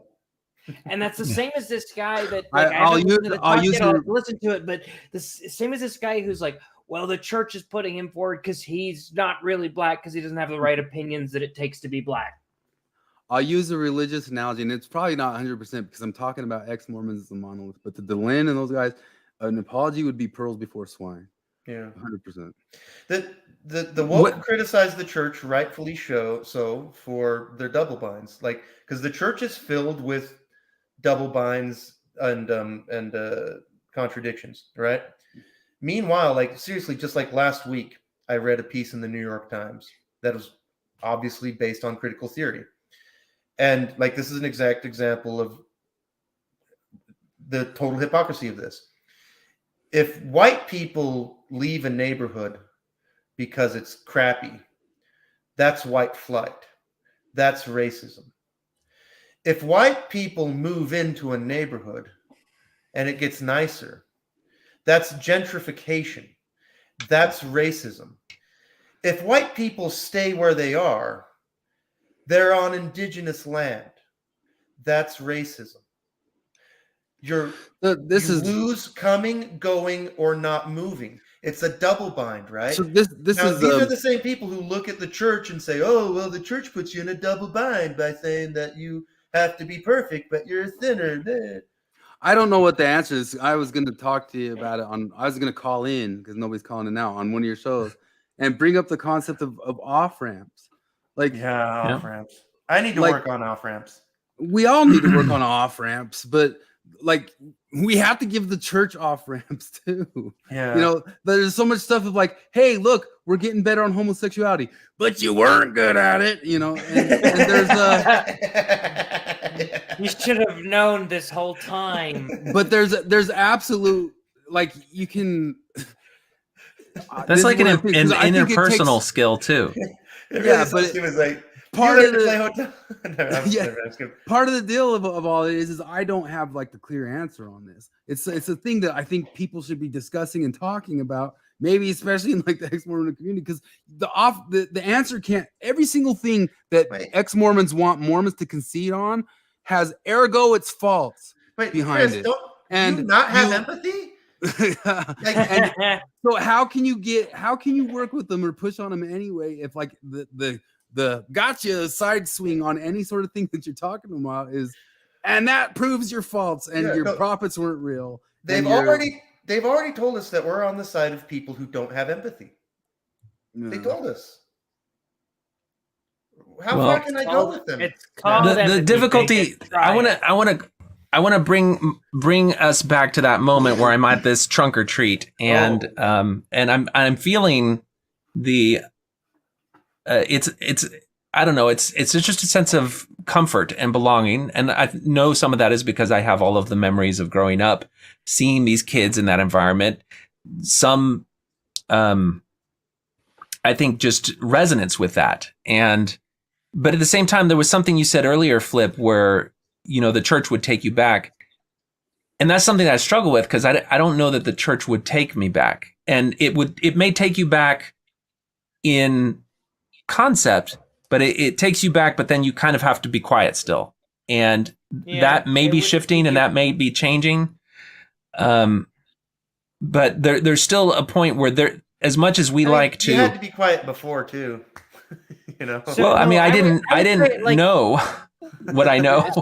So the way that the church would take you back is like, oh, they take you back, and they'd be like, well, he's that crazy guy that like thinks that dudes should be able to be married legally or whatever. He's just that guy. We still like him or whatever. You might. The Mormon Well, the thing is- God commands you to forgive. The Mormon God commands you to forgive. Yeah, but if you're doing the Where right is thing. the woke impetus of any kind whatsoever to show charity to anyone for any reason? No, This is- I this hear you is- on that. This is kind of one of the deals, though, is that like I actually feel like we're kind of breaching into unexplored areas, and one of the reasons I feel it's kind of unexplored is because we never get there. We never get in any sort of sense about talking about reconciling with Mormons where they can exist. You know, like What do you mean? really, well, ex-Mormonism is always got a pressure on it that says the Mormons have to admit that they're. I feel like I could make a highlight reel and a clip of showing how, like Flip said, it's a double bind. Like you cannot concede to the things that the Lynn demands and say you're a church or say that you have truth. Like the demands say that you have to admit your falseness. You have to admit you're wrong or incorrect or a lie. And there's no other sort of like concept of saying like, how really could we reconcile and you guys can exist? I always kind of joke about like the concept is liberalism. That's it's the the concept. four, like the Maoism stuff is like you got to get rid of the four olds or you got to start over at year zero. And I used to kind of joke that Atlantic article I talked about a couple years ago, I make a joke that guy's kind of presenting it to the powers that be of saying, hey, we're Mormons, we didn't vote for Trump, you can well, I promise we can stay. Like what can we keep our Mormonism? Can we got to get rid of the Book of Mormon? Okay, Book of Mormon's gone. We'll get rid of the Book of Mormon. Like there was racism in that, but we can stay Mormonism. Like can we got to get rid of the temple mayors? Okay, that's got to go. But we can. And the thing is, like there would be just like a never-ending list of things that they got to get rid of for them to be okay with this activism. And there is no meeting point. I frequently talk about Vervaeke's point of instead of a Hegelian dialectic of merging into some evil, ugly super state of two weird things, of Platonic dialectic of figuring out how to really actually interact with each other in the world and not having to given become each everything other. we've learned about what Kate Kelly actually believes since she first came on the scene, does anybody believe for an instant that she would have stopped at priesthood? Like, this is the woman that says that white people invented rape. But the thing is, that's a separate question from what she was asking for a legitimate query. Well, no, but that's like that's what he's getting at is that thing. It's like where they say like, oh no, well just take this one slice off, this one slice off, this one slice off. Kate Kelly wasn't going to stop at priesthood. No. Well, okay. Nothing stops. None of it stops. Here's the thing. Whenever people talk about the slippery slope as a fallacy, I think they misunderstand why it's a fallacy, right? And the reason that I always explain to people that it's a fallacy is because, for example, like gay marriage, that was always told to us as if it was the end. a slippery slope, right? Yeah.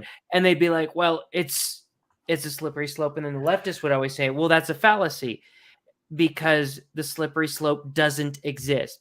And the problem is the slippery slope exists, right? You could say like, well, if we allow gay marriage, then the next thing will come up and the next thing and the next thing until, it's that great Squidbillies thing where, am I going to marry this damn paint can, But like, the thing is, the reason that the slippery slope is a fallacy, and I agree that it's a fallacy, is because like the fact of what this might bring about, if A could possibly bring about B, A might still be a moral imperative, regardless of B. And if that's the case, you still have to do A. Yeah. There's the other version of this, though, like Gad Sad always talks about, where it's like every day you can either weigh more, weigh less, or weigh the same. every single day. You're either up, down, or no change. And he uses this with things like social freedoms. Every day you could have more freedom, the same freedom, or less freedom. And if you track this over time, you get a trend, right? And if we look at the left and how they are about eroding freedoms, we can ask ourselves every day, are we more free or less free? Like, ask yourself, is Facebook more open today than 10 years ago or less? Things definitely have a direction. Go ahead. I was going to ask because I've asked it on our podcast, but what do you think? When Marty was there, and I guess I asked Jonathan here on this one, do you think the Mormon church should go away, to disappear, cease to exist? Oh, no, absolutely not. I mean, I guess I start at first at the level of, do I think all religions is there any merit or value to religion? I think religions are a bit of a canary in the coal mine on the issue of free speech. Like, as long as people are free to believe and come together around whatever beliefs that they have that aren't infringing on other people's rights, that assures me that I'm safe and protected in my own beliefs. So I think there's a measure of freedom of conscience, freedom of belief, and freedom of speech and assembly that is always indexed by freedom of religion. And so that is an important aspect of society that I think is inherent. Now, in terms of Mormonism itself, I mentioned like the $100 billion account, like just any other organization can't do that. They can't just come up with $100 billion. Like, there's something about Mormonism which promotes intergenerational stability. It promotes prosperity within a single lifespan. It promotes community cohesion. It promotes education and productivity. Like, even if it was founded on false claims of divine authority, what it produced and what it evolved over time instilled things into its members which allowed it to extract that value from it and hide it away. Okay, but that value is only representative of the value that it somehow produced in the people that. Now, you could look at any other organization, like look at Jonestown, look at other groups that are labeled cults. They did not have that longevity. So there's something unique about it, and we've got criticisms of it. There are problems with it. Would you rather be a Mormon in the 1980s or a Mormon in the 1960s? Well, I really kind of liked aspects of the 1980s. Now, it was good. It worked for me. It didn't work for all people, but that is one of those things where there's some incrementalism to it. And, if I could go back to Mormonism and they would take me back, I have a hard time getting up on Sunday. I enjoy my, Yeah, I'm not never. going back.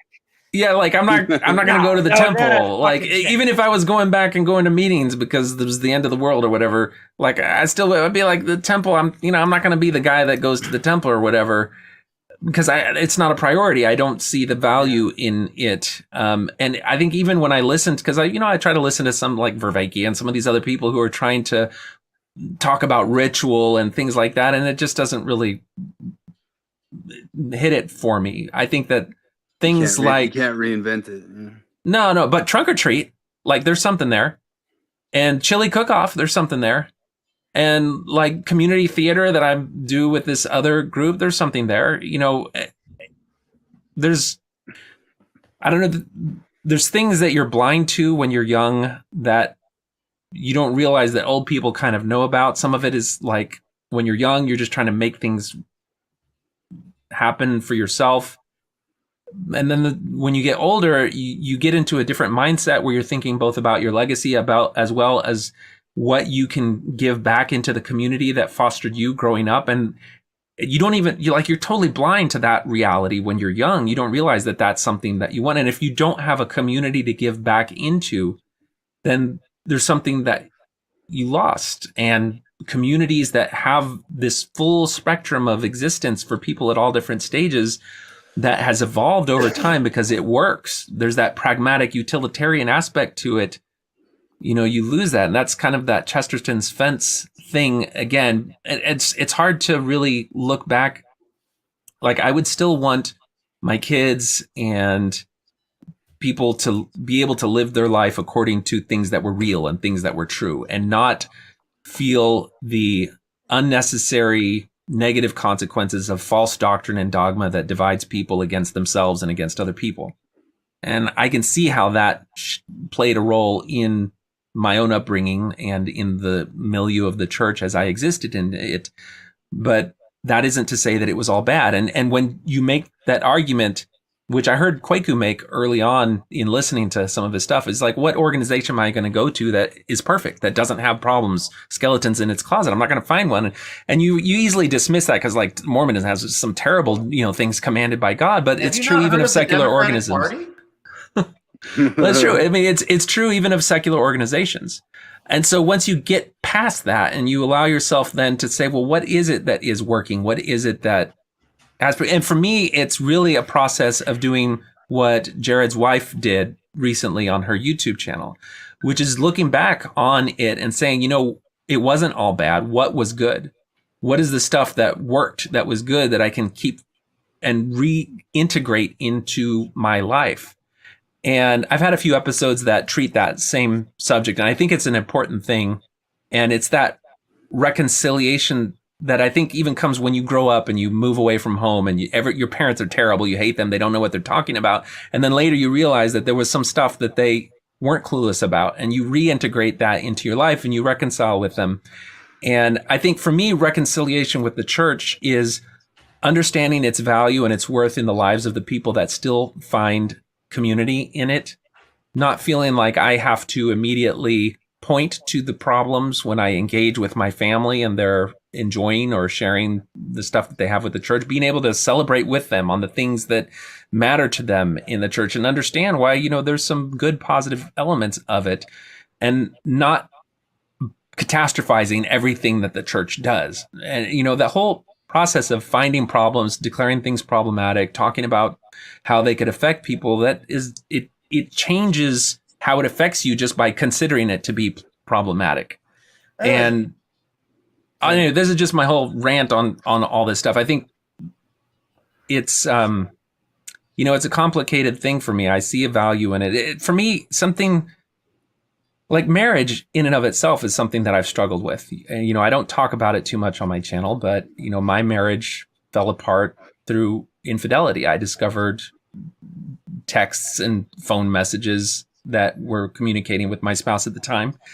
And it broke me, and it really was traumatic for me. And I went through some really dark times as a result of it. And I really lost what I was before, which is kind of what Jared was talking about, being a hopeless romantic or having this idealized. I mean, I'd always felt like, well, the church isn't true, but my family's true. The love that I feel is true. And so that kind of gave me meaning and purpose. And when that was taken from me, it made me really have a very negative and skeptical outlook on things like love and relationships and marriage. And, I'd already raised my kids, so there's no point, no role for marriage. But it was really in finding someone who, even though they were atheist and they had no reason to believe in things like Christmas or Easter, still celebrated those holidays with as much or more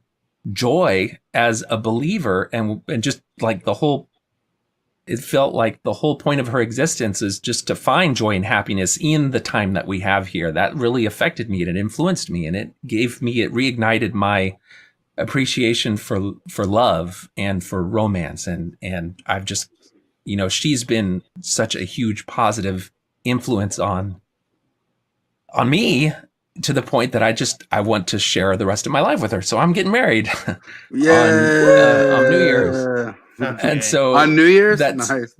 Yeah. And so it was just, I don't know, it's rethinking and revisiting things that you've seen the darkest, worst parts of, and finding the good things that can still bring meaning and purpose is, I think, an important part of the ex-Mormon journey, and hopefully it softens some of the edges that only move towards division. And so that's kind of part of what motivates me on a lot of this stuff. See, hopeless romanticism is where it's at. There you go. Yeah, that's awesome. And slightly tangential, but something you brought up, because people always, when people are like, "Oh, why did the church done us any good at all? Bad church, bad church." And I always like to bring up, especially with ex-Mormons, I'm like, genealogy. Like, okay, we have a call. They give it away. Oh, hello. Ooh. All right. Hello, you are on Talk on Things and Stuff. Have you got a dump button? Hello. Is this live already or no? Yeah, I think. Can you guys hear him? Secondly, but Yeah, it's got Oh, that. shoot. Okay. So Okay, no, I you're just good. wanted We to can hear say you. Turn I off your radio. appreciated that heartfelt moment you just dropped, and it kind of made me think. I feel like the kind of the most heartbreaking thing with, maybe a Mormon faith deconstruction or journey is just like the relationships that are kind of disintegrated. And so I just thought I would say, I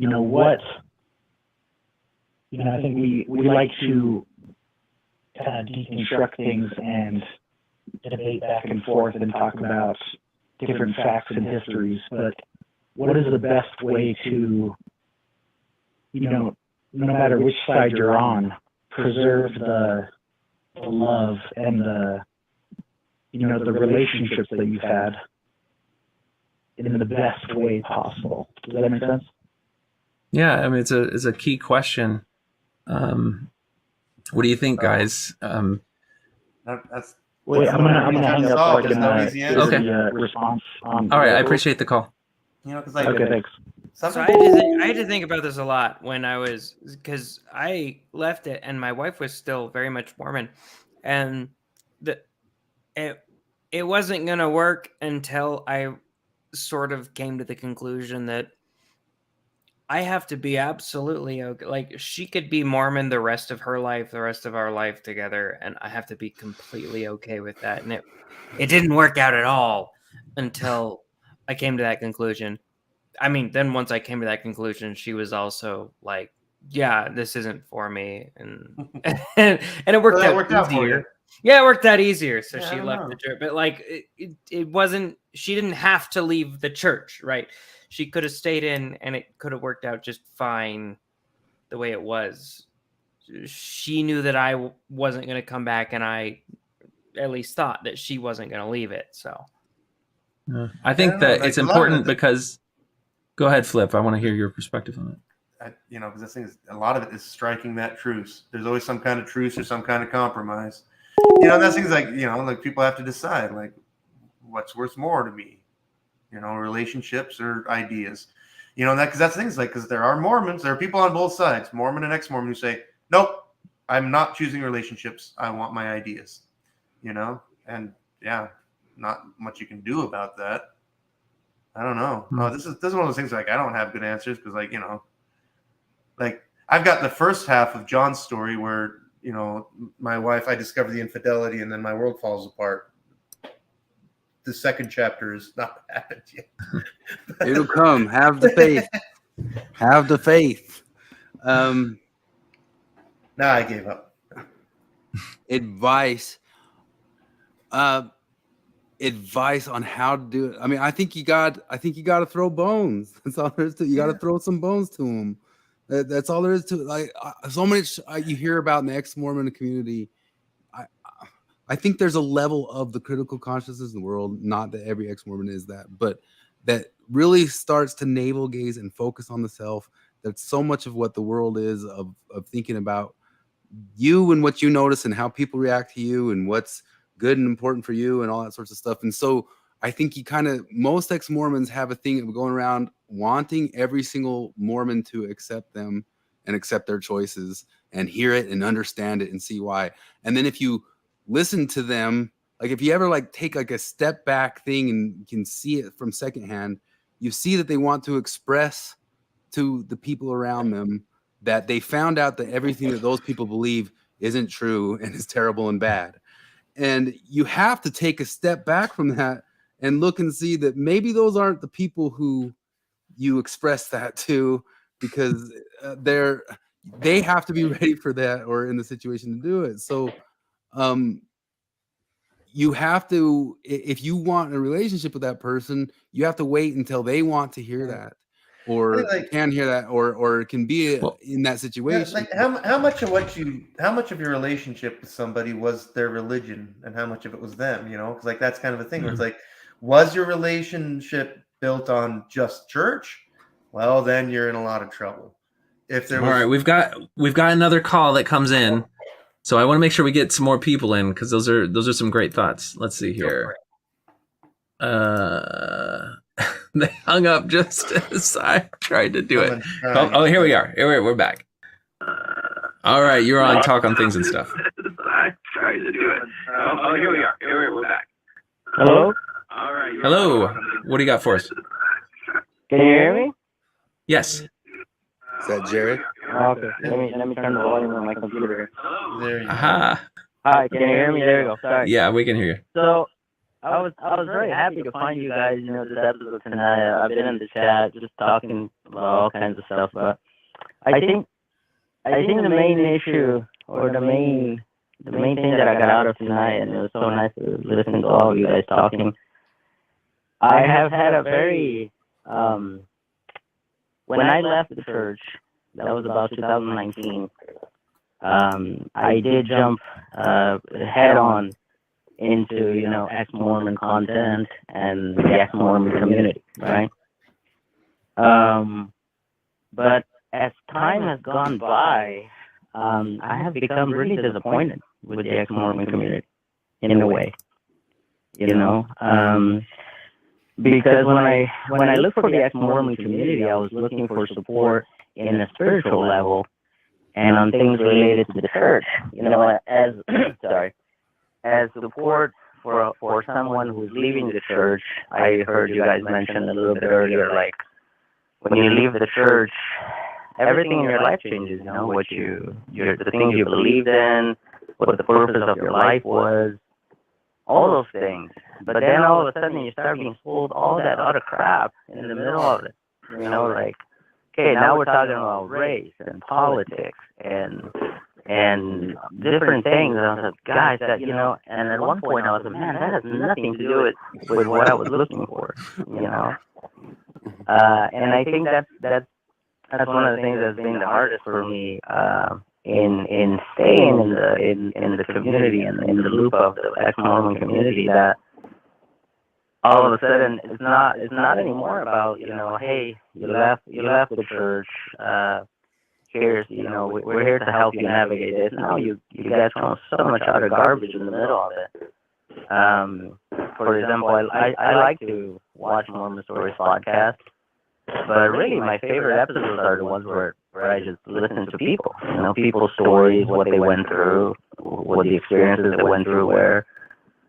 But once you start getting into other topics and people start mixing things, it just instead of helping you, it actually starts becoming more confusing. Because now not only do I have to sort out my faith and my spirituality, but now I have to sort out as well what political party I'm in or what ideology I have. You know what I'm saying? I don't know if you guys have any comment on that, but I think that's what's been. Sorry, that's my dog playing. No. That's the biggest disillusionment with the ex-Mormon community, and there's so much bad blood among so many members and people.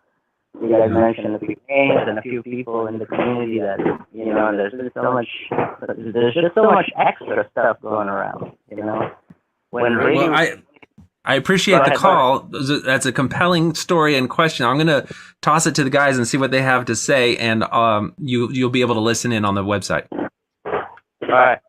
All right. Thanks for the call, man. No problem. Bye-bye. Bye. Sounds familiar. What do you think?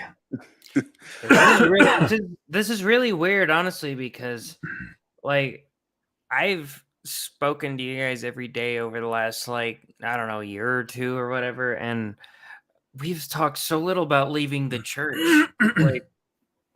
I don't really know any of your exit stories or anything like that. So today feels kind of like this weird. We're actually talking about leaving the church or whatever, but yeah, leaving it does involve kind of.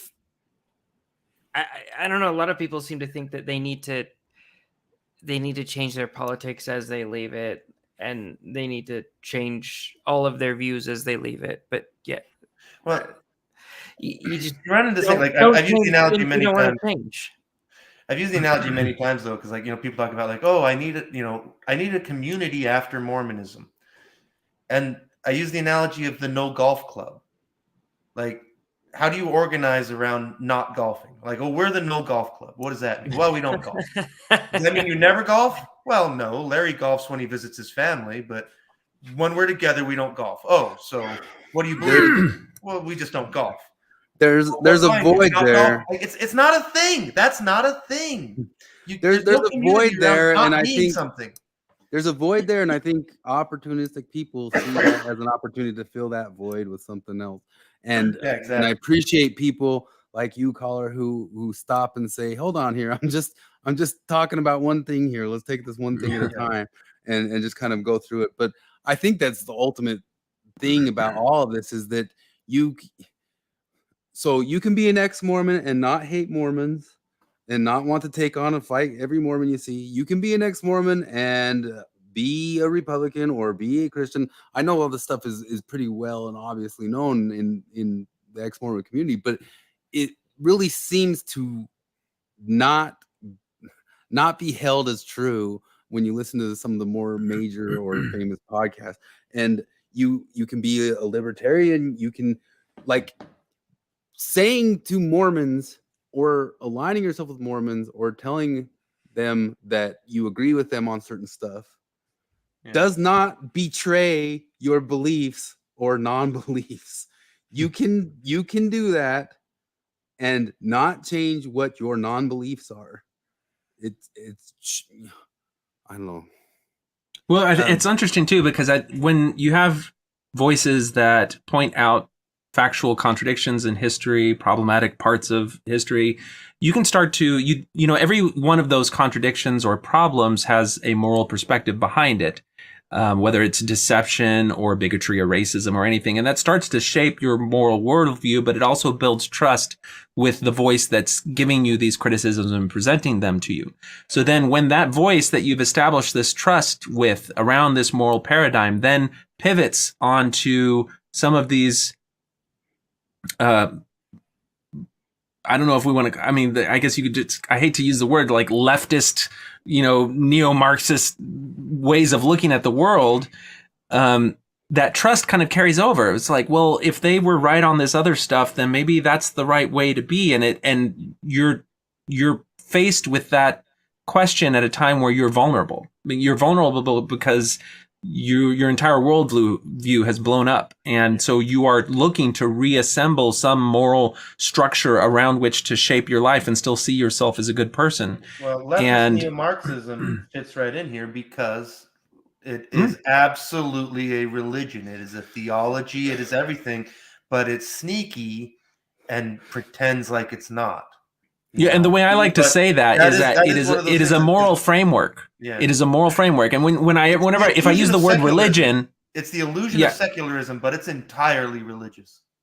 Yeah, and when I use the word religion, then people automatically assume that means it carries some claims about God or divine authority or anything, and that's harder, I think, for people to see the parallels. They'll just say, "Oh, you're just saying everything's a religion. You're just calling everything a cult or something." Most Buddhists are atheists. There's no God in Buddhism. Does that mean Buddhists aren't religious? It talks about ontology and it talks about epistemology, the fundamental root things about. It's a theory of man. It has a plan of salvation. You know, like like James Lindsay does a really good job of like laying out using the actual legal term, what the Supreme Court decided makes a religion. It's absolutely a religion. We've got another call. Unless there's something you want to add into that. No, I'll go to the caller. I have a general idea, but I can save it till after. Okay. Hello, you're on Talk on Things and Stuff. Yeah. Hey, Jonathan. What struck me recently was your video where you talked with, I forgot his name, the Mormon kind of apologist guy who's kind of going bald. He's blonde. He's super intense. Jacob Hansen. Yeah. I might be fighting him. Maybe. Okay, so you went through your curriculum, whether something's a culture or not, and you mentioned clothing, control of clothing, and he did not mention garments. He just said, "Oh yeah, church, we kind of dress similarly. You might recognize that."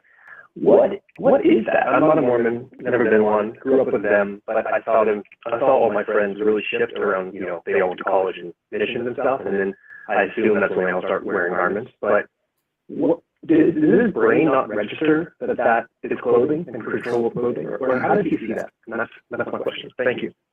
Okay, thanks for the question.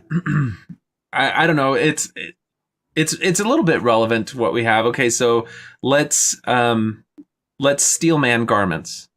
All right, you're living in a religion that has a bunch of traditions and values, and it gives you a piece of clothing that you wear next to your skin to remind you of the different commitments that you've made in that religion, to keep it close to your heart, close to your mind, so you always have it there. You can look at other religions that we would see more favorably, such as certain Jewish traditions that also have sacred clothing or meaningful clothing that are a part of their Sikhism has undergarments Absolutely. that are very Right. analogous to Mormon garments. Right.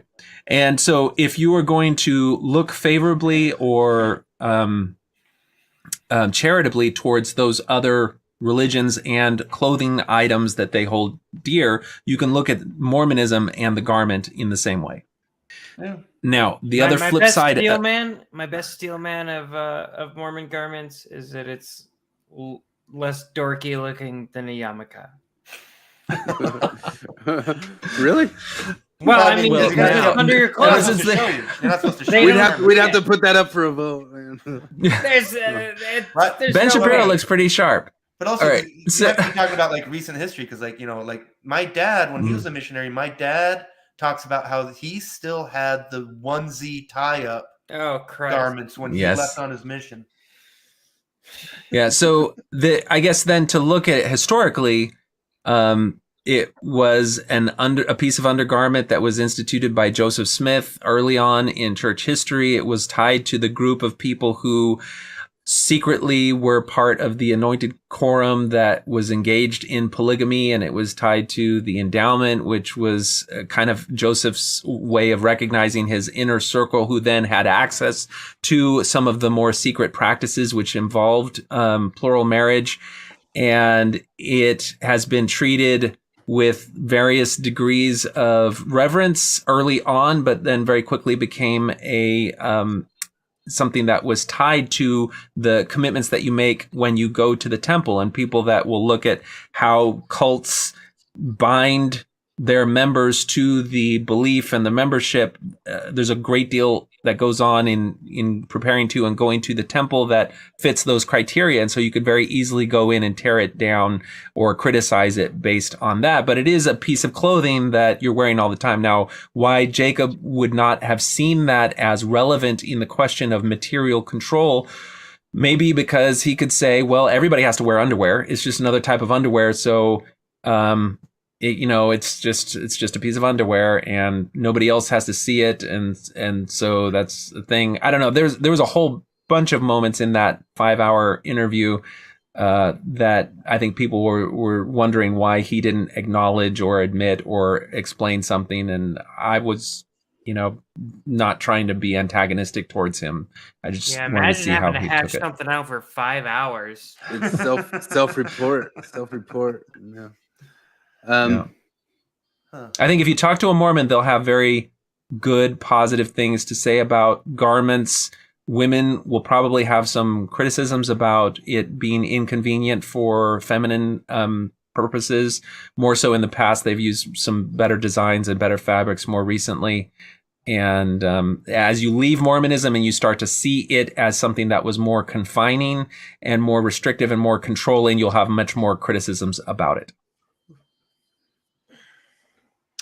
But things like that are why atheisms will never form groups, never very well. We don't have things like that. You don't have a talisman. You don't have objects. You have a Thrive hat around. Yeah, a Thrive hat. There you go. Yeah. And those types of things I actually do think matter when it comes to group formation. And it seems like if you get into Daniel Dennett's work, where he's kind of trying to say, well, maybe we could recreate things like that to use it in secular world, but I don't know how you could come up with like a secular talisman unless it's something that is, I don't know, like a, I don't know, like a Make America Great Hat Again or something like that. That itself then becomes just as bad or just as much of a troublesome thing as the religious thing. As far as religious signifying head coverings go, Jared, what's goofier, yarmulke or thrive hat? Well, given that I'm gonna have to go. Like, okay, but the only way you really can do this is what's goofier, John DeLynn in a thrive hat or John DeLynn in a yarmulke? Man, and I gotta go with John DeLynn in a yarmulke. Oh yeah, aesthetically speaking, I know what is behind the thrive hat, so I'm gonna say thrive hat is ideologically goofier. So you know how they but do that. But the yarmulke also says slice part of your dick off. After the thrive hats exist for 1,500 years, then we'll be able to compare properly. So you know that he shoots everything in front of that punched in brick backdrop. Yeah. Can we start calling that the whining wall? So this is kind of one of the general concepts that I want to give behind the idea of some of what we do, is that I think in the world of ex-Mormonism, we kind of have enough devouring mother ethos, if we're gonna like say that stuff of we're gonna get to archetypes or something like that. There's enough people sitting and listening and empathizing and saying, oh, I hear that, I hear how it's going. And I feel like there's just like a lack of maybe like some sort of big brother saying, walk it off. You know what I mean? Like there's got to be like some sort of level of like, come on, guy, like it all sucked. It was tough. It was rough. It was difficult. Like there's things to get over, but some level of it, it's like, let's get over it, and let's get on with each other. You've pointed this out on a few of your podcasts, and I think particularly when you reference Coddling of the American Mind, the central thesis of that book by Jonathan Haidt and his co-author was that the things that are driving a lot of the social justice activism and a lot of the mindset behind even now the type of activism that Ahmad Corbett had is kind of the opposite of cognitive behavioral therapy. Cognitive behavioral therapy. And cognitive behavioral therapy kind of teaches you about distortions and ways that your mind goes awry that are worse off for your mental health, for interpersonal relationships, and helps you recognize them and undo them. And so catastrophizing was a good example that you brought up, where normally when you feel that impulse to catastrophize, if you're operating according to cognitive behavioral therapy, you're saying, wait a second, it's not that bad. I can reframe, recontextualize, or understand this in a different way that doesn't immediately place me in the helpless victim role and empowers me, and it doesn't really affect me that much. And that is a way that gives you kind of a more anti-fragile mechanism of response to stressors. And what we're seeing in the activist realm, and it's not just John DeLynn, I think this is a normal activist impulse, is if you catastrophize, if you take something that could be interpreted ambiguously, you make it only interpreted negatively and you blow it as much out of proportion. You take the worst possible example of the negative outcome and you put that forward as the inevitable result. And that drives outrage, which drives clicks, which drives views, which gives you a sense of moral superiority, moral outrage. It gives you moral grandstanding power. It gives you virtue signal. To all these things are in the soup of what's happening. And if you're a viewer and that's what you're seeing modeled for how you respond to things, then when your family does something, when you encounter something that was said at church, rather than taking the anti-fragile, undoing, diminishing that catastrophizing impulse, you're going to lean into it because that's what you've seen modeled. That's how you see people prove that they're good. And it is what explodes family relationships. And it's hard to get out of that cycle, but it would help if we had a mental health professional modeling these things in the activist realm, saying that, you don't necessarily have to catastrophize these things. Absolutely. A mental health professional would ruin it So Well, I think I do think some of what happens on that podcast is the exact inverse of that and purposefully done. And that's probably one of my biggest what was it problems. that you said the other day or earlier today? The John Lynn got his PhD in inverse cognitive behavioral therapy. Is that a real thing? No, I just said it because I'm talking about because I think if, only... like, honestly, give people like exercises. Go listen, because you can say that there's critiques. Jonathan gave a good critique of Corbett's, I'm never gonna remember the guy's name, talk, and it was just like an honest, direct, level-headed critique of it. Go compare it. Listen to give the whole 3 hours of a listen to of DeLynne's today, and see if that therapist is trying to get people to catastrophize the thing. And how many times did DeLynne in his criticism say systems, not people? But systems, not people. I love that. That's the woke equivalent of the devil made me do it. All right, you guys. Well, I got to wrap this up. I put the subtitle for this episode as the conscience of the critics or something like that. And I think it's because what I think is important that you guys are doing is at least providing a different perspective.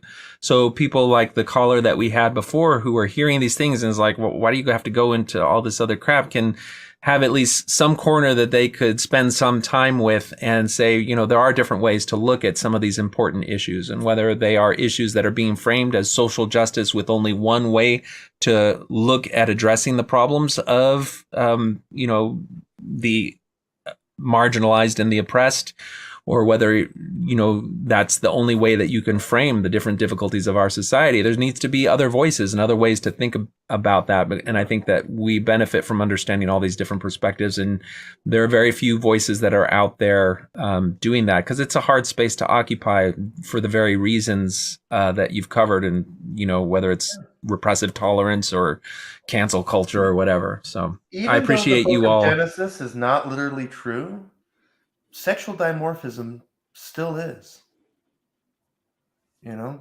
So, like, you can abandon your Mormon belief. You trying to get me canceled right at the last minute? Anytime Flip talks, I kind of like worry halfway through that we could be on some random Wikipedia article and that nobody's expecting. But yeah. Biological sex is a reality. But that's what you're talking about. Those people are like, oh man, I lost my faith in church. What does the ex-Mormon scene have to say? Oh God! Jesus Christ! I hate that I'm white. Back to church. I was born in the wrong body. Okay. Well, you know, it's like when you leave the church because you discover that its epistemology is faulty and it doesn't comport with objective reality, and then you come out to the wider world and you find out that everybody's dissing objective reality and the very epistemology that allowed you to unplug yourself from that, then there's something amiss. I think this is objectively untrue. You're right. Also, nothing is objectively true ever. Oh, fuck. Every time. All right, you guys. That's about four hours and 45 minutes. Hope you're ready. No editing. Well, the one thing I want to say is we really do. I honestly believe in game theory. Like, I dead serious would take any sort of backtracking or apology or whatever. Like, even if like they just like said something like there were some good points, I'd almost be like, oh, okay. I'll let this go. Like they could do it in one sentence almost. Last thing. Apologies. Last thing, Chris. I want you to make your sincere, earnest plea for John DeLynne to bring you on to give a different perspective with John Larson. Go. Bring me on to his podcast. With John What's Larson. the plea? No. You keep saying they're not going to take you on. Just like make the case. Say, hey, John, you know, like This let is me on the case. podcast. You guys said you wanted this. You Nah, said Flip is too yelly. Well, Flip is too yelly. I'm removing Flip. He's too yelly. What we always said from the start is they said we are looking for any sort of criticisms. I said, I'm your Huckleberry. Here I am. If you're looking for it, here I am. Easy as that. Okay, so we're not afraid of it, you know. And, okay, so you're willing to go on. You'll listen. And if you don't, good, fine, dandy, great, whatever. If I go on, listen, that's usually the thing that happens. He brings on critics and then he ends up just talking the whole time about that. That's You're willing to go get struggled against. Yeah, I'm willing to go get struggled against. Yes, I'm willing to stand up for my beliefs and beliefs that aren't necessarily mine that you misrepresent all the time on the podcast. And beyond that, just stand up to certain ideas or give counterpoints to a lot of the different things. But a lot of the stuff is direct criticism to them, and I don't have to do the direct criticism to them. I could just keep it at what they get wrong about other people's politics. I don't have to go into right there. the ways that I think he's all right, your inability to concisely give a elevator pitch is already argument enough. Oh, here we go. John we are answering your call, your request for criticism. We can give politics. Hi. Yeah, that's here we are. You asked for criticism. I'm your huckleberry. As soon as I'm unbanned, as soon as you unban me, okay, let me do it. Let me do it. Okay. Okay, Jerry's gonna do it. Here we go. Here's my pitch. Okay, here's the thing, John Dehlin, John Larson. I know that you guys have wanted, I know you guys have wanted a reasonable conservative on, and here's the thing: I'm your reasonable conservative, and it's because like trans women are women. I believe that. Black Lives Matter. I'm also intersectional because I am pansexual, exclusively attracted to females. I hold all the right opinions. Just have me on. I hold all. Jared's actually got a chance. He's actually got a chance to go on. And see, I have to say that I voted Biden. I'm conservative. I will leave my direct criticism of Dehlin alone and just defend how they frame conservatives. Yeah.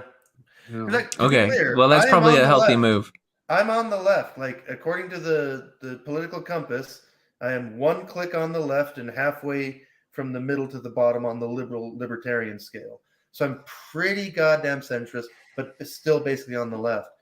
But even then, like the episode Chris did where he's like, all we're trying to get across is that conservatives are not ontologically evil. We did like 5 hours on why Biden and all those people are nuts.